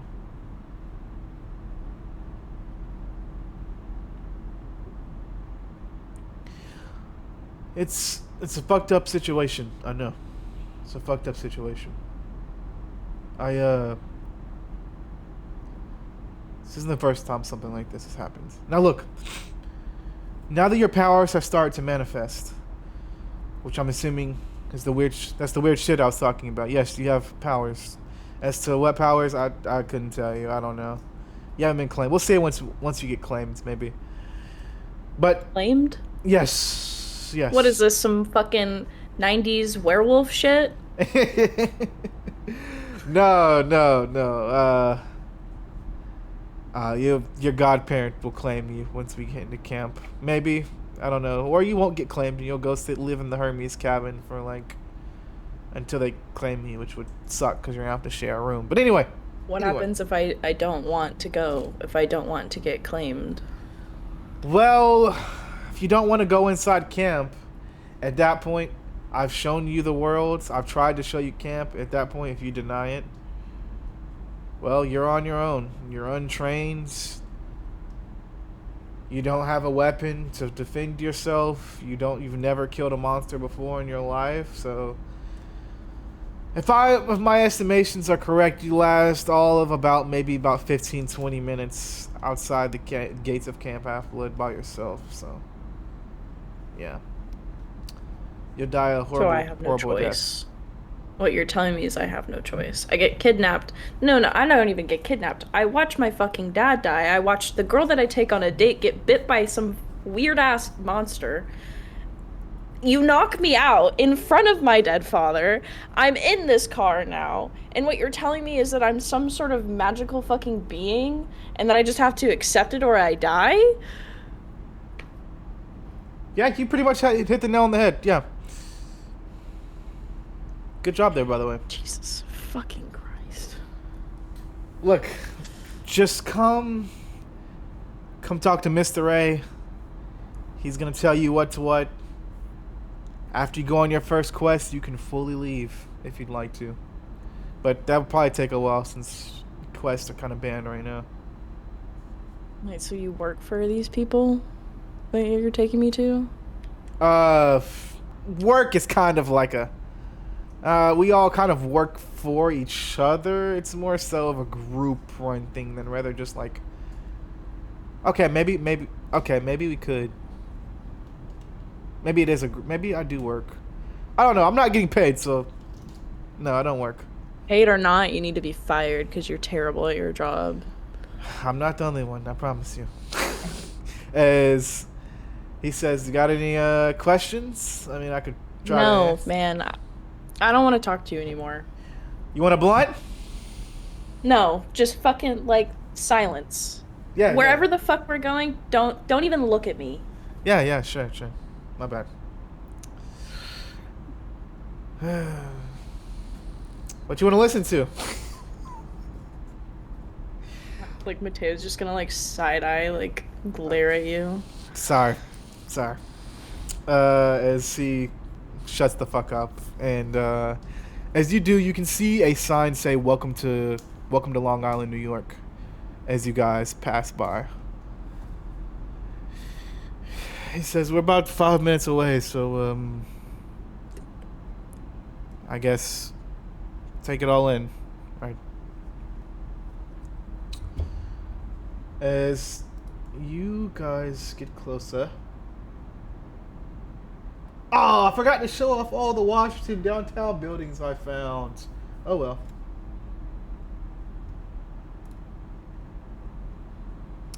As you guys get closer, let me switch over here. I'm just, like, processing this. Mm-hmm. How long have I been out for? I'd say you for sure know it's the next day. I'd say that. Because all this happened around, like, 10 o'clock, almost midnight. So it's been at least about 7 hours. And, like, this is, like, Mateo, like, connecting the dots, and he's like, how the fuck have we crossed the whole United States in 7 hours? Yep. Would he say that out loud, or was this is inner thoughts? Out loud. Okay. BC Mateo says, "Oh, well, yeah, it's magic. That's magic. Yeah." All right, go back to not speaking to me. Okay. All right. Sorry. As we get closer, you can see the car kind of go onto a dirt road. As you no longer see a blur anymore outside the windows. As you do, you can see almost like these shades of orange, red, yellow, brown, all in the trees all around you. And as you guys get closer, you guys are on this dirt road for maybe about 15 minutes or so when the car comes to a stop. Mark turns off the engine and looks back towards you. He says, it's going to be about 10, 15-minute walk from here. And then we're there. So let's get the fuck out. As he opens the front door and hops out. I'm gonna like open the door and like look at him and be like, oh, so your magic can't get us there anymore? Well, no, as he kind of pulls up his like pants, he kind of like pulls up the legs of his pants, as you see brown fur going all the way down his legs. As where his shoes and feet should be, you see goat hooves. Mateo's gonna like take a step back and he's like, Oh, sorry. what the fuck is wrong with you, dude? I told you I was a half goat. You didn't believe me. Who would believe that? I mean, you see the horns. Oh, I thought you were some of those weird furry people. Like, what do you No, expect don't me to you think? ever, please don't call us furries, dude. That's really offensive to people in camp. Please don't say that. Please don't. It's a very, very bad stereotype, right? And we're just not furries. We're just not that, okay? So, look, I can pull the pants back down if you want, or I can take them off. No, keep the pants on. All right, yeah, for sure. As he says, just follow me, I guess.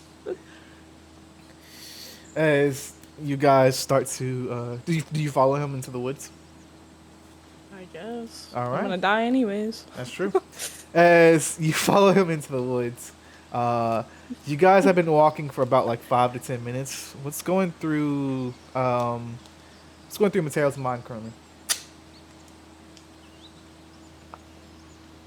Just all the information that he's been given.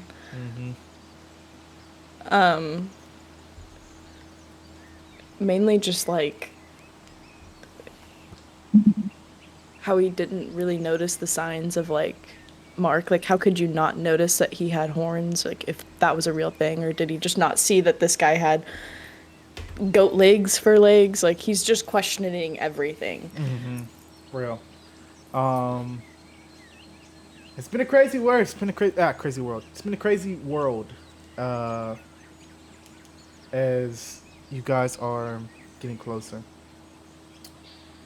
As you do, all these kind of thoughts are going through your minds. As you can see, Mark says, all right, we're almost there. And as he says we're almost there, you take a step further. As you almost feel calmer. Almost like you're passing through a barrier. As you almost feel this wave of calm come over you. As you can like smell the nature around you almost. You can see the sun kind of coming in through the trees. You can feel the wind whistling through your ears. Everything feels, at least for now, like it's gonna be okay. As you guys pass by this tree. Alright, let me go ahead and fucking get... Damn, I forgot I had this in a separate folder. One sec. There we go. You guys pass by this tree on your right. As you do, you feel again this wave of calmness come over you. He says, all right, we're almost there. So if you want to get pissed off again, now's the time, I guess. What do you mean now's the time? Before we hop into camp. Before we go into camp, it's going to look bad on me if you're like all pissy when we get in there, you know? Oh, my bad, man. My bad that I watched my fucking dad die. I'm not... And I'm pissy. Sorry. You know, that was insensitive. I'm sorry. Okay. That was insensitive. I didn't even get laid, man. See? Fuck! I'm sorry. I'm sorry. I mean, I'm sorry. I'm sorry. As you guys, as you guys start to make your way further, you would see. Hold on. Let me go ahead and cue this up. As you guys make your way closer, you would see this gate in front of you. As you see two pillars. As you can see what looks to be Greek text spread across the top. And as you take a look at it for a second, you can see the letters kind of start to like stretch and change and swirl and glide across this pillar as the words that it reads before you is Camp Half-Blood. He says, yeah, come on in, I guess. Do you cross over? I'm just like staring up at the sign. And I just like take a breath. And like there's a mental like change in me where it's kind of like, okay, now I just kind of have to fucking deal with what I'm given. Mm-hmm. Right down. And then I follow. All right. And as you step through, you can see off in the distance people of similar age that look rather same age as you. They look rather happy or content at least. All kind of walking through this area. In the distance, you see what looks to be two people in orange shirts riding winged horses through the sky. You see some people with swords in their hands, some people with spears in their hands. As you walk through the gate, you see Mark say, "All right, welcome to Camp Half-Blood, dude. I gotta go check in with the Council of Elders. But don't worry, I'm leaving you in good hands." As you can see this person here. As you see this person here kind of walk up. You can see he's wearing guard's armor. As you can see, alright, this is Trey.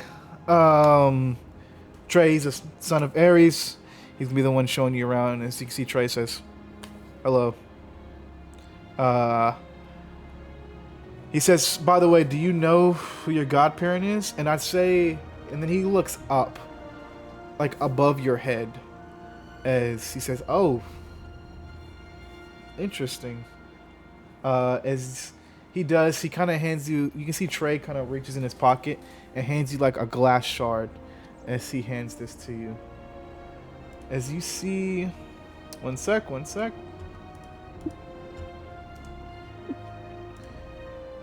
As you look into the glass shard, you can see this symbol above your head. Almost like this purple glowing symbol. And as you see it, as you start to kind of study it for a second, it disappears.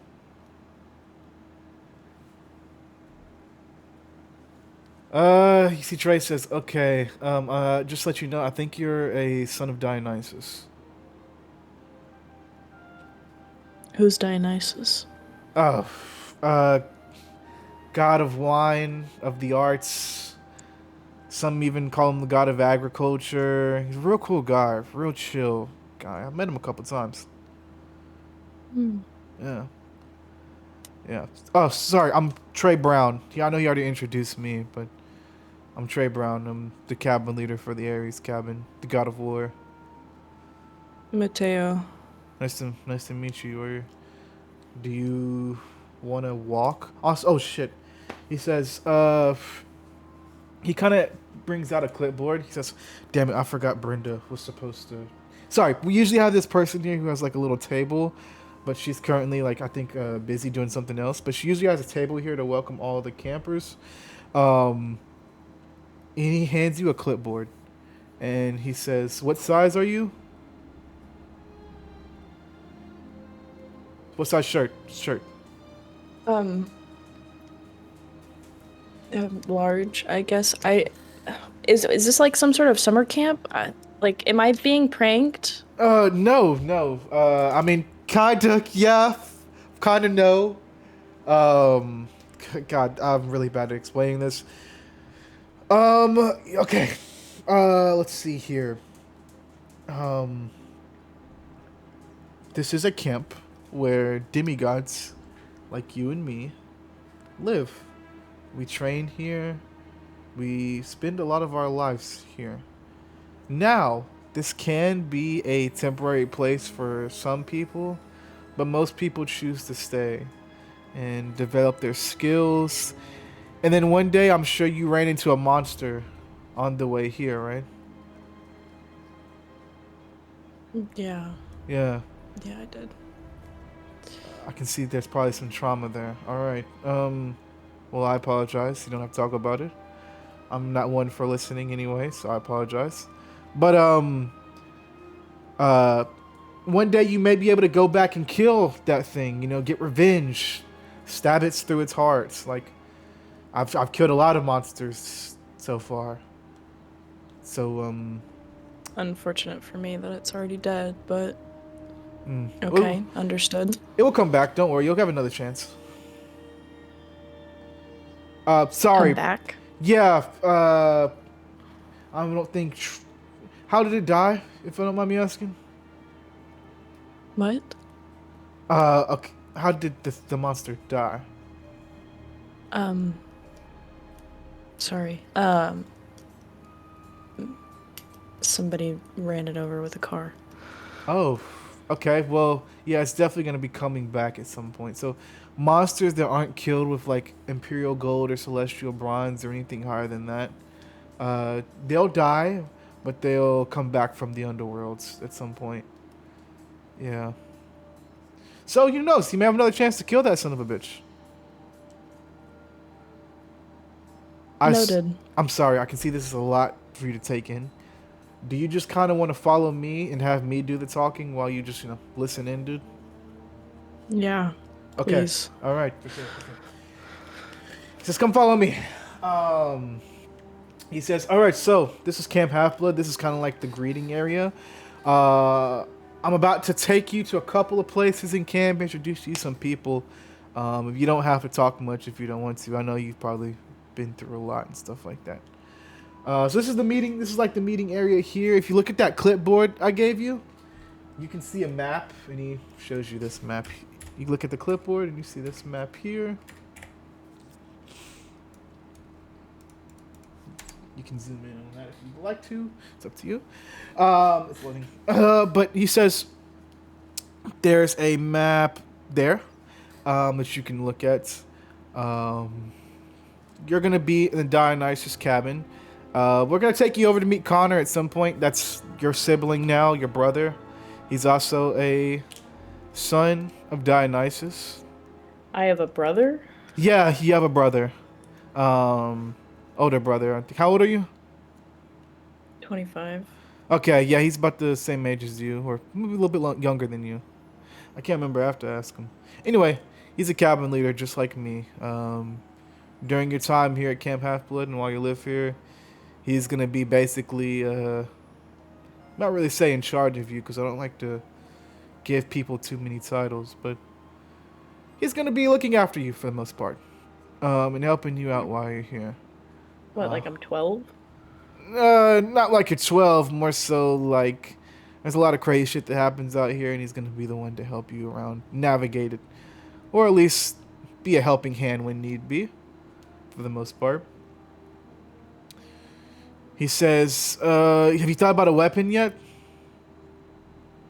No, I have not thought about a weapon yet. Sorry, I didn't, my bad. Sorry, Sunberries. Have you, okay, and you can see this person here kind of walk up. See this person here walk up. Ah, not that one. As you can hear her say, "Hey, Trey!" As you see this girl kind of walk up towards Trey. Trey, they need you. Am I interrupting something? You can see she looks at her and says, I'm sorry, I'm doing this. Brenda has me doing this whole introduction thing. She says, you suck at introductions, let me do it. Hey, I'm Tempest. Nice to meet you. As she kind of walks up. Tempest Hill, also Nice. Aries Cabin. This introduction fucking sucks. I'm sure you've been through the ringer, huh? This asshole over here. You see Trey says, okay, I'm gonna go back to guard duty now. You guys, Tempest, you can help him out, and I'll be on my way. She says, yep, I got him. She's all right. Well, now that fucking loser is gone. I'm Tempest. Nice to meet you. Tell me, Mateo. which season of Hell's Kitchen is your favorite? Hell's Kitchen? Yes, literally the best show ever. I'm sorry, I don't watch TV. What? You don't watch TV? Never bought one.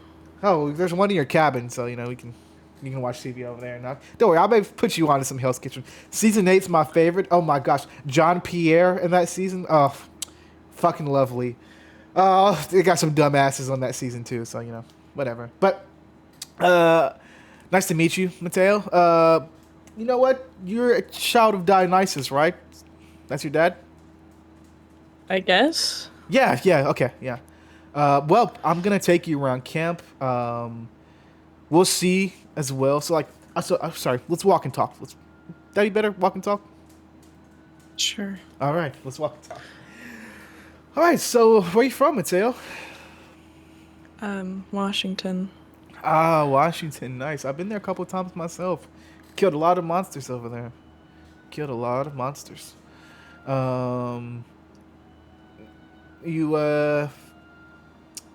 seem very quiet. Usually there's a lot of people. Did something happen on your way here? You know what? Don't answer that. I don't want to know. That's your business. I'll let you keep your business. So basically, in camp, we kind of go by like a ranked system. So like, in camp, there's cabin leaders, of course, which would be the leader of your cabin, which is Connor. You'll meet him pretty soon. But there's a rank system that goes through 1 through 10. The best warriors and leaders in camp end up on the top 10 ranked board. And from there, you can get picked for quests and things like that. You can do a lot of cool shit. But if you're not on the top 10 board, then you're just a regular camper. Don't have too much responsibility. And you're just kind of chilling, per se. Okay, I can This all just sounds like one big game. Yeah. You know what? I can see that I've lost you. I promise you it's not a game. You see that circle over there? And you can see she points to like what looks to be almost like a circle of statues in the middle of this field. Like almost like a stone statues. She says, that's the memorial circle. That's it's all the campers who unfortunately didn't make it. Not everybody is as lucky as you. There's the monsters. Yeah. There's a lot of people who don't make it to the gates of camp.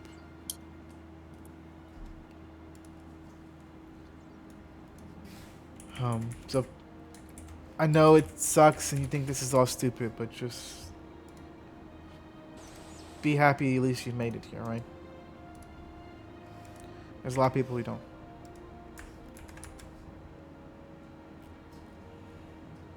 He like whispers under his breath. He's like, sometimes I wish I didn't.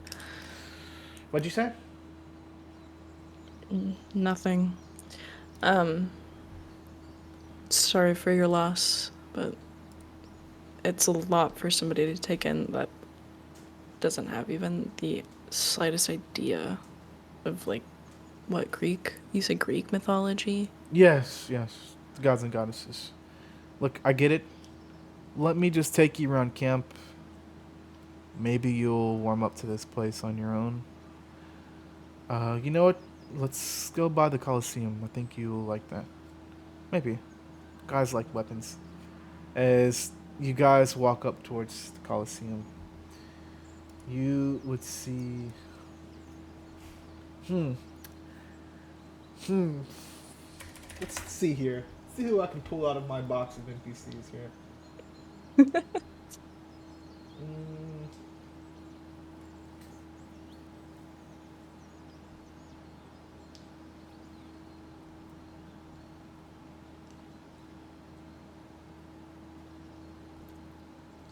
Huh.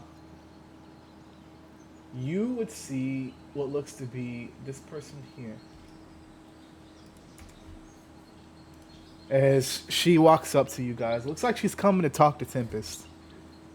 As she walks up, she looks at Tempest and says, "Hey Tempest, are you gonna come by the hospital today? I need to check out that leg." And she says, "Yep, I'll be there. I'll be there, Ella." She says, "Great, that's great." Oh, I haven't seen you before. Do you need a broken leg looked at as well? No. Okay. No. Yeah, no problem. I'm Ella, by the way. Nice to meet you. Mateo, nice to meet you. Daughter of Nemesis, and you are?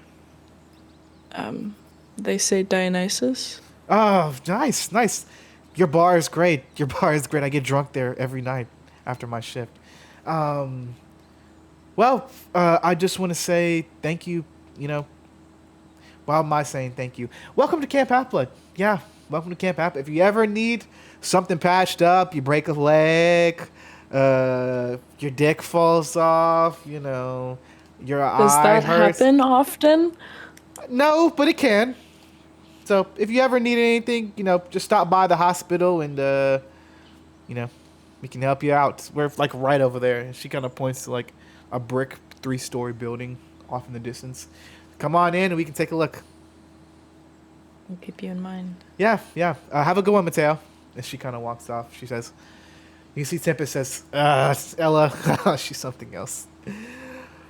All right, first off, before we go see Mr. A, I personally like to stop by the Coliseum, get the blood pumping, and also we can find out what weapon you need before we go to the forge and ask somebody to make it for you.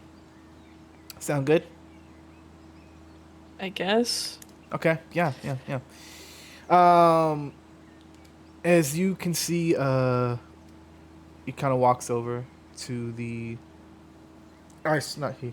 She walks over to the Coliseum, as you can see this thing in the distance.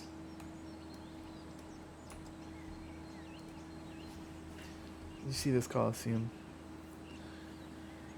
You can see, as she kind of walks over, she says, "All right." You can see like nobody's inside of here. Actually, one person is alive. One person is. You see this guy in the distance. What looks to be he's throwing a trident at a dummy. He says, "Hey, Anthony," Tempest says, as he kind of looks around and he just gives a nice wave back. He says, "That's Anthony, son of Poseidon. Real chill guy. His brother actually just left on a quest, so he's a little sad, but he'll get better. He's fine. But anyway, we need to find what weapon suits you. If we're gonna go out there killing monsters and stuff like that, we gotta find, your like special talents. You know what I mean, or like your domain expansion or something like that, right?" So, as you can see, she walks over to what looks to be a thing of like almost like a wall of weapons on a wheel. Take it on. Walks over to a wall of weapons on a wheel. She says, "Okay. We have here a glaive," and she kind of pulls out what looks to be like this glaive in her hand. Does it look like you might want to try that out? No. Okay.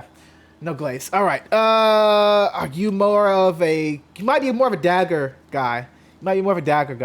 She kind of pulls out these daggers off of the wheel. I got the pointy. I'm going to poke you. He's gonna take him and test him. As you take them and test them, you kind of spin them in your hands. They feel like almost too light, in a sense. They don't feel weighted evenly in your hands. He says, it doesn't look right. You just kind of look awkward with those. Yeah. I could really stab you in the stomach with the stance you got there. So let me take those from you. And she kind of grabs them from your hands. All right. What would be cool? And you got to be badass too. You got to be badass. What would be cool? Maybe. Okay. You can see she takes and grabs this staff off of the weapon wheel. If I can find it. Yeah, she grabs the staff off the weapon wheel. She says, "Okay, take this. See if you test it out. See how you like it, dude." As you kind of take this staff in your hand, your hands kind of clasp it as it feels light, but like almost heavy in your hand, but like in a good way. Like you could really fuck some people up with this thing. You can tell it's gonna take some time to learn, but you kind of do like do you do any like cool motions with it at all or anything? I wouldn't even know what to begin to call him, but Do you like a cool spin with it in your hand? Or at least sure, try and just to. like a yeah. Yeah, you kind of just like you just kind of like play with it in your hand a little bit, get a feel for how like the length of it and the weight on both sides of it. And she says, "Huh, you kind of look badass with that. You like it?" It feels better than those daggers. Okay, all right. As you do, you hear a voice from behind you say, before you even see them,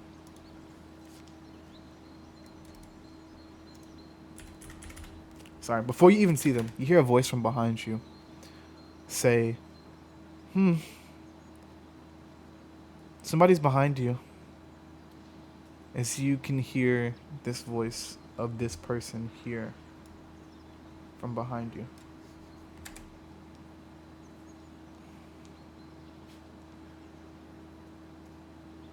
She looks at you, Mateo, and says, "Somebody's behind you." And you can look, nobody's behind you as you turn around.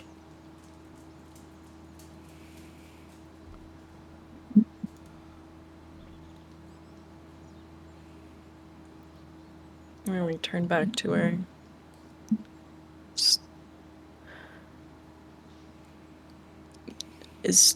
Are they still behind me?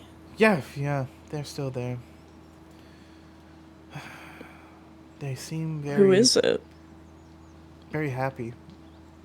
Oh no, he said his name is Terry. What the fuck? What did you just say? His name is Terry. You can see Tempest kind of step in here. Serenity, can you get the fuck out of here, please? Sorry, you're really creeping her house. You can see Tempest kind of like leans into you and says, "Sorry, she's a daughter of Hades, the god of the underworld. She can see like ghosts and stuff. So I'm sorry she creeped you out." And then you can see Serenity look back at you. "He says he's proud of you." All right, I'm gonna go into the woods now. You guys have a good one. So you can see she turns around. Mateo's gonna like do a small, just like goodbye kind of thing. Like he doesn't say anything, but it's just like a little wave because he's like very stunned. Yeah. As you can see, she just turns around and walks into the woods barefoot. You can see Tempest says, "Yeah, that's Serenity. She's a weird one. She's an interesting one. She is a interesting one." All right, you want to go meet the camp director so he can tell you about how crazy your life just got? Fuck it, why not? Hey, let's ride, dude. Also, keep that staff with you. You're gonna need it. We're gonna go to the forge later and get that bitch souped up. You're gonna be like wielding it around like all like Donatello. You see Ninja Turtles? You gotta have seen Ninja Turtles like Donatello style. The one with the purple mask. The one, like you're gonna be like, it's gonna be cool. It's gonna be cool. Trust me, it's gonna be cool. As she leads you out of the Coliseum, as you guys walk for about 5 minutes. What's going through Mateo's mind as you guys are walking towards the big house? He's kind of just like looking over his shoulder. Like he knows he's not gonna see Terry there, but there is like in his mind now. He's at the point he's like, okay, if a 3-headed snake lion goat fucker can exist, like the ghosts have to be real. Mm-hmm. So he's just like, and it puts just like the tiniest little smile on his face. Because he knows that like he's not alone at least. But it's still very much like I can't let myself completely fall into this idea because I still don't know if I'm gonna wake up. You know? Real. Damn. That was a good one. That's inspiration. Sorry, glory. My bad. It's 1 point of glory. As you guys are walking, and all these kind of thoughts are going through your mind as Terry, you guys walk up to this building here. As you see, Tempest looks at you and says, all right, dude, I'm going to be out here waiting for you. Just like, doing some push-ups and shit like that.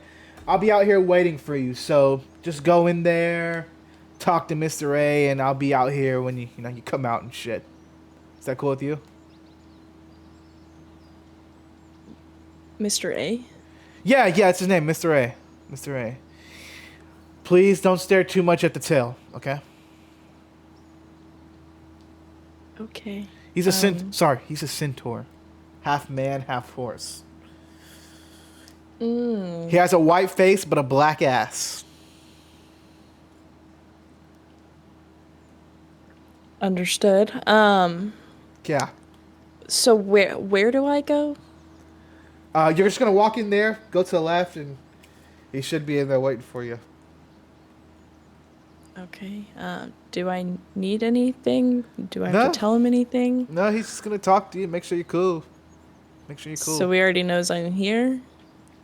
Yeah. He's waiting for you. Okay. Just head inside. Mateo's gonna head inside. All right. Nice. As you head inside,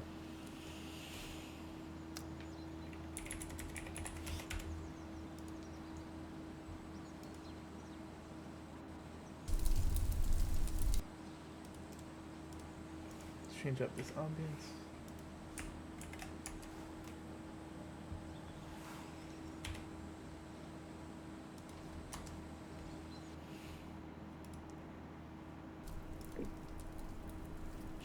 As you head inside, you would walk in as you could see what looks to be plenty of awards. Or not, you see like 2 couches. You don't see anybody in the room currently, but you can hear a fireplace crackling in the corner. Weapons spread all across the walls in here. Pictures of campers and things like that. And one huge like blown up picture like right above the fireplace. Christian, why do you not pull this stuff up? I'm just gonna save this picture so next time I fucking bring somebody in here for the first time, I can just have it and not have to look it up. But hold on. You would see... Good picture. You would see a picture of these 3 here sitting on the above the fireplace. As you can see, you start to hear what looks to be almost like a horse galloping or walking, as you can hear like hooves hitting a wooden floorboard. And as you look to your left, you would see the top half of this person here.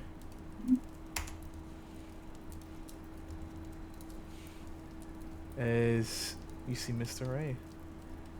As you can see, the top half of him looks like this, but the bottom half is like the mane and like the back half of like a black horse. He says, Mateo, heard a lot about you. Why don't you take a seat?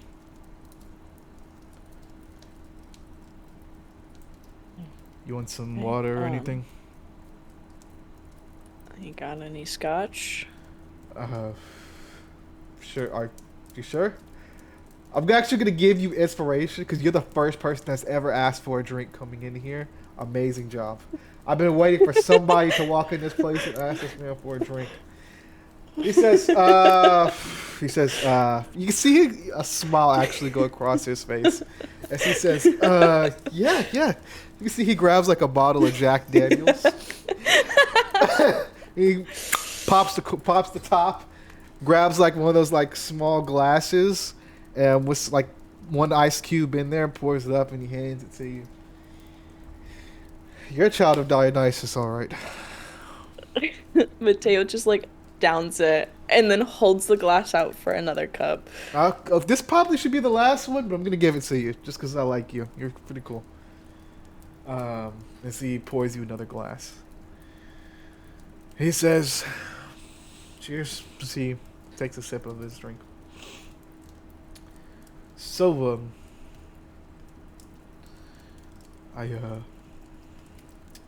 Mark briefed me on everything that happened. I'm sure he did. I understand that some unfortunate events happened on the way here, correct? Put it lightly. Okay. Well, I want to be the first to say I'm sorry for your loss. Our satyrs are trained to protect the demigod before anything. And as Mark explained it to me, it was a split-second thing that happened.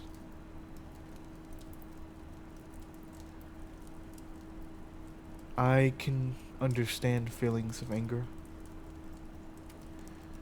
and almost this closure that you feel like you need to go back there, correct? For the funeral, mainly, but... I get it. Unfortunately, that would be a very stupid idea. So I've been told.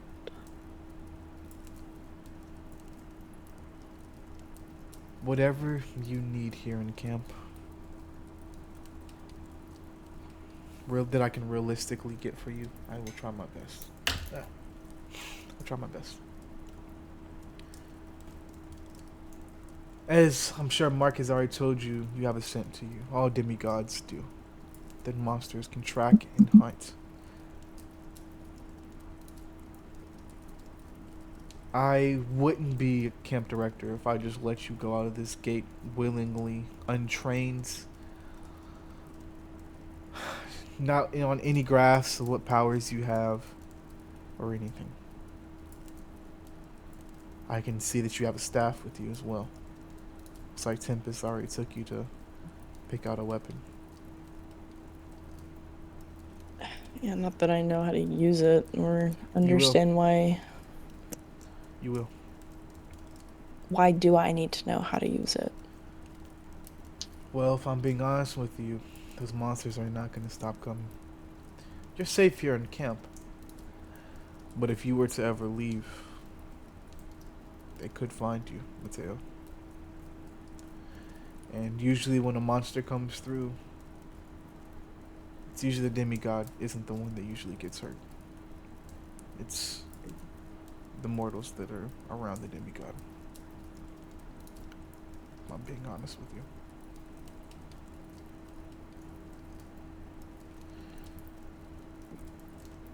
Now, I do want you to know, as much as you hate it and you don't like it, you're going to be in camp here for some time before you can go on your first quest. And your first quest is mandatory. Why do I have to go on some sort of quest? It is a way for you to understand this new world that you have stepped into and how to survive in it. Unfortunately, I think it's a gift. A lot of people think it's a curse. I think the world you stepped into is an amazing one and can be an amazing one, but it's also a highly and extremely dangerous world. You now have awoken to the fact that you are a demigod, and monsters do exist. That isn't something to be taken lightly.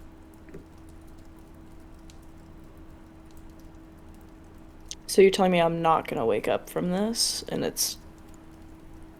I'm not gonna be back in Washington? What I saw is real, and I in fact did witness my father die. Yeah. I apologize.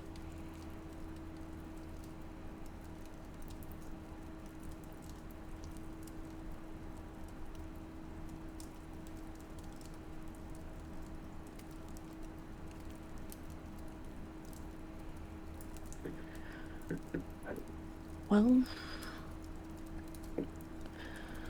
what the fuck do I need to do now?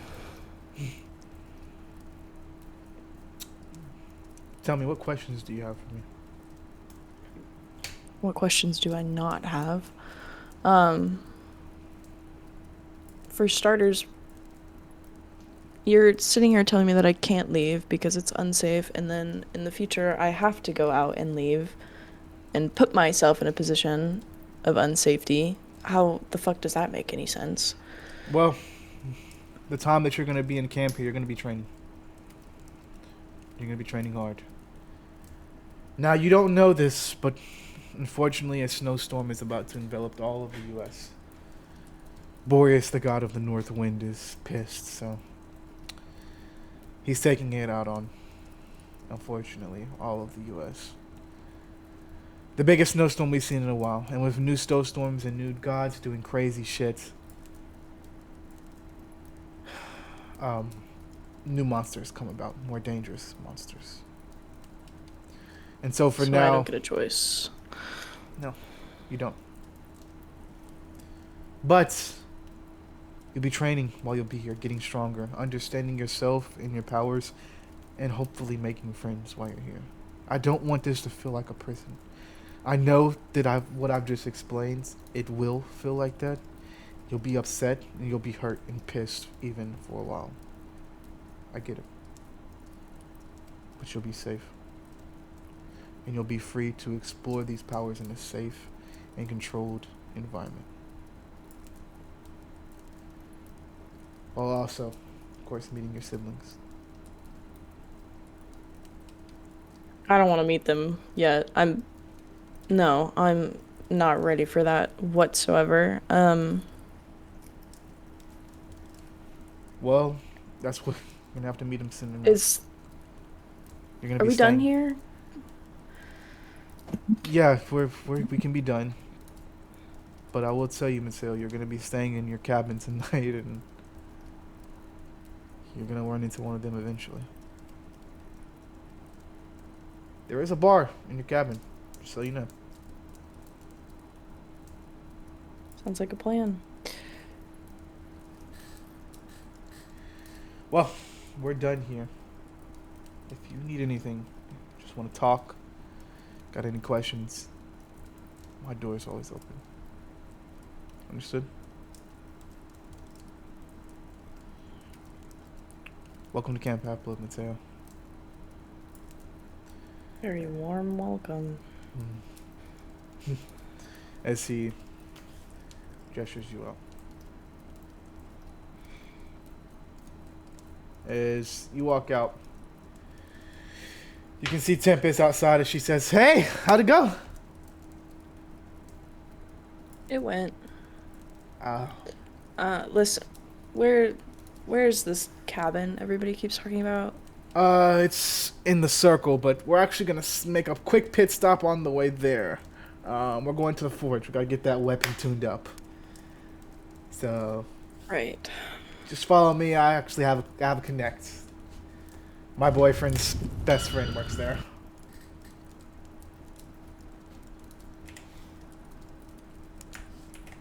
All right.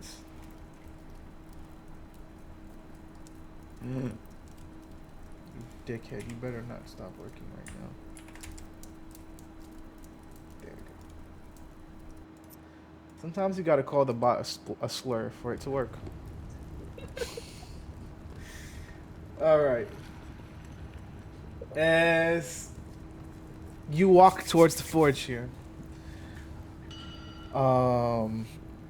you enter into let me turn this down just a bit.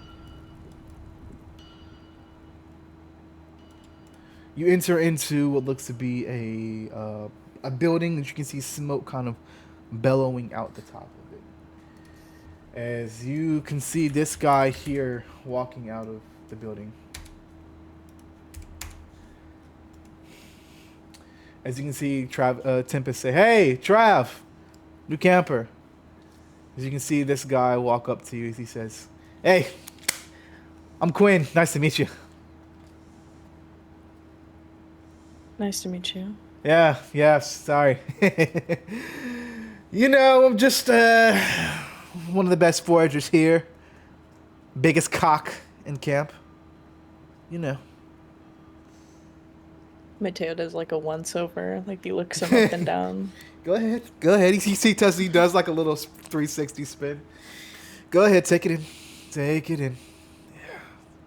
Take it in. So, you seem really hot.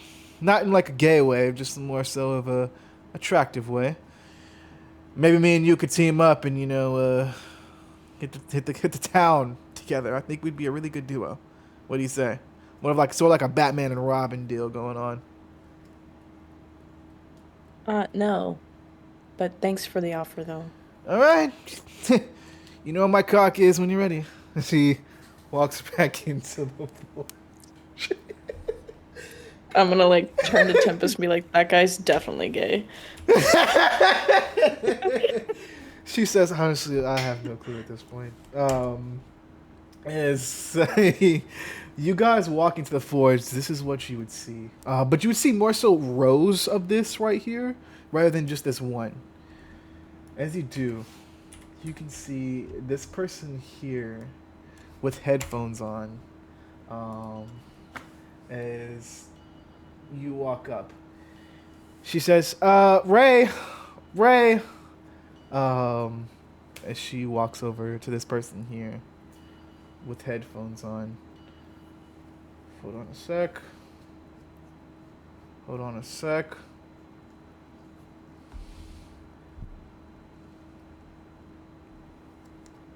All right. Sorry, I changed the All right. You can see So yeah, this person here with headphones on. What is Ray doing as Tempest and this guy walks up? She's probably just organizing some materials around the forge. Kind of looks like she's like all over the place a little bit. As you can see this guy, you can see Tempest walk up. Hey, Ray. Huh? Sorry if I didn't mean to distract you at all. This here is new camper, son of Dionysus, Mateo. This is Ray, daughter of Hephaestus. Nice to meet you. Nice to meet you. So, yeah. Okay, this is fucking awkward. You're just looking around. All right. Sorry. This is just fucking awkward. I couldn't take it Tempest, are you serious? Sorry. She's here to look and see if she can get her staff upgraded a bit. It was just one of the starter ones out there, and I kind of want to get her in for a training session in the morning. Try our training sessions. This man? Yes, this guy. Sorry, this guy. Oh, this works so perfectly. Because she was working on it. Okay. You're. I know what you are. Anyways. Oh yeah. You know what? Yeah. I can. She's gonna kind of take it out of. Who's holding it? Mateo. Okay. Just kind of pretending he's not even there. Just gonna pick up the staff and kind of just start examining it. Uh, She's so realistic. she says, Oh man, that's just oh my god, the weight distribution is fucking awful. God, I'm yeah, just gonna have to start. I'm gonna have to make just a whole new one. yeah, just you go ahead. Make whatever you want. Mateo here is from Washington. Yeah, just got here just like what, like 30 minutes ago, something like that, right? Yeah, 30 minutes ago. Okay. Okay. Yeah, yeah. Uh, do you want to tell her about the forge, Ray? You're kind of killing me here. Okay. You're kind of killing me here. I would say I think Tempest at this point with how well she knows Ray could see that Ray has clocked that Mateo seems to have gone through something really fucked up, and she's just not wanting to pry about it, and so she's just kind of just trying to stay focused on the weapon. Okay. Yeah, the forge.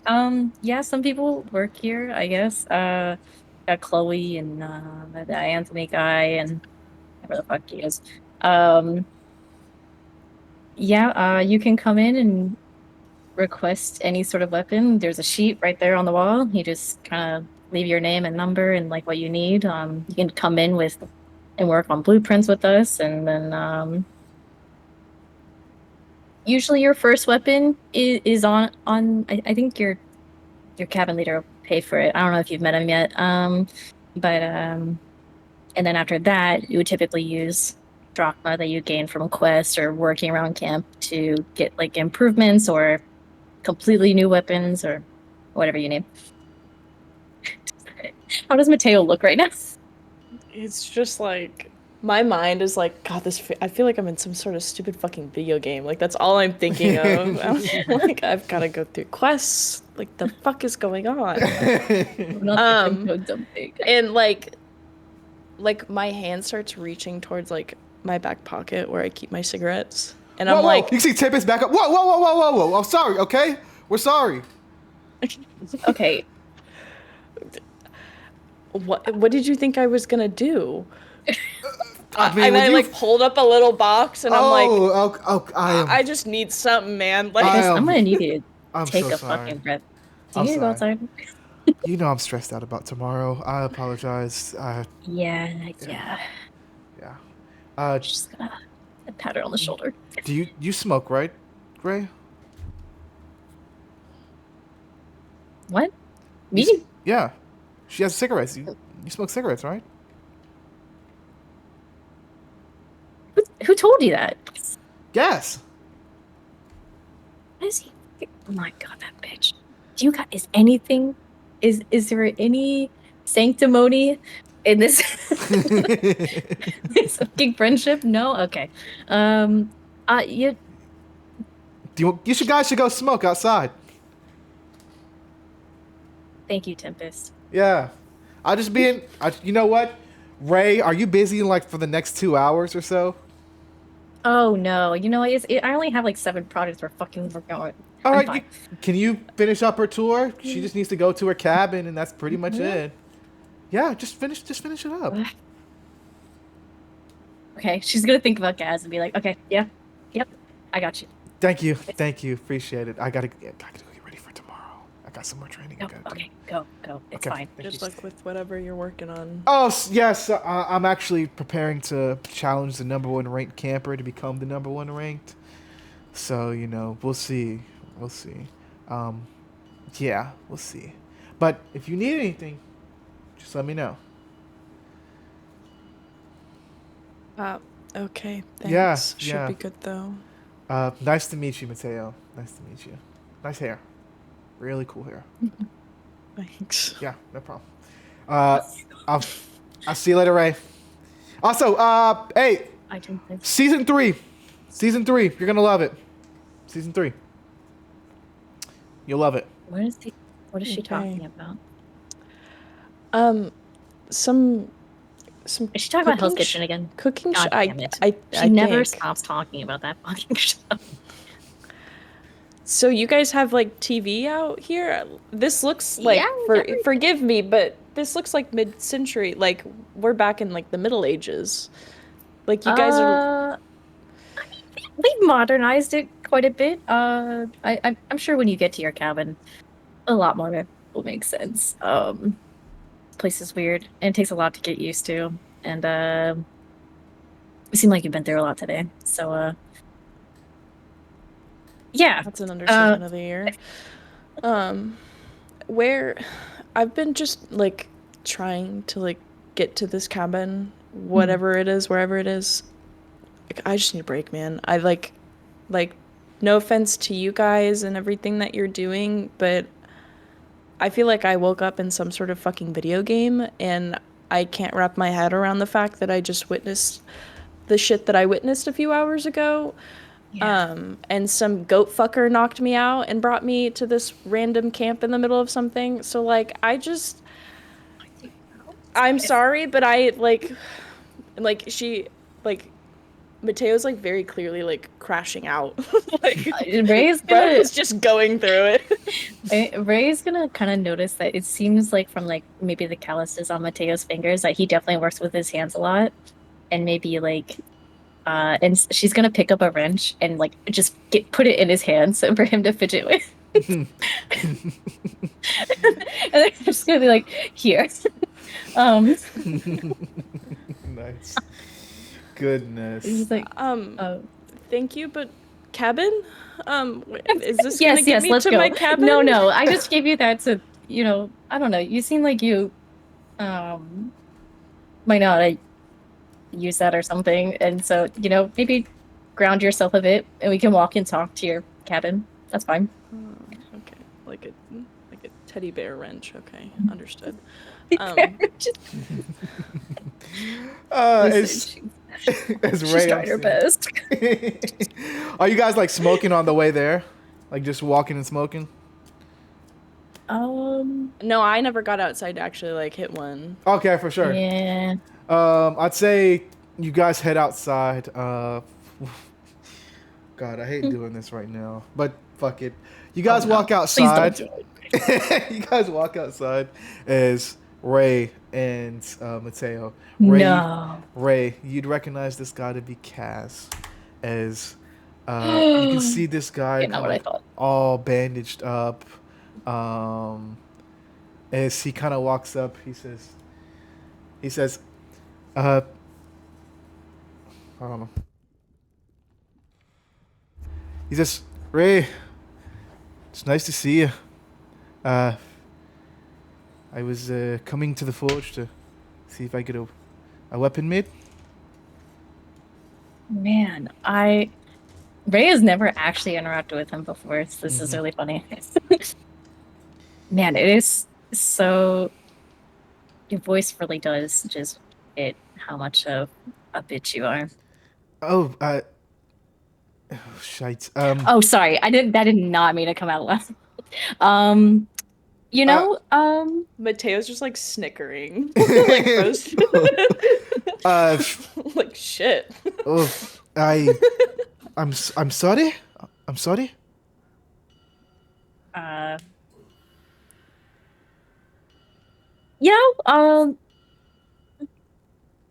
leaving. I'm actually out. You can deal with Quinn. I think was around, or I don't know, fucking Nyx or something. Yeah, someone else can deal with you. Okay. All right. Thank you. As he walks in. Do you say anything to Mateo? Fuck that guy. Fuck that guy. Hate that man. But you guys make your way towards the Dionysus cabin. Let me pull up the pictures here. I'm gonna like turn to Ray and be like, should I even ask? It's a long. It's not even that long of a story. He's just a fuckboy, and he was like raiding people on fucking Twitter. He raided my friend, and it was like pretty much calling it mid experience or something. He's just fucking slimy and gross, and yeah, nobody really fucks with him. Mm. I mean, people can Wait. sleep around. That's fine. It's just don't go rating people on fucking Twitter. That's yeah, fair. As you Yeah, guys no, were, that guy is a dick. oh, he's a big dick. As you guys are walking, you see this person here kind of walk up to you, right? Hey, Frey. Hey, does she know Claire? Probably yeah. You know her. You know you Probably. guys. Yeah, Yes, as a cabin leader, yeah. Yeah. Okay. Hey, Claire. Hey, have you seen Kaz? I'm trying to get him to come back to the cabin.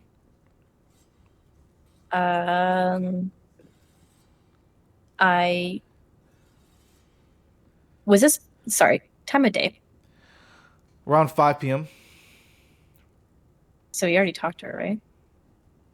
This is actually the 26th. The day after? Oh, you don't know. Okay. Yeah, he left last night. Oh, he did? Yeah.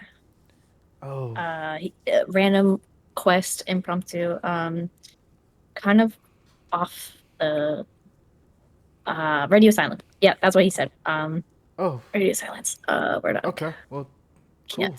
We Cool. can't talk to him. Is everything okay? Do you need something? Oh no. We had talked about something yesterday. I was trying to see if he, and then he looks behind you, Ray, or she looks behind you. She looks at Mateo. Mateo, I need you to roll me a wit roll. You can roll one as well, Ray. Oh God. He wants to fuck him. This fucking tracks because Ray is fucking dumb 13. when it comes to 13. affections. 10. Yeah, I'm seeing shit. Yeah, I know. For once, it's so funny the ones that she fails. You can see Claire look at you, Mateo. Mateo. You can see almost like her irises of her eyes go like a bright pink as she looks at you. She says, I don't think we've met. I'm Claire. Mateo. Where are you coming from? Literally or like where I was born? Like literally, like you seem like you just got here. Oh, yeah, Washington. Interesting. Well, it's nice to meet you. I'm a daughter of Aphrodite, also the cabin leader. You know the goddess of love? A little bit. I'm not too familiar with other Greek gods. You will be soon. I could teach you if you want me to. Mateo's gonna like smirk because he's like, oh, teach me. Okay. What's happening here? Are you guys okay? Ray, just give us a second, please.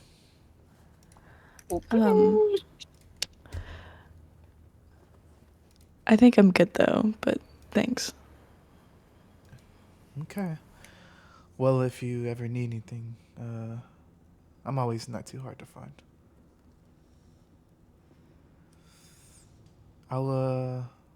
She gives you a wink. I'll see you later. As she strolls towards the Aphrodite cabin. I'm gonna like hover over, not hover over, but like lean over to Ray just a little bit and whisper. I'm like, is she a whore? Oh my God. I mean, yeah, a lot of people here are. But I would stay away from. I would be very wary of the Aphrodite kids. They love to fuck with you. So if that's what you're into, cool. But if not, fair warning. Yeah, no, the pink eyes kind of. I didn't really vibe with that. Yeah, pink eyes usually is really bad. One time, my friend, Aphrodite kid, she kind of, I think she like charm spoke my other friend, Chloe, and there was a whole argument happening, and then things got out of control, and she used an ability on her, and then next thing I know, Chloe's like talking about how amazing Lacey is the Aphrodite girl, and how she can't live without her, and that she wanted to marry her. Yeah, it gets really crazy. I'm pretty sure she used. Yeah, I I'm don't pretty sure fuck with Claire that. used an ability on Leo just the other day. He was talking about how he kind of got wonky boo booed by an Aphrodite kid. Who's Leo? Uh, a Nike kid. He just got here a couple days ago. He's really cool. Yeah, that's all Ray knows about him. Okay. North Dakota. North Thanks for Dakota. the warning. Yeah. I'll stay away from the pink-eyed freaks. Got it. Anything else that I need to know?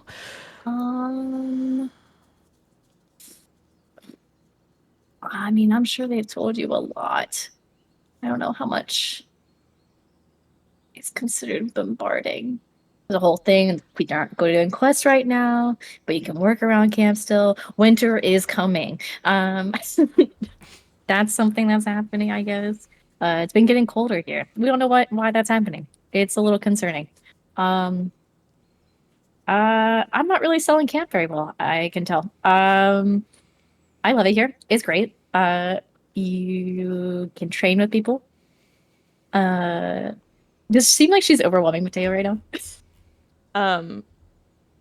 Yeah, but like at the same time, like all he can really think about is like, how the fuck did she get here? Because obviously, like if everybody kind of comes through the camp at the same way, like sorry to interrupt. Yeah. But I'm just curious how you showed up here too.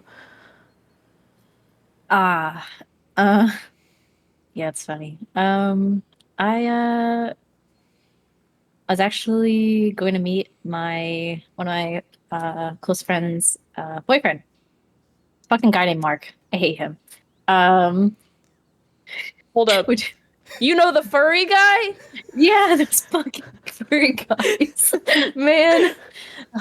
Camille's cool. I mean, she's sometimes not cool, but like, man, the experience coming here is they needed like some training seminar or something of how to gently tell someone that they're a demigod, and maybe Yeah, not no, brushing those over goats the fucking death suck stuff. at their job. I know, right? Yeah, I was meeting him, and then I was actually in close proximity to another demigod. His name's Everett. He's off doing humanitarian work or some shit. I guess us being too close together kind of triggered something, and while we were on the train, and a chimera actually popped up. It was a horrifying experience, if I'm honest. I haven't really talked about it much since. I don't really know why.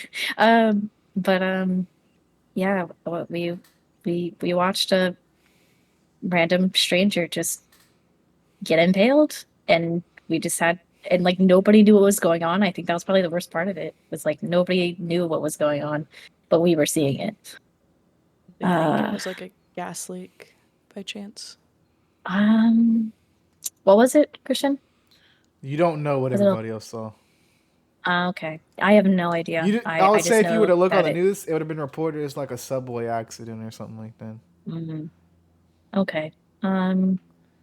Yeah, I don't know what they ended up saying about it, but nobody was acting right about it at all. It was super weird. And then we just had to get out of there. So I don't know. It was really messed up. Yeah, you sound What like you about need a you? drink now. What about you? Fuck, I don't even know what the hell the goat man called the thing. I just know people died, and in my opinion, the wrong person died. So I'm now sitting in some sort of camp surrounded by, excuse me, but freaks that believe that there's some sort of demigod. And I have that whole, like, it should have been me mentality. So this is like, I'm feeling great. You know, losing someone like that, I can't tell you it just goes away because it doesn't. But you did survive and you made it here, and that does count for something. I don't know how it could count for anything. There's a lot of things going on, things that we don't even understand. And that's why we go on these quests and help people or retrieve things. And um, I can confidently tell you, I've only been here for a little while, and this place is home to me. And I know it's a lot at once, but I think maybe just take some time for yourself. It seems like this has hit you a bit harder than most campers I've seen come in. And I don't know. Uh, take your time with that. I'll try my best. And he like lifts the hammer up. Thanks again for the teddy bear. The teddy bear. Okay, yeah. Great. Do you actually do anything like Ray's awful with words. She's just like gesturing, making a weird hand gesture with Like, with your hands. You know, what do you mean? like I Are you hate asking me you. if I jerk off? No, oh my god, what is wrong with you? You said hands. Oh my god, you're ridiculous. Okay. Anyways, I meant like working with your hands, like like your career, your job. You should have said Unless you that do from the that for a start. living. Sorry, I don't mean to No, judge. no, but I could teach you a few things. But that's beside the point. I Okay. work on bikes. Yeah, and actually, that's another reason why I'm so fucking depressed and feel great about my life. I, lost the greatest fucking purchase of my life a few hours ago. So, yeah, needless to say, if you know any place that has bikes here, I'm looking for one, or I might go like shoot myself in the back of the forest. 'Cause I can't do this walking shit all the time. I don't know how you guys do it. You know, we actually do have a shed where a lot of us keep our bikes. I don't really get to ride mine much because I'm in the forge so much. So if you want to use mine until you get a replacement, that's perfectly fine. Are you like asking me to marry you? 'Cause that Um, that felt like a proposal there. Um, uh, um, a bike? You're letting me ride your bike? That's like are you sure she that didn't use feels one like of those abilities on sacrilege. you? The Aphrodite kid, that whole thing. What do you Um, mean? are you feeling like really intense? Whatever. And I'd say as you guys are talking, you guys would end up in Thank front. you. I got you, dog. You saved right now. You guys would end up in front of this cabin here. As you Um, recognize this to be the Dionysus cabin, right?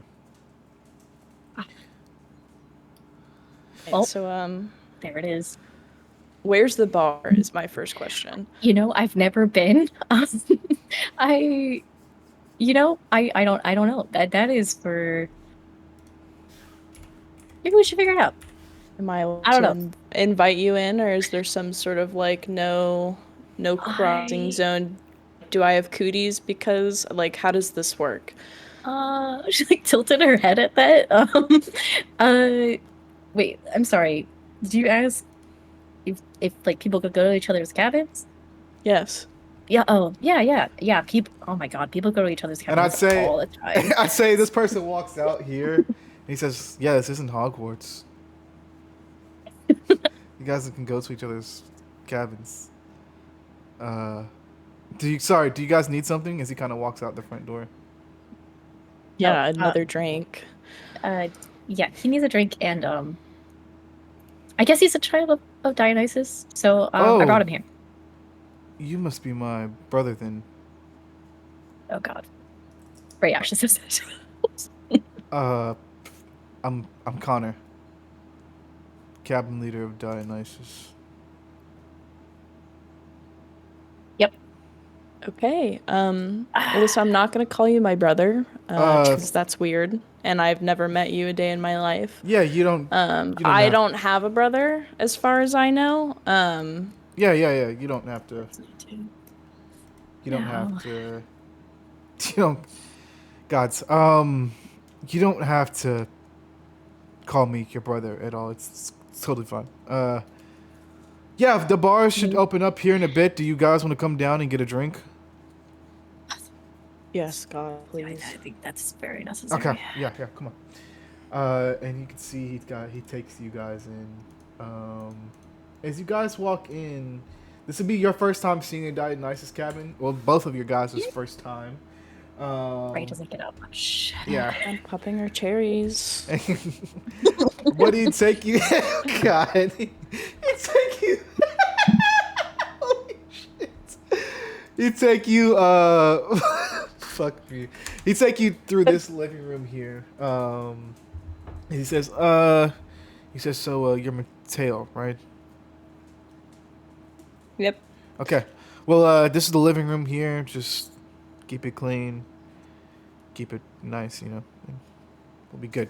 He says, down the stairs here is the bar, as he takes you both to this bar here. Ooh, nice bar. If I can freaking get the picture. Ah. Bitch. Okay, alright. I see you being a cunt. Boom. Wow, there we go. You guys see this bar here. As you can see, where that wall on the left, that wall isn't there. That's in the whole bar. Just, that wall isn't there. As you can see, he walks behind the bar. You're odd. And I he have to do a filtering system. Yeah. A filtering system, what do you mean? The AI, I'm sorry. This is AI? That's what I noticed. That's so AI. Both images. Both images. Oh well. And earlier today with the go with apartments. it. Alright. I'm Damn it. sorry. Okay. I'm just saying, for future reference, I think we need to start having a check. Okay. Alright. Sorry. With Anyway. love. You see this bar Crying. here. Something similar. As you guys kind of walk down these stairs. You can see he like walks around it. And he says, what'd you guys like?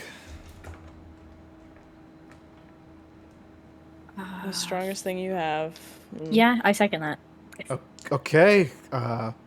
Shit. Straight vodka it is. As he goes over and grabs like a 2-shot glasses and slides them your way. He says he pours them and says that's gonna be 5 drachma. Yeah. Of course, you don't have me yet. Okay. I'm gonna like pull the hammer out and be like, would you take this as like? Sorry, a man, wrench. I don't have anything. Oh no. You actually can drink for free. She points to you. He points to you, Ray. That's gonna be 5 drachma for you. Sorry. Man, you can't charge her. I brought her here. If we start letting anybody It's come in here fine. and drink for free, It's fine. It's fine. She's gonna. 5 drachma is very steep, though. I don't know what you're on. What You trying to? Are you hustling me? No, I'm just playing. Yeah, I am. It's actually 2 drachma. Okay. Yeah, she gave me 2 drachma. He says, "Thank you." He takes it. Thank you. She's trying to fight. Go ahead, you guys both roll me a vitality roll. Ray, you're gonna be rolling with disadvantage because we know you're a lightweight. What? No, it was one time. all right. You go ahead and roll with it regular. I got a 6. Oh God. This is bad. This is bad. Oh God. This is not good. So that This one. is not good. No, it's a 7. Oh, what'd you get, Mateo? I got a 6. All right, we're both drunk. Let's do it, guys. Makes sense for me. I've had 3 drinks already. Yeah, exactly. Ray, you're gone. You haven't eaten all day. You haven't eaten all day. You've been stuck in the forge. As you throw it back, it's just, woo, goes down nicely. As you can see Connor behind the bar say, "Are you guys good?" Yeah, that. I just Long had a day, bite to man. it. That's all. Ah, Want another? oh God. This lady wants another. I'll take another. Oh God. Why did Ray do another? Man, I really just I have so much shit I gotta do today. Do you have any It's only- food at least, or is it just drinks down here? Yeah, I did forget to eat today. As you guys are sitting there, you can see somebody yell, "Hey, you down there, Connor? Yeah, come on down." As you guys see this guy here walk in, as he walks up, you see him come down the stairs and look at both of you guys and say, "Oh, You son of a bitch. sorry, I didn't mean to, Hey, Anthony. Hey, Ray.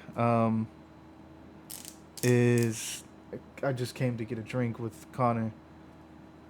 But you know what? You two seem like you're already here. I'm gonna go ahead and I got some more training to do. So What? Yes. Stay. You know, I feel like I haven't seen you in so long, man. It's been a few hours. Yeah, You know, man, by all means, my seat, it's warm, you can have it. Oh yes, sure. And he goes to take a seat. Connor says, "I can show you your room if you want, Mateo." Yeah, I would like that. All right. As they Right. take, as Connor says, you want to say bye to Ray, Mateo? Bye, Ray. It was nice to meet you. I'm holding you to that bike offer, by the way. Yes, I'll show you that later, man. And we're gonna Jesus continue this fucking Ray and Anthony scene on Sunday. Okay. Oh God, it's so fucking doomed. What have I gotten myself into? Bye, Oh, Liz. man. We need to stop drinking in this campaign. Goodness. Right. As Have you, fun. bye, Liz. As you walk upstairs, Mateo, we take you to. Let me try to find the actual room. It's not AI. One sec. We take you to this room here.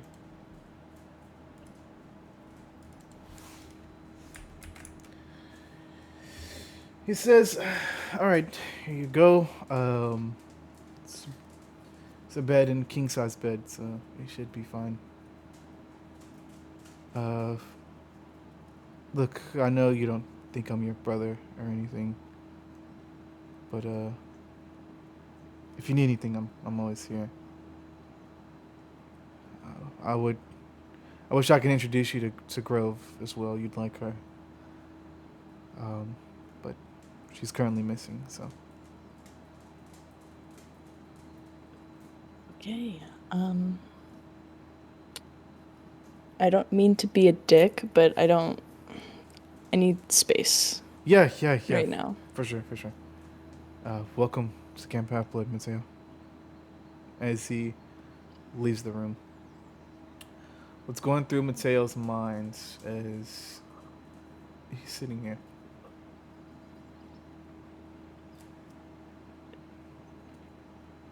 I think just like, I mean, is he drunk or is he tipsy? I'd say you're drunk for sure. 3 shots in already?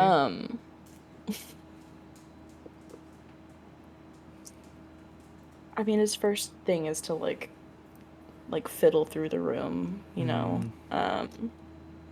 like check his body, see if there's like any of his actual like past life stuff on him. Yeah. Past life as in like make sure I like do I have my ID on me? Like, am I real? Yeah.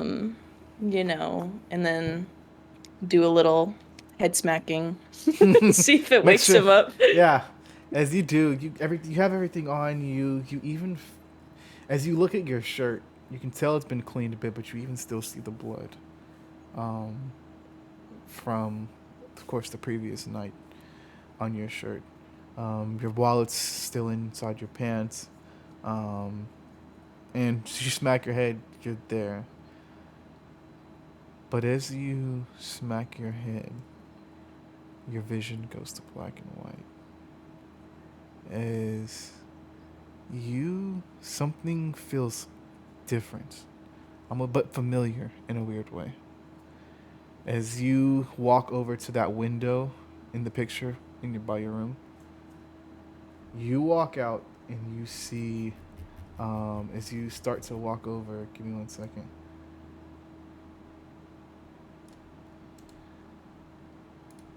You see the familiar image of, not that. Damn it, come on.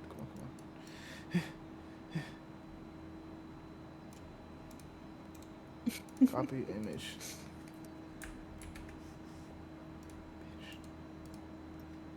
Okay. Save image. You have to make me freaking save this shit. 1 second.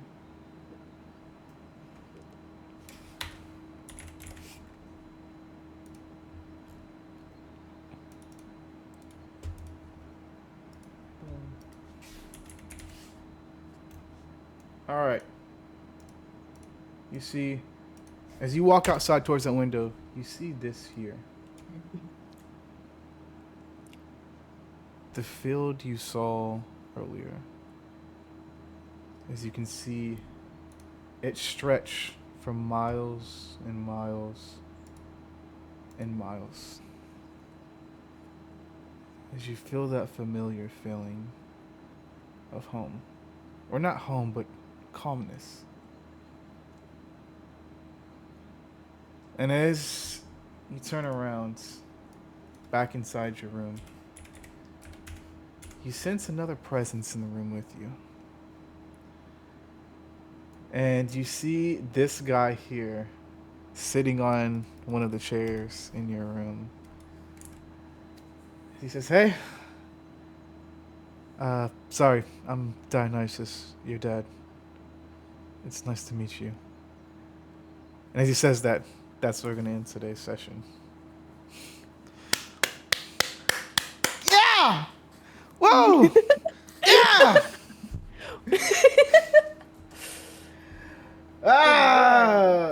Go ahead and roll me just a flat D20, dude. You know what? No, we're not going to roll.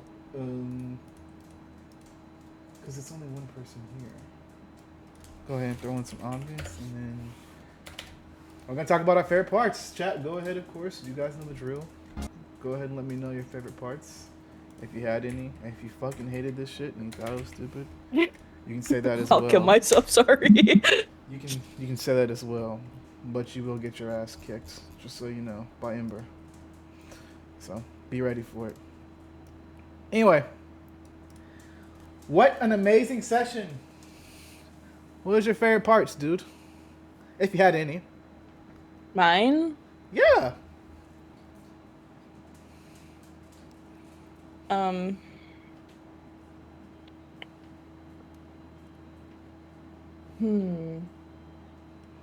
I mean, it's tragic, but losing, like, the scene of losing Terry. I really like that one too. Yeah. Like that one too. That was cold. I'm really glad that you chose the sacrifice for another life sort of deal. I thought that was pretty interesting. Because I'll tell you right now, if you didn't, Sadie was dead. That bitch was dead. That bitch was gonzo. What'd you think of camp? It's wild so far, huh? It's a lot to take in. It is. It definitely is. And just how, like, normal people act. You come into a situation, you just lose somebody, you have no fucking clue what anything's happening. People are talking about magic and gods and goddesses, and you're just like, what? Real deal. I really enjoyed the way you played Mateo. It was really, really fun. I loved that scene when you as Mateo was like went and talked to Levi about Terry, and you're like, yeah, what the fuck is going on with him? Like, are you just not gonna say anything, bro? And he's like, dude, Yeah. I don't know, man. And you're like, okay, bro, you know what? I'm gonna go talk to him myself. Love that moment between you and Terry outside the shop, where he was just like, yeah, dude, I have a tumor. And you're like, fuck, damn it, dude. And he's like, yeah, that sucked for me to say, but it was so real. Love the way you. The only reason I giggled on that scene too is because I knew you were gonna say a tumor, and I knew you were gonna say it was in his head, and I was like, clocked it. nice. Hell yeah. Love the Chimera scene. Oh, loved you playing darts with Mark in the bar beforehand. Love how much of a flirt Mateo was to Sadie. You had me as Christian be like, okay, ooh, okay. All right. That was fun. But then you come in with playing darts with Mark, and then in that 20, just fucking being like, yeah, I've never played darts before. Boom, boom, boom. I thought that was fun. That's how I feel every day, Christian. And then what else? You being with the Chimera, how brave you were. That was pretty cool. Jumping in, and I liked how you were kind of like when you guys were hiding on the side of the truck. How you were kind of like, I want to kind of like comfort her and also ground yourself in this situation because so much was going on. I really thought that was fun. Loved you waking up in the Jeep and being like, yeah, how do I, can I get the seatbelt and just fucking choke this guy while we're going Mach 100? Yeah, dude, go for it. Go for it, man. I would have let you, too. I would have let you. So that would have been fun. I love that you didn't come to camp and wasn't. I love that you didn't come to camp and immediately was like, this place is cool. I love it. After experiencing your dad die, basically, because I think that's hard of being like, that's a hard way for it to be like, damn, I really want to enjoy this part of this moment in camp, but also I want to stick to the character and how they would feel and how you would feel if you just lost somebody. I was, yeah, and I was trying to play a lot into his background. So, you know, having somebody that felt like your father for many years just not be there anymore. Fuck. Damn it. I loved that scene with Serenity when she was like, Theo, he's proud of you. And you're like, what?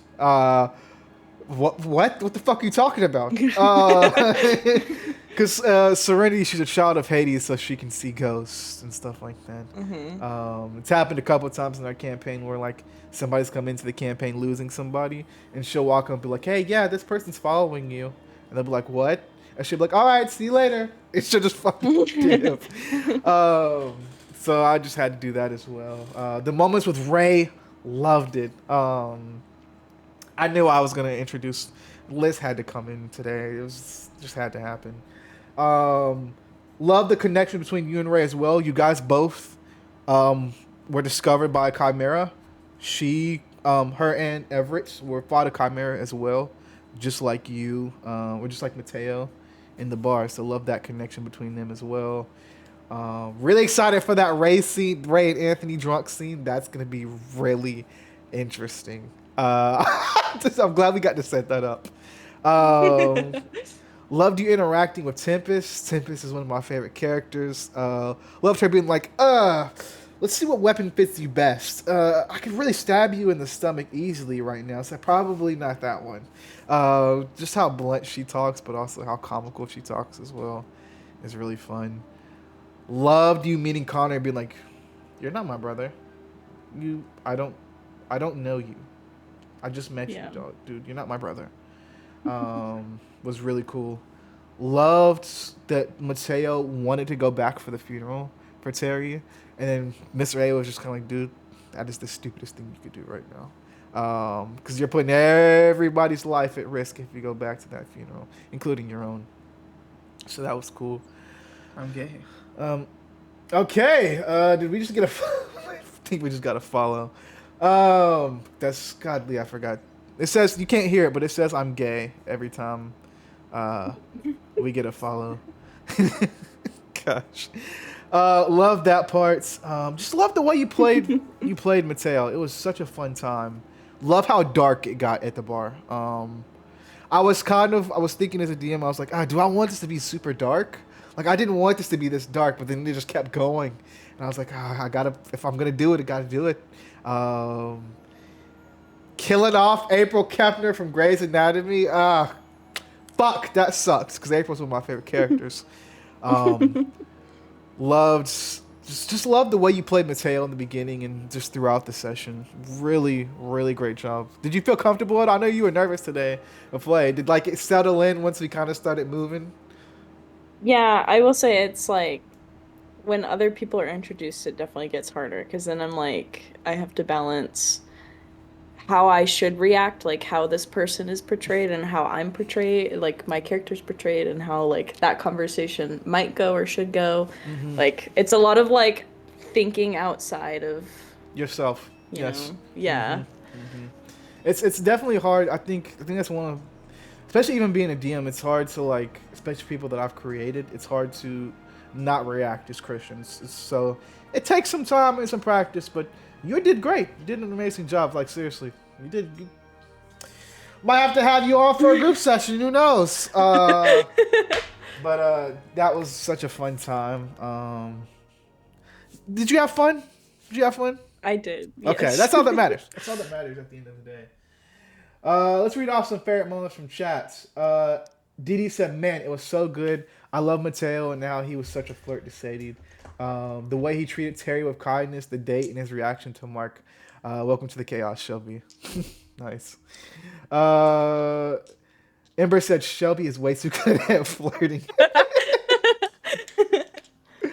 Real deal. Okay, Ember. I'm sure Liz is still writing down her favorite moments as well, and so is Ember. But yeah, dude. I really enjoyed the Fields moment as well. That kind of connection that the Fields that you saw in your vision was the field that's right outside your window at the Dionysus cabin. That was really cool. Love that you didn't use inspiration for some of your nat ones. I really enjoyed that. Usually everybody's like, "Oh, that one inspiration," because I even do that too. But it was really cool that you were like, "You know what? Let's play this nat one out and see if we can go with it." I like seeing consequences. I do so- too. I do too. I loved. Oh no, the consequences of my own actions. Fuck. No, but I loved. I was gonna say. I do as well love playing those moments out because it creates not only a situation for your character but also for the world around you as well. So like the moment where you got that nat one and I was like, oof, I could kill Sadie right here. I could kill Mark. I could do this. I could do that. But then I also love the fact that you had the choice as well of like, hey, what do you want to do here? Do you want to take another character's life away to save another character, which was taking Terry's life away and saving Sadie's. So that was absolutely sick. Tiny said, "I like the squink being happy at the start, but after Terry died and y'all took the break, the squink was mad afterwards." Nice. Love that. The dualities of the squid. Love it. Dualities of the squink. I had a really good time, dude. Camp Half-Blood is a really interesting place, and I'm excited to see. And don't worry, Mateo will be doing stuff in the background during camp, so we'll get to see more of Mateo as well. Even if you're not here, we'll get to see more of Mateo, so don't worry. I'm curious to see how he Fits in. gets not so broody and just pissed off, and Yeah. just- I'm interested in that as well. That's gonna be cool. Ember said, "So many favorite parts. I've never seen me reading her voice. So many favorite parts. I've never seen Shelby play before. It was so amazing to see. I'm not gonna do it. The connection to Ray because they got attacked by a chimera. Terry dying to save Sadie. Terry dying to save Sadie. The Ray cameo and the whole Mateo and Ray interaction. Mateo considering how to kill Mark and more, but I ran out of time to write shit. I love Mateo flexing slightly in the beginning. I'm not going to let a man with a tumor tell me what to do with my money. Shelby Winesip was iconic too. Nice. And then of course, stop. I did stop. But that was good too. You got the wine. I just noticed you got the. That's a glory. The glass of wine is that's a glory. That's a glory. Love it. I don't know why I didn't pick that up until now. But yeah, I want to say thank you, Shelby, for coming, playing with us today. This will not be the last time. Don't worry. We're gonna have you on some more. Maybe for some group sessions. We'll see. But I want to say thank you guys so much for tuning in. We really, really freaking appreciate it. And we have another session tonight. We have a Child of Hestia. Zalen's going to be coming on. And we're going to basically run through this whole thing again. Just with Zalen, unfortunately. I'm just saying, love you, Zalen. But I hope you guys have an amazing one so far. As always, we'll see you guys next time. Tomorrow's Power Rangers, and then Sunday is Shadows Olympus. So come back for the group session. But yeah. Any last words, Shelby, before we kill you? I don't know. Bring me back. We'll see. We'll see you guys later. Bye, girlies.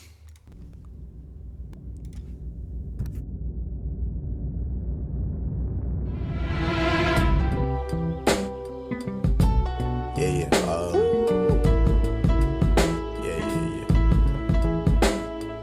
That's the way every day goes. Every time we've no control. If the sky is pink and white, if the ground is black and yellow, it's the same way you showed me. Nod my head, don't close my eyes. Halfway on a slow move. It's the same way you showed me. If you could fly, then you'd feel south. Up north's getting cold soon. The way it is, we're on land, so I'm someone to hold true. Keep you cool when it's still alive. Won't let you down when it's all ruined. Just the same way